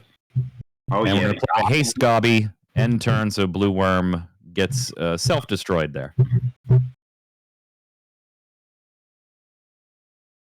Tori trying to be a little bit aggressive here. Yeah. Hand it out. Nothing left in hand. Mm-hmm. Has a 3K ping goblin still on the board. Atomos doesn't do much of anything right now until Tori's at damage 3. Blue Worm could potentially become a forward. Goblin could potentially give something haste he's and going draw for a 2 card. Sith here. He's going to target the Warrior of Light. He's going to get a... He's going to play the Lena and then do Warrior of Light, just so you can get all 5 backups up instead of just the 4. Yep. Draw a card for your trouble. I mean, it is literally Sydney's board to do what they will. The only thing you have to really worry about is a 3K ping, a 6K potential blocker in Blue Worm, or, hey, give something haste and draw a card. So, literally, Sydney's board to control here at the moment. And Furion is probably not long for this world either. Yeah. A 5K Warrior of Light ping with no discard ability on Tori's side. Refia. Plenty of Warrior of Lights on board for Refia's bounce ability. And we're going to do some stuff now. Sends the Furion to the top of the deck. Gets rid of the Leo. We're going to put that Furion in damage.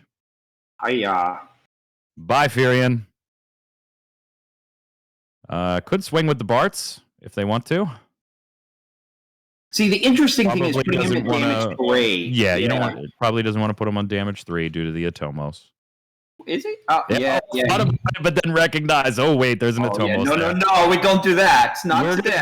From 2 to dead if we can. Ooh. It looks like he drew a Toto and a Looks like a Mira. It looks like he's popping back up to draw some cards, or looks like it. Oh, maybe he's using his limit break here. Well, Or that's no, the that's break this card zone. pile. I'm looking at the wrong pile. Too many piles.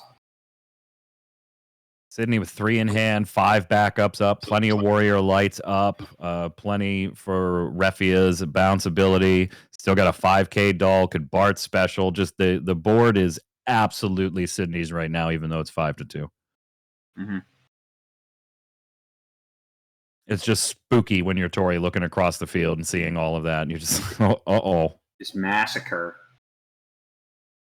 All right, so the mirror's here. He's gonna try to get the big old wormy boy. Trying to take that blue worm. I think on the stack, he's letting him. And he says, I just don't go think ahead. there's any reason to Yeah. to ping on the stack. I mean, you're not really worried about Mira being on the board when the worm comes out. You're not really worried about Mira's pings right now, so might as well just see how the rest of this turn plays out, and then in a main 2, pluck it off the board if you want to, if you really want to. Yeah, wait to see what happens, and then kind of play. All right. So you play Leo and draw a card, and a Tomos for a second cast is going to activate 2 backups. Sure.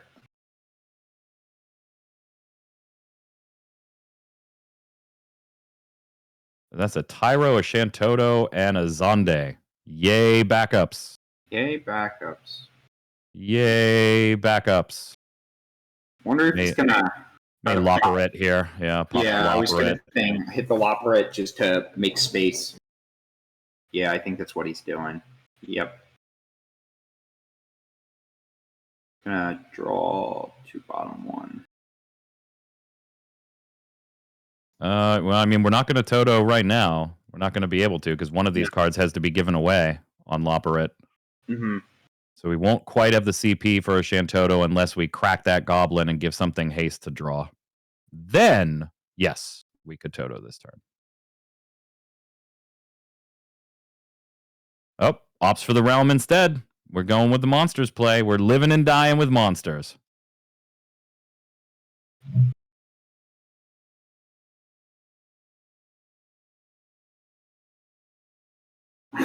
Yeah. Definitely found a realm. Play the realm when you see the realm. Toto when you can be angry. Exactly. Exactly. We do have 5 monsters on board. A realm unlikely to make it to the end phase, though. Yeah, probably not. Ooh, this is a very angry monster board. 7 monsters now.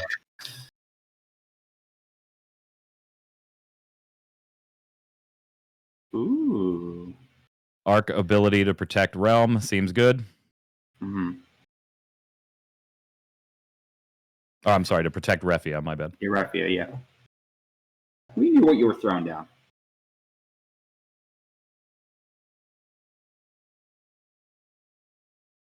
Ooh, a little haste.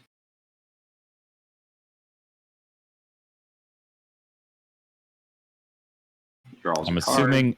assuming in this case, yeah, there we go. Goblin hitting Refia.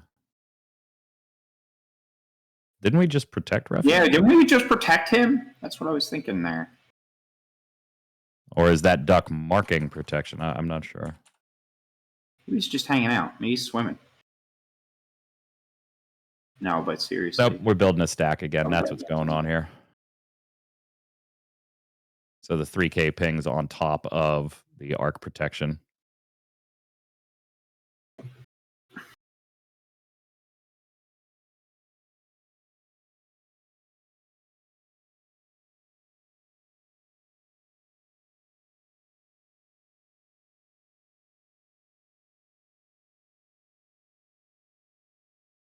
Realm, yeah, not making it to end phase there. Yeah, not gonna happen.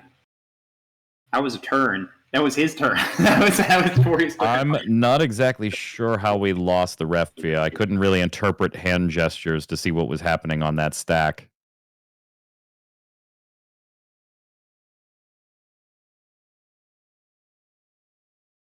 I mean, you can bet that Refia's in the break zone legally. There's no way Sydney would have would have. Oh, the Mira ping from the monster break. Yeah, Schnell. Thank you. 2K, 2K, 3K, 3K. That's that'll be enough. The math checks out. Here comes Ferris. Bye, Leo. And now, let's just go ahead and Lena ability to resurrect Refia.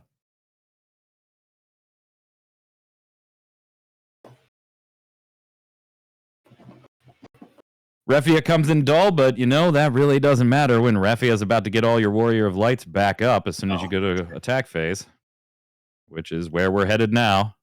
Boom. Activate those Warrior of Lights, draw a card, swing with the 10k Warrior of Light. Now we don't care about putting you on 3. Yeah, we do not care. We have so many bodies. So many bodies. One thing that is kind of still hesitant to swing with that Bartz. I mean, looking at the board, if you would have swung with the Bartz last time and this time, it'd be a 5-5 game. But still just want to be a little protective of the Bartz. There, I guess. Potentially, yeah. Or the Tros. The Tros is online, so it's bigger. Yep. Yeah, but you have the Refia bounce. You make it a forward, and then you as soon as they make it before they declare a block, you bounce them. So yeah, just being a little protective with Bartz, no biggie. Just a casual 3 damage. I will mention that clock is right. There's less than 2 minutes left. I don't think that's going to matter. Yeah.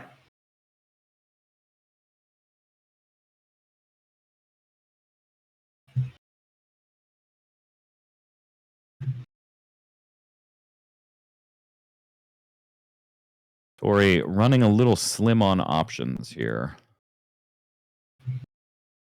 Has the Ahriman in hand. And an Amat. And I can't... Oh, is that third one a Furion? Oh, no. Oh. Is that third one another Furion? Another Furion, my boy. Not a great board for Furion, though, with a low hand size. It is a body to block. If it even gets a chance Even if it gets to block. Oh, man, this is rough. Ditch the Amat and Dahl to play the Ahriman. And Ahriman will not be able to become a forward for a while. No 9Ks or above on the board. Mm-hmm. And in response, we're just going to use Ark's protection, so the Ahriman gets no effect anyway. Ooh. It's rough. Rough ducks. Rough ducks.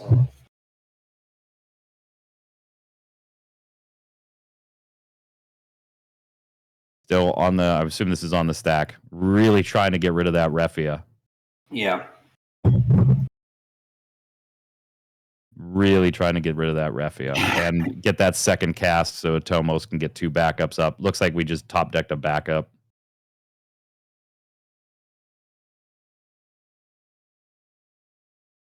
Oh, so it has been done. So then Tori Kelly is turn 0. In this game 3 semifinals match.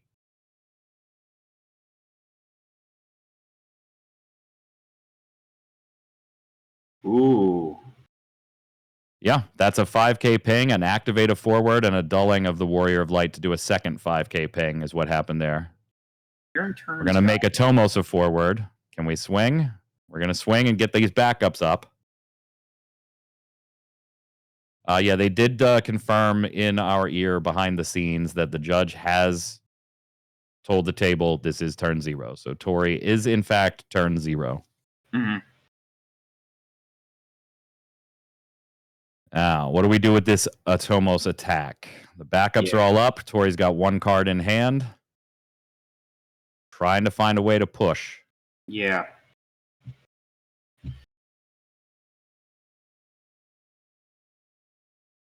Posturing a Mist Dragon. Yep, gonna block with the Bartz and then dull it and have it take no damage. Right.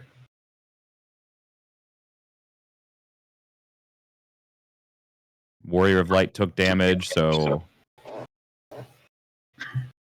Gonna get a ping.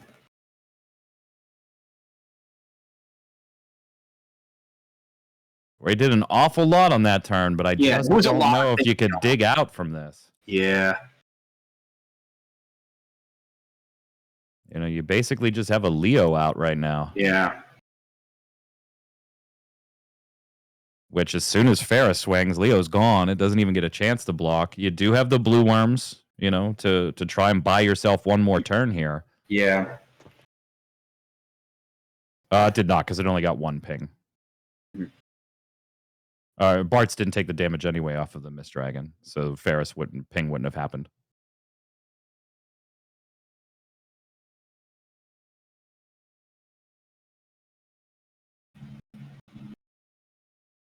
Mist Dragon protected it from damage and dulled it. Mm. Oh.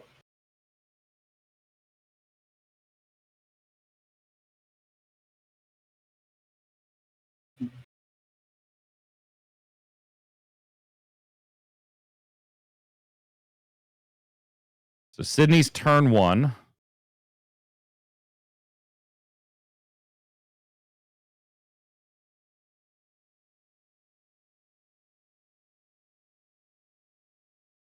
Man, talk about going to an exciting match that we weren't planning on showing. We just said, hey, you guys are going to go to game 3? You mind sliding over to another table for us? Yeah. Oh, yeah, that's a good point. Somebody in chat just mentions like playing mat and just smacking. You know, let me break that. That's not a bad option. Sydney does run 1, so it is certainly an option.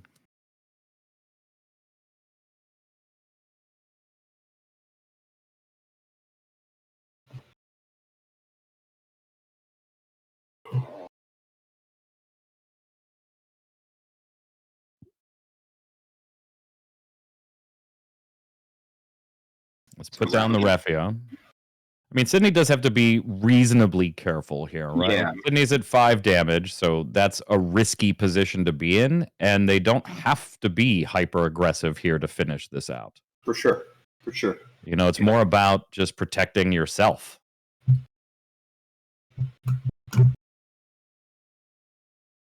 There's the mat. Chat read that one right. And now you get this free attack phase, right? Where everybody just gets to stay upright anyway, so you can push while not having to worry. Everybody gets active after the 5K ping into combat. Yep. So now we're going to go from 3 to an awful lot. A lot. Well, it's not GG yet. It's not right? GG There's at all. only, there's only 3 potential attackers here. Yeah. So it's not GG yet.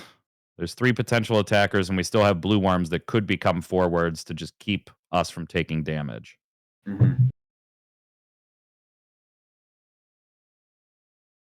Oh, yeah, with another attack phase, barring... Yeah.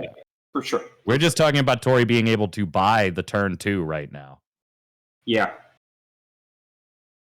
think that's when we start, like, jumping with the blue worms. Yeah, Lunith can haste the Refia, but we still have the 2 blue worms that you have to get through. Yeah.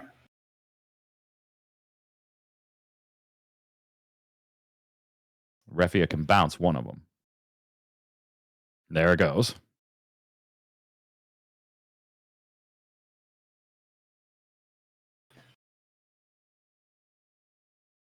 Blue worm, hey, imagine that. Yeah. Wowee. I am shocked by that damage result. Yeah. Warrior of Light swinging ties this game at 5 damage. Ooh, we got a... Lightning. Yeah, that's a big deal. Let's go ahead and dull something.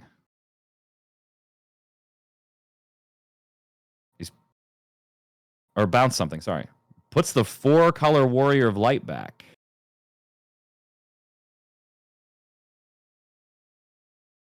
Huge. Yeah, definitely huge.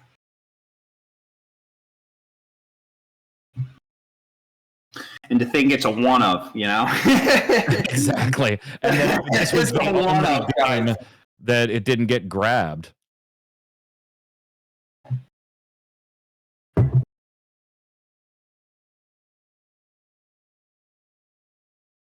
I didn't see one in hand. A Bart's in hand, but you know.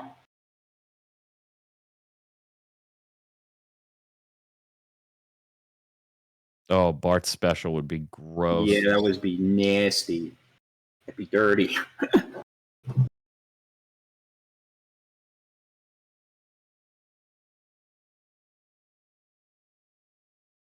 Game 3, semifinals, 5-5, turn 1. Oh. It doesn't come down to the wire any more than that. I mean, it's not looking great for Tori, to be fair, but puts the demon into the damage zone. Yeah.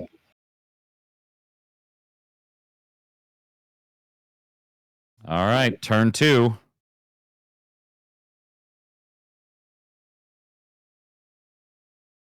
A Mirror Web.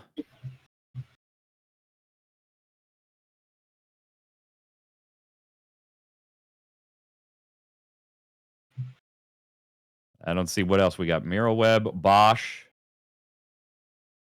I can't see that third card, but this is not looking great. Yeah, Particularly Sydney holding the Amat. for sure.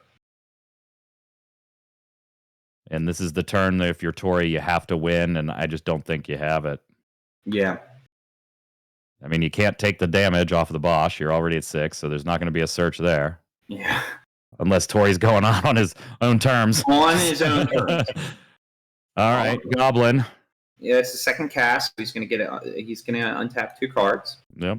So we've got a Mirror Web. We've got Tyro's 2K buff in play because we are at 6 damage, and we only needed 5. Mm-hmm. Bosch is already buffed. Bosch's damage 3 and damage 5 triggers are online. Counting cards in Tori's deck, it's about to be turn 3, so I don't think we really care about the cards that are left. But Bosch does make things a little interesting now that there is a hasty goblin out there, too. And he can 9K. Wow. Well, a 9K that could be given haste, there it is, and on swing deals 8K damage. Yeah. I think he would probably just deal that to, well, I don't know. It's Refia, right? Like, Refia can't get Ark's protection. You don't have 4 Warriors of Light up for Refia's bounce. So here comes a hasty, bravey, buffed Bosch. Yeah, I think that's what I was thinking. Although if it's Refia, you just replay Refia the next turn. Yeah. So there goes the Amat anyway. We knew Sydney. We knew that was a thing. And then he's gonna pump above with the Tyro. Just to keep it alive, but he still doesn't get the kill anyway. Yeah. It does give, at least right now, the ability for Ahriman to become a forward. Mm-hmm. Not going to be able to do it next turn, though. Not going to be able to do it on Sydney's turn, though, because Bosch will only be 8, and the Tyro buff has been used. Now, if he didn't attack with a Tomos, though, he could, get the reactivation. But Yep, but it's not exactly a favorable board to walk into with a Tomos. No, it's not. Going to put Ahriman in front of it now while it's 9K to at least win in the block there. Or make Ahriman a forward before the block resolves. Now Ahriman swinging. I think I think he takes it. Yeah. Yep. Oh, never get punished. Kusid. 6-6. 1-1. Turn 2 in time. Winner makes the finals. Winner. Chicken dinner.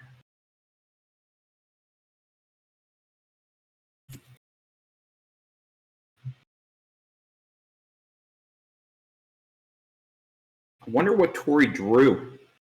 That plays any effect into it.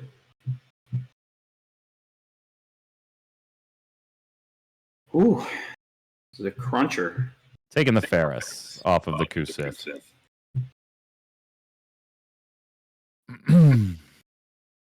Atomos becoming a forward, swinging to get these backups up. Yep.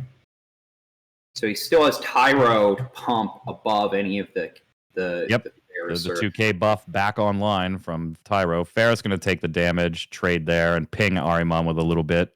Yeah. Blue Worm becomes a forward. Pumps by 2 to walk Refia into a trade. Well, not a trade. Blue Worm actually survives until end phase, right? I wonder if he should have blocked with. Tori have something in. We're going to the limit break deck. Yeah. Oh, we actually saw one hit the field. We saw one hit the field. We hadn't seen one all weekend. We predicted we probably wouldn't, but Leela hits the field. Oh, that's I think. Well, you knew it was there. It was bounced back to hand. Yeah. Yeah, it's GG's. It's GG's. You knew it was bounced back to hand. What a game to watch! A game 3 to watch. Oh my god! Tori coming so close, but yeah, that's gonna do it.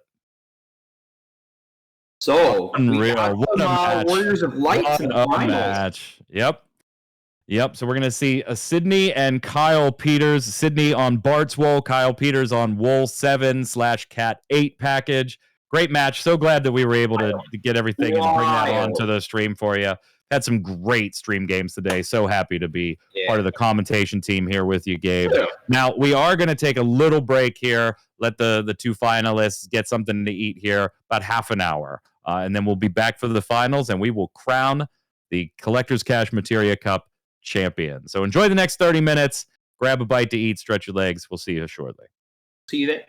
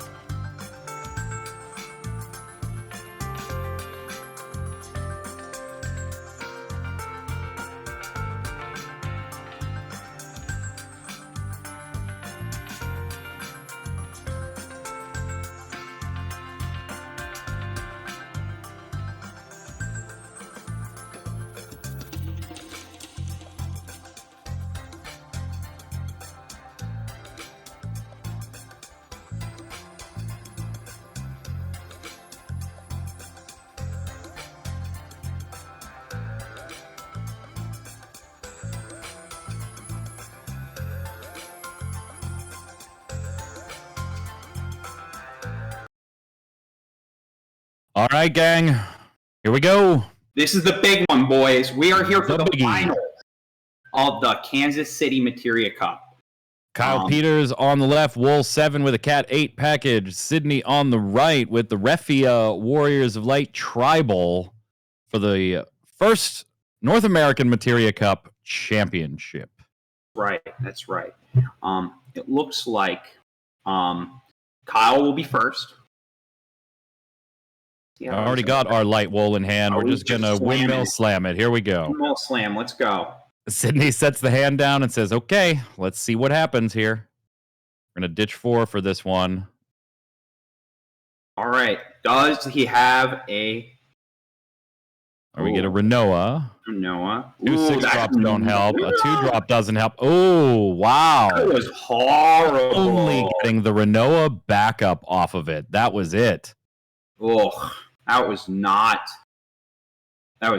good. I mean, you do get to search for a Cat 8 forward and add it to your hand, but oof. So what we talked about in previous rounds is whoever gets the better value of some of this usually, if you're Sydney, you're kind of okay with the way that went. Yeah, that would have been pretty all right for Sydney. The Ducks are pleased. Now you have a couple of turns to set up those Warrior of Light backups. You're not as worried about getting rushed down in 2 turns. Yeah, that's for sure. He can kind of take his time a little bit. Let's go ahead and put a Warrior of Light out and go get 2 Warriors of Light. Which ones do you get here, you think? I mean, you probably grab a Bart's, right? Uh-huh. Yep, there's the Bart's. That way you can get the search engine on, and then it depends on what you have in your hand. Do you grab a second Bart's of a different variety for the special, or do you grab one of your Warrior of Light backups? A lot depends on what's in hand, and I can't quite make out what's there. The other, it looks like a I think it's like maybe like a green Warrior of Light backup. The Arc. Maybe the Arc, yeah. The second Bart's. Double Bart's. Not bad. So probably means safe to say none of those 3 cards in Sydney's hand is a Bart's. Yeah, that's probably fair assumption. All right, so he's just going to ship it back. So it looks like a Warrior of Light and a Zermus with an idea. It's going in there. Swing 1. Get the Ahmad out of there. That's nice. Yeah. We actually can unironically play the Zeromus if we want to. We have the ice backup and a lightning card in hand that'll freeze down the backup. Tempo. Yep, that's where we're going with it. So now Sydney having to run everything from hand this time around. Zeromus kind of coming in clutch there and being able to play it. Does make things a little awkward for Sydney on the defensive front. Maybe being able to put up the defense that you thought you might be able to put up because Zeromus is just going to keep dulling them down on the end of your turn. For sure. And getting a freeze off of every swing isn't going to feel good either. All right, so we're going to ditch to play the Arc. Oh, see, he's eating. He's ready.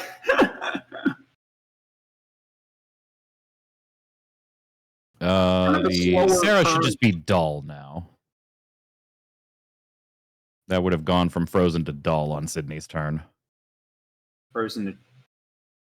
Do we want to get a judge? No, we don't need a judge yet. We'll see if Sydney just activates both on their next turn. Well, I mean, one of them's about to get frozen by Zeromus anyway. Because they would both be dull. Well, that might affect the decision on what he freezes, right? It could.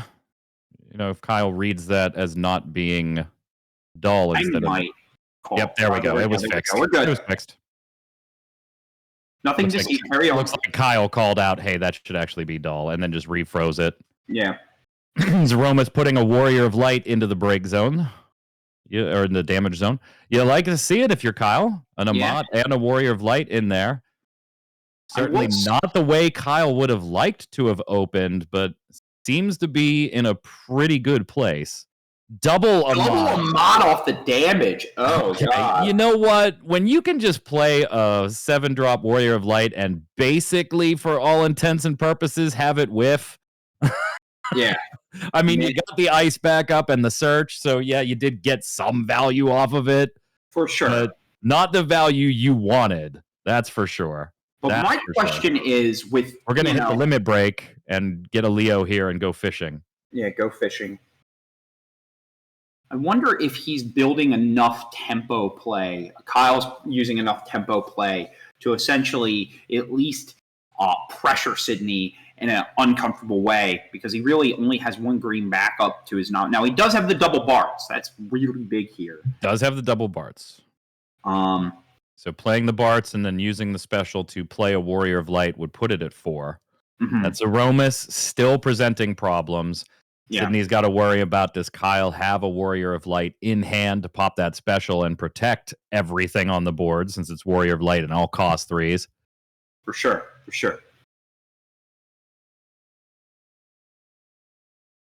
And 4 cards on Kyle Peters' side. That's a meaty grip to be looking at. That is a meaty grip. That is for sure. Kyle has the meats.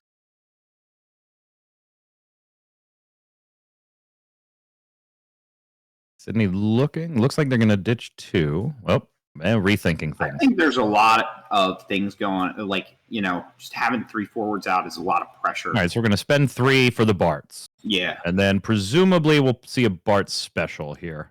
Yeah. I'm assuming he wants to keep cards in his hand, like certain cards in his hand, so he overpaid. No, he didn't overpay. He 3 costed. Oh, he did overpay because he needed the wind. He needed the wind. Tap the green back up just to. Yeah, he needed the wind, and obviously can't ditch the other Barts to pay for it if he wants to hang on to it.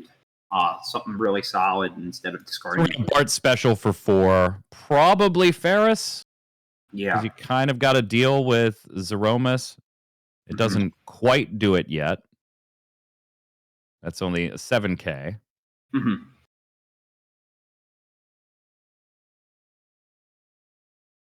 At 3 damage, we're going to Bart special again, because Ferris allowed us to search the light Barts. Now the Refia. Mm-hmm. And I'm going to assume that was all on the stack, so that there was a 1K ping to all 3 Warrior of Light forwards there. Unfortunately... Yeah, he's going to activate. Draw a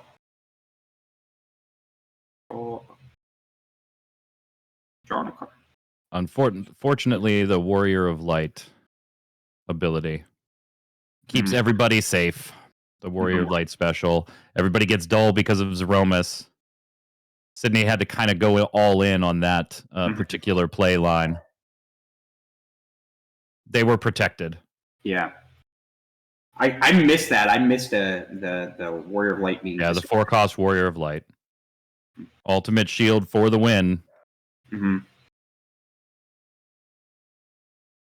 Got an Adia in hand, looks like a Cypher in hand, an Onion Knight in hand, another 4-color Warrior of Light. Mm-hmm. And neither Raijin or Fujin looks to be hiding in the back there.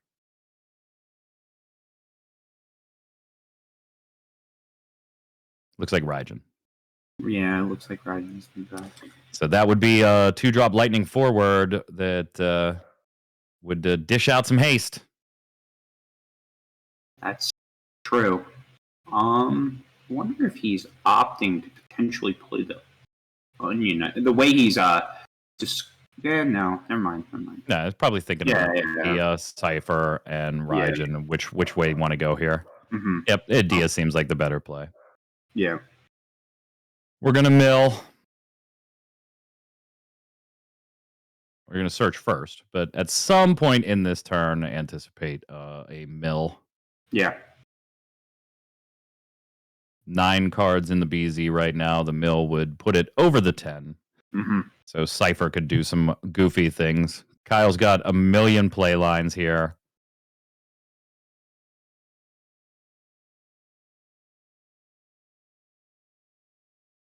Gonna play the Raijin. Mills 2. Yep, off the Raijin entry, gets the mill. No Fujin. I think Kyle's totally fine with he's not getting Fujin there. Now. Big challenge. Fujin would have just been a bit win more. Yeah. All right, Raijin coming in with haste. Looking at the board. This seems to be a game 2 situation. Yeah. We do have a light Bart's in the break zone. Yeah. We're going to use the Wind Bart's remove for Warrior of Light's ability. Mm-hmm.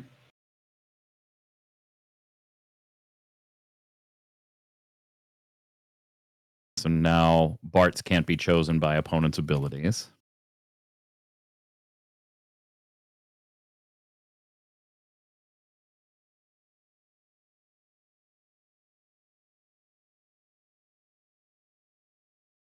All right, so he's going to mill to kill the fairies.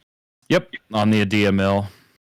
Really, you're just, hoping for an X-Burst that stops an attack or two. But even then, what does it buy you? A turn where you get to top deck and see what the top 2 cards are and really not be able to do anything. Yeah. Refia technically online with 4 Warriors of Light, but realistically, you've got to assume that Kyle kept a Warrior of Light as the last card. We know he did, and Sydney probably reads that last card's probably a Warrior of Light. For sure. Levi 6 off the X-Burst? That would be nutty. Yeah. That would be nutty. That would be not bad. Not bad. All right, taking damage Oh, for Cuchulainn. It's not a Leviathan, it's a Cuchulainn. It's like half what you want. Let's take abilities away and go ahead and draw a card for our troubles. We're going to take Zeromus' ability away, so no freeze on the attack.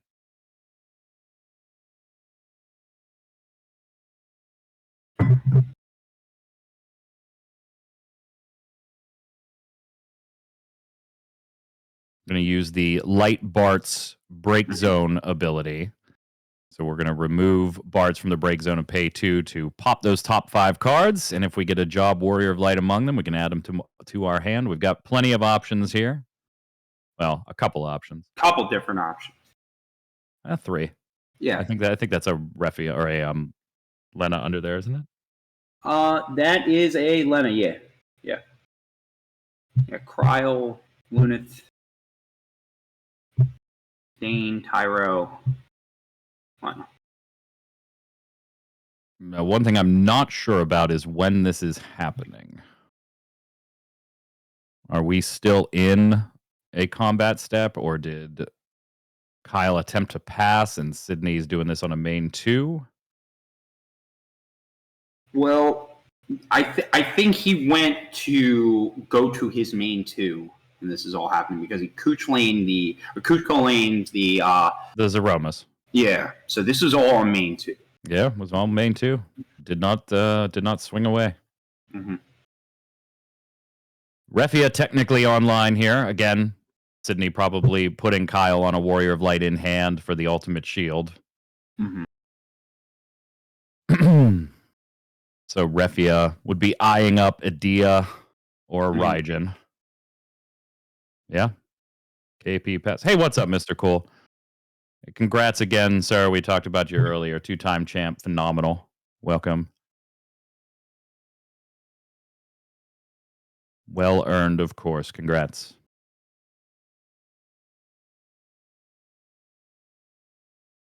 Yeah, we thought so too. I mean, the X-Burst kind of, I guess, made Kyle halt a little bit. Zeromus wasn't going to get a freeze.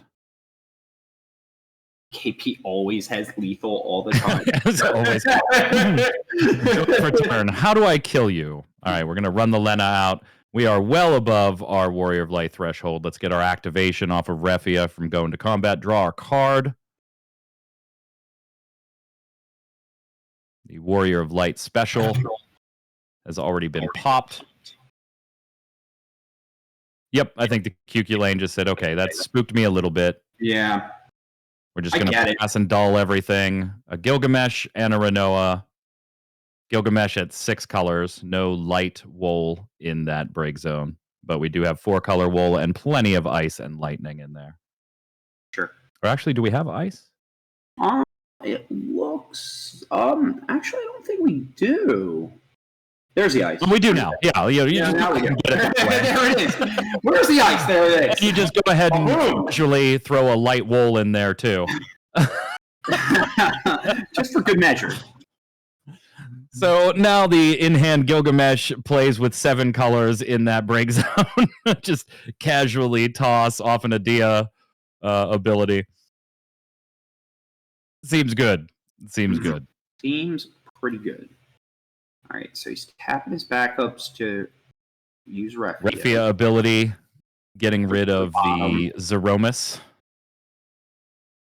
Don't think it really matters here, right? As soon as you play this, I think Sydney just says game 2. Or Well, are if we it going gets to hold? another Are we going to hold lane out off the hope top, for- he could blank the 3 attacks. But I think he's still dead either way, right? Yeah, I mean, you need like a double 6-drop Leviathan here for damage 5 and 6. Watch. Gonna start Manifest it. freezing things. Manifest it. It's going to pop off the top. And well, not gets a the burst card. we wanted.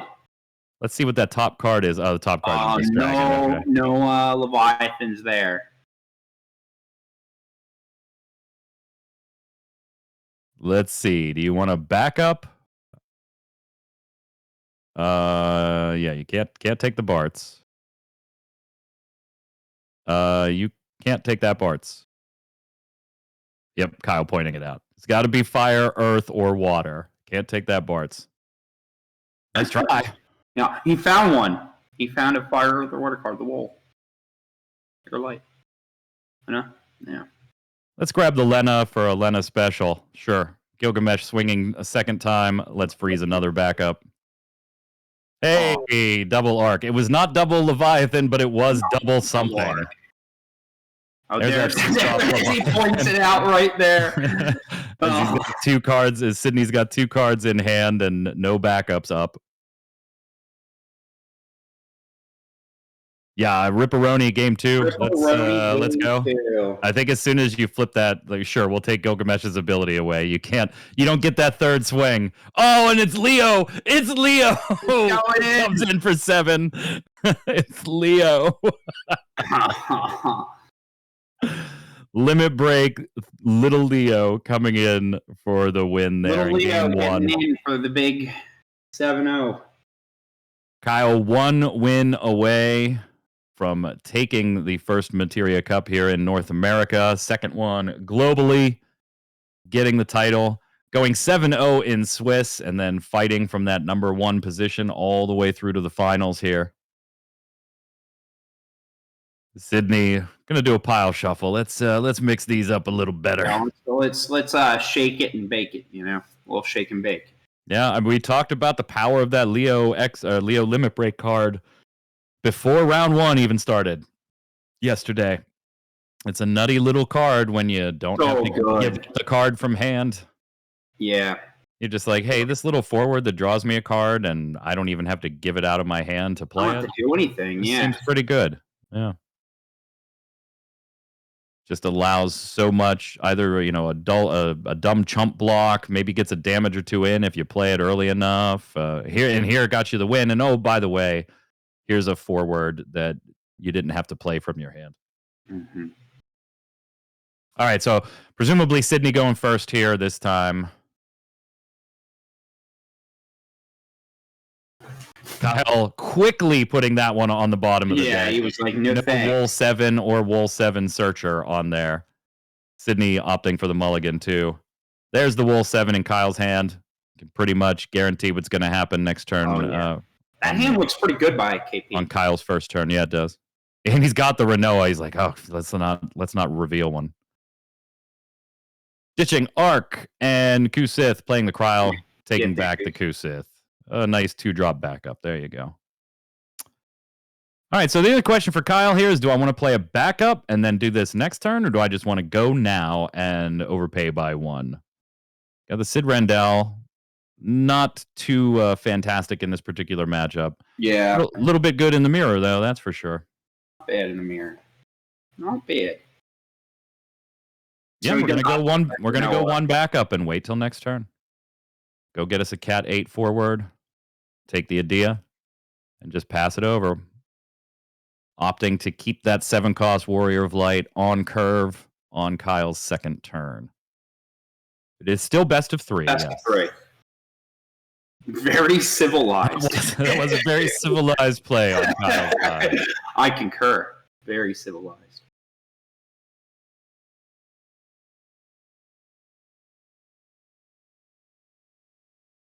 Sydney wanting to read that Adia. All right, so we know what Kyle's doing next turn. So For let's sure. just see what Sydney does. I mean, Sydney's got to assume that Kyle hasn't, right? Yeah. We're going to play the Light Barts, a casual just one drop here. Now, for 4 CP, you can sack that Barts to choose any forward and break it. And then, of course, its other ability is dependent on Barts being in the break zone. Again, I can't see too much of Sydney's hand, but I'm assuming that hand is not great with that play. Yeah. Although, hey, maybe you're planning on paying 4 to get something that the Warrior of Light reveals off the field, but still, that's not incredibly efficient. There's some targets: Gilgamesh, Mog, and Irvine. That's a lot of lightning and just a little splash of ice in the break zone. So Gilgamesh not exactly in a power play position with only 2 colors there. Hitting the Irvine is pretty interesting. Ooh. And Taking the Irvine. Oh, that wasn't Mog. I'm sorry. I love Our that. girl Lena. Yeah, and it's a free mill. That card is super sweet. Nothing like a good old counterbalance. On the Lena side of things, you get, if there are 2 or more different elements among characters you control, you get to draw a card. And also, if there are 4 or more different elements, your opponent selects a forward they control and they put it in the break zone. You'll notice that there's only 3 there. So it looks like Sydney did opt to do the pay 4 for Barts to break that Irvine.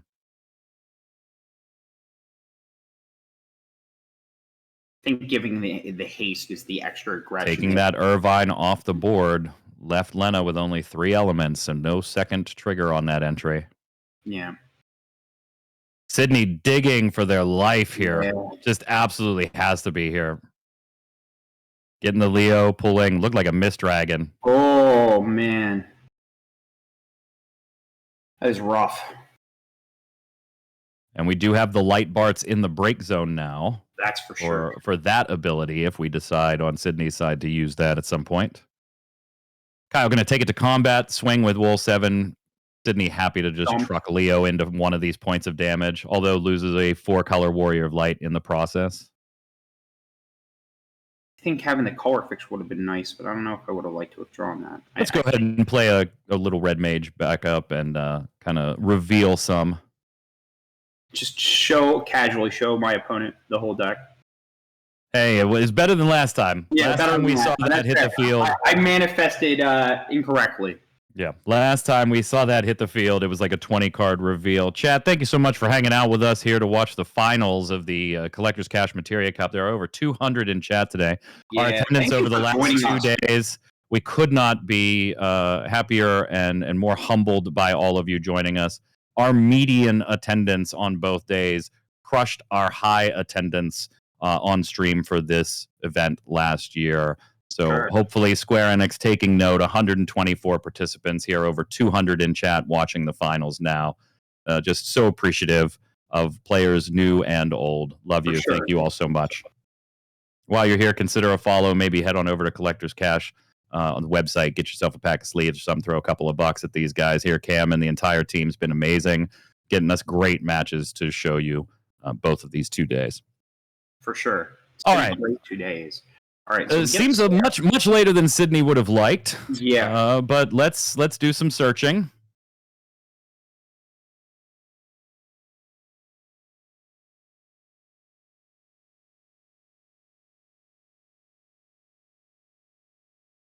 Double Barts looks familiar, although this has been a lot later than it happened last game. This is not the right time for it. Chad, thank you so much for the compliments. We appreciate lots of love. Lots of love to you guys for watching. 2 days. All right, looks like Sydney's kind of resigned to going to 3 here at this point. At least three, right?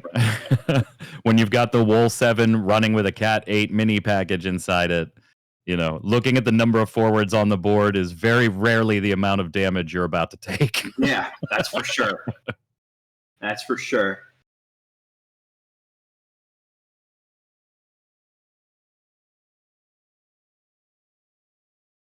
Looks like we're going to give up the remedy. Not going to see it played. No. Not going. Oh, Chat is broken. Kyle, sensing the chat would love to see a remedy hit the field. Oh no, and decides not to. Here comes Cypher. We're going to mill and then do a little search. Sadly, no Raijin or Fujin, or a little rescue. Sorry, no Raijin or Fujin on the mill. Mm-hmm.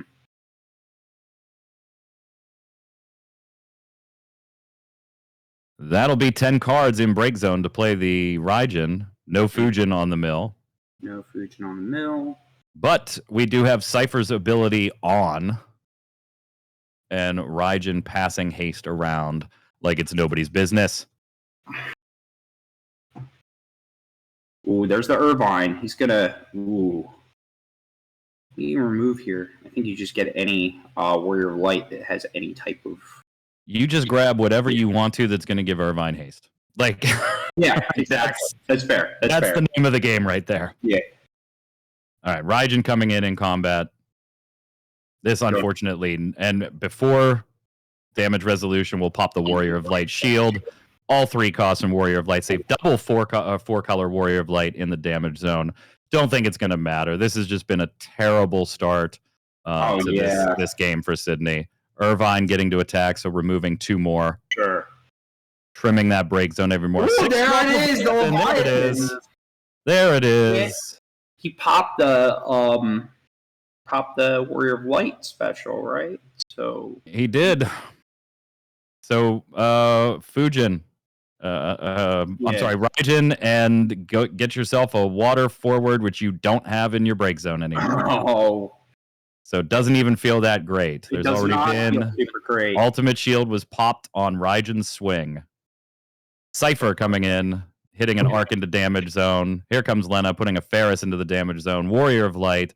Oh man. All right. So you just draw and what? Scoop. It's just really unfortunate it came out that way for Sydney. Sydney's played tremendously well. We got to watch Sydney in the last round have a great match against Tori Kelly's monster deck that went to time in game 3 of the top 4 cut. Amazing match there. Kyle Peters is going to walk away with the trophy here unless there was an earthquake and the board could not be recreated. Like I don't know. Let's play the Barts. Sure, why not? Collector's Cash, not a fan of an earthquake into an unrecoverable board state. Okay, all right. Not a fan. Right. You don't want more more climactic ending than that. Just piss. See exactly. What do I have removed from game here?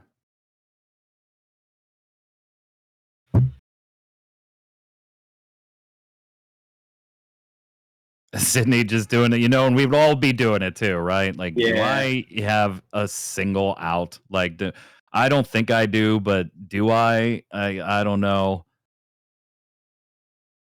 And Kyle, every time you write that one card face down in hand, and when you're Sydney, you look and goes, "Is that another Warrior of Light?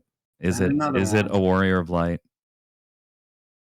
Chat says, "Bosh yourself. Go out on your own terms." There you go. Send a message. I'll just put that 7th damage on me. That's how I roll. You didn't beat me. I beat me. I go out on my own terms.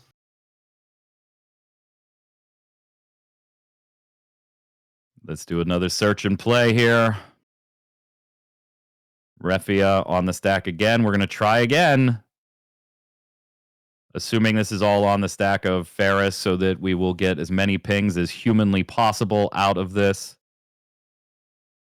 And Sydney just kind of like, do you have a Warrior of Light? Is that a Warrior of Light in your hand? Are you actually going to make me pick targets before you show me that?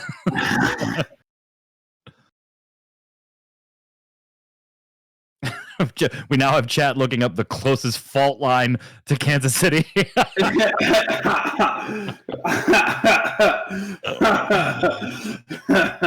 Absolutely tremendous. Sydney really having to think this one over.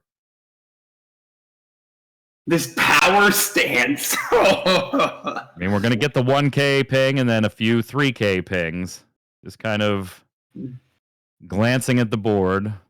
Yes, the break zone is big enough, so Raijin's getting +2 and haste.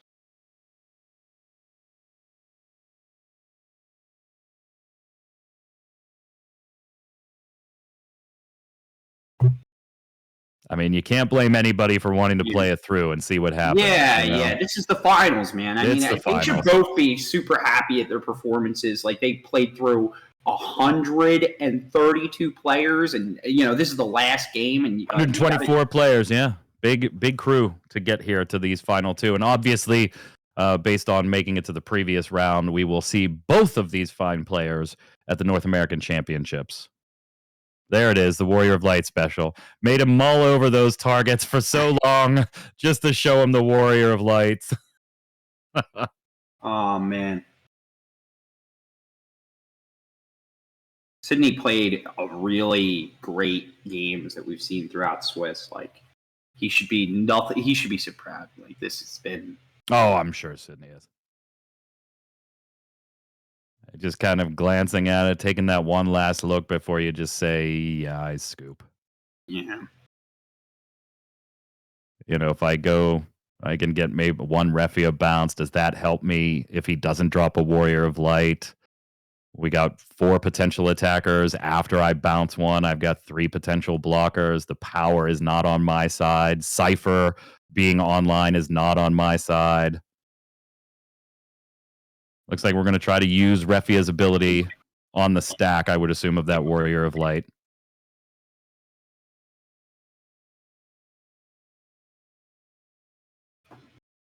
Yeah, I assume this is in response to Warrior of Light's special. Yeah. Put that on the stack.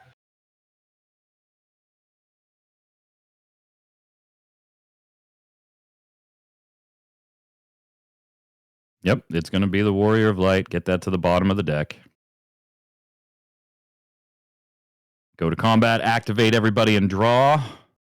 Mm-hmm. We'll be able to get rid of one more at some point with a Refia ability. Mm-hmm. The math's still not in Sydney's favor here, though. It's really not. Cypher being online gets rid of one of those forwards automatically upon attack. Yeah.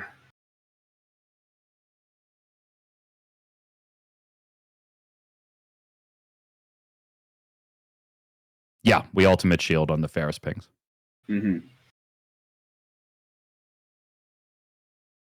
And then Refia ability on top of the Warrior of Light. Here comes Gilgamesh. Yeah, that card's 6 colors. Yeah, there was a couple colors in the discard pile. 6 colors in that break zone. Ugh. Sydney reading Gilgamesh again. Are you kidding me? It doesn't get the 3 attacks this time, Sydney. Not this time. There are a lot of attackers, that is for sure. It doesn't get the 3 attacks, but, 1 is going to be enough here. Kyle thinking through things, swinging with the Cypher. So we're going to get one of these forwards off the board right now. It's going to be the Ferris. That's the chosen target. Sydney looking things over.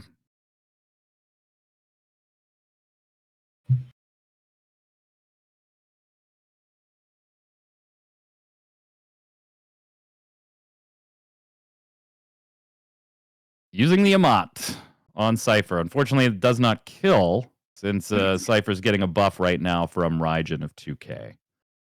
But it at least will keep Ferris alive. And Sydney I didn't think he just didn't realize that Cypher was getting a buff and that the Amat wasn't going to be enough. Just extends the hand. GG, finals in the bag. Congratulations Kyle Peters. Congratulations, Sydney, on a tremendous matchup and a tremendous 2 days for both players. So playing some Final Fantasy TCG here. Kyle Peters walking away with the trophy. Now, remember, we will have one roll down. We have not revealed names because that'll be up to the tournament organizer to look through and see where that roll down goes. And we didn't want to give a name incorrectly just by any chance. So we've got our top 4 were Kyle Peters, Tori Kelly, Sydney, and then Michael Powell. So we do have the one roll down from Michael Powell, having been part of the NA Worlds team last year, automatically qualifies for the North American Championship. So we do have 4 in the bag already and a trophy. What a great 2 days. We're going to find out who that roll down goes to before we sign off to you. If you are wondering, I have, been keeping the stats all the way through. We started the top 32 with 7 Knight decks. None of them made it past top 16. In fact, only 2 made it to the top 16, and they were both wiped out in that top 16 round. In the Wool 7 category analysis, we had 3 different kind of categories of Wool 7 for you, so we could separate them up. Kind of a pure Wool 7, a Wool 7 with a substantial Category 8 package, like you saw Kyle Peters running there in the finals. And then we had another Wool 7 that had a pretty substantial Warriors package. So across all of the totals there were 7 of those decks, 3 traditional Wools, 3 Wools with the Cat 8 package, 1 Wool 7 with the Warriors package.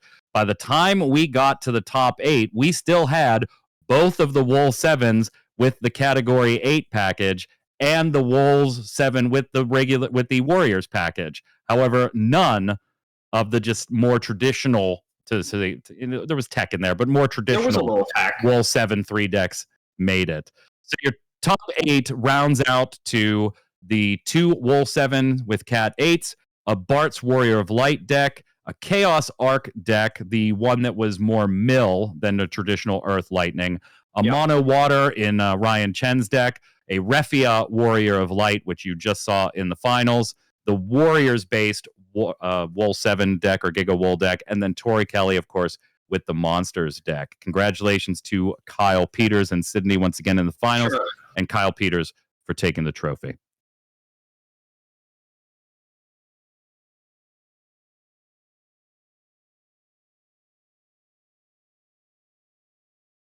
Yeah. Okay. So we're receiving word that the TO and team at Collector's Cash believes they know who the roll down goes to, but just because they're maybe a little unsure of exactly how that works, because it is not based on the top cut, it's based on the Swiss and all that fun stuff, they are going to leave that to Square Enix to announce. So I don't have a name to give you on who that rolls down not to. Just yet, but we'll find out soon. Not just yet. We'll find out soon. So Gabe, 2 wonderful days. It's been a blast absolutely commentating this with you. It's always an honor to see you, another brother from the Pennsylvania area. I always love spending time with you. I really enjoy doing this. Thanks to everybody who tuned in. We had like a ton of people watching from all over the globe. It's great to see. Friends new and old, welcome to the game if you're brand new. Hope you enjoyed the first North American Materia Cup. Go check out Italy's results from last week as well. And now we're into the season, baby. More Materia Cups, more local qualifiers. I'll be at a local qualifier here outside of Pittsburgh next Saturday. I won't have the pleasure of playing against any of you that are there because I'll be TOing that one for one of our local stores. On you, but I would love to absolutely see you. It'll be a blast. And then, of course, I will be at multiple Materia Cups and local qualifiers throughout the season. I can't wait to shuffle up across from all of my friends and hopefully find my way to Nats. We'll see. One can dream. One can dream. I believe in you. I believe in you. Yep. I definitely do. If I can't play at an event, I love doing commentary and hope to have my voice here on some other games too. Gabe, I know you got events coming up too that you want to talk about. Oh, yeah. So first off, I'll be there in Florida. I will be one of your judges in Florida for the Florida Material Cup. I will also be Chicago Materia Cup. I had the honor of getting a local qualifier at my local game store, which I'm more than excited to go ahead and put on for people. For me, this means a lot to my community, my small community. I know a lot of times when we've gone to local qualifiers, when we've gone to stores, a lot of times the stores, like they know that we're there. We know that they're there playing for big stakes, but it's never. It sometimes doesn't feel like we're kind of put in the corner. The nice thing about this game store is that, like, because I have a single hand in a lot of the involvement, and this is the only event that's really there, I'm very excited and very honored to get a local qualifier. And I actually have a line of prizes, a line of things to do. And I would love to bring it up here and just show you what I'm going to go over everything I'm going to. So Mainline Chess and Games, our local qualifier is going to be June 29th, 12 p.m. start time. I'm going to have so much prizes that you will not understand. If you look here, I'm going to go off what we'll be doing. Not only are we giving away all the participation promos for organized play, we're giving out the trophies, the mats, the sleeves. I'm throwing in stuff from my own collection and also things that the community has donated to me. I'm going to go off the list of what we're going to be doing. We're going to be doing $15 winner boxes all day long. Just to let you know, the store has no events. A lot of times when we do these local qualifiers at other local game stores, we have to kind of share the room, which is understandable. The room is locked for us. A couple of the things that I'm gonna be throwing in as part of prizing: a 30th anniversary promo Gabranth, a European Bahamut national playmat, an A001 Cloud. We have some Final Fantasy Black Linen official playmats. I will have a Laswell promo 040 promo. I have box toppers from all over the place. If you see on this little picture, I will be giving away a sealed box of Opus 11. I will do chaos drafts all day long, and I will keep firing locals. The cool thing about my locals is I have keys to the shop. The owner has already given me permission to host and have events as long. If you want to keep playing, let's keep playing. Let's then celebrate this brand new season that's coming out into play. My goal is, depending on the number of organized play packs that I have in the store, my goal is to give a organized play pack, so foil with all the non-foils, to everybody. This means so much to my local community that, like, I just want to do it up. I want to do it up for Pennsylvania. We deserve it. This has been one of the best years of Final Fantasy ever. And I'm so excited that I can play a part in this. Very cool. Lots of good stuff going on, and we've got events all over the country, into Canada. Can't wait to see some of my Canadian friends. Got to go to a couple events there last year. I'll be going back up there this year. It was a lot of fun. It's just good to be back, gang. It's good to be back. It's been our absolute pleasure hanging out with you for the last 48 hours. Sorry, last 2 days. Enjoy the stream. Hope you enjoyed the stream, and we hope to see you at a Materia Cup or commentating a future Materia Cup. I hope to see you there. We'll see you there. Later. See you there.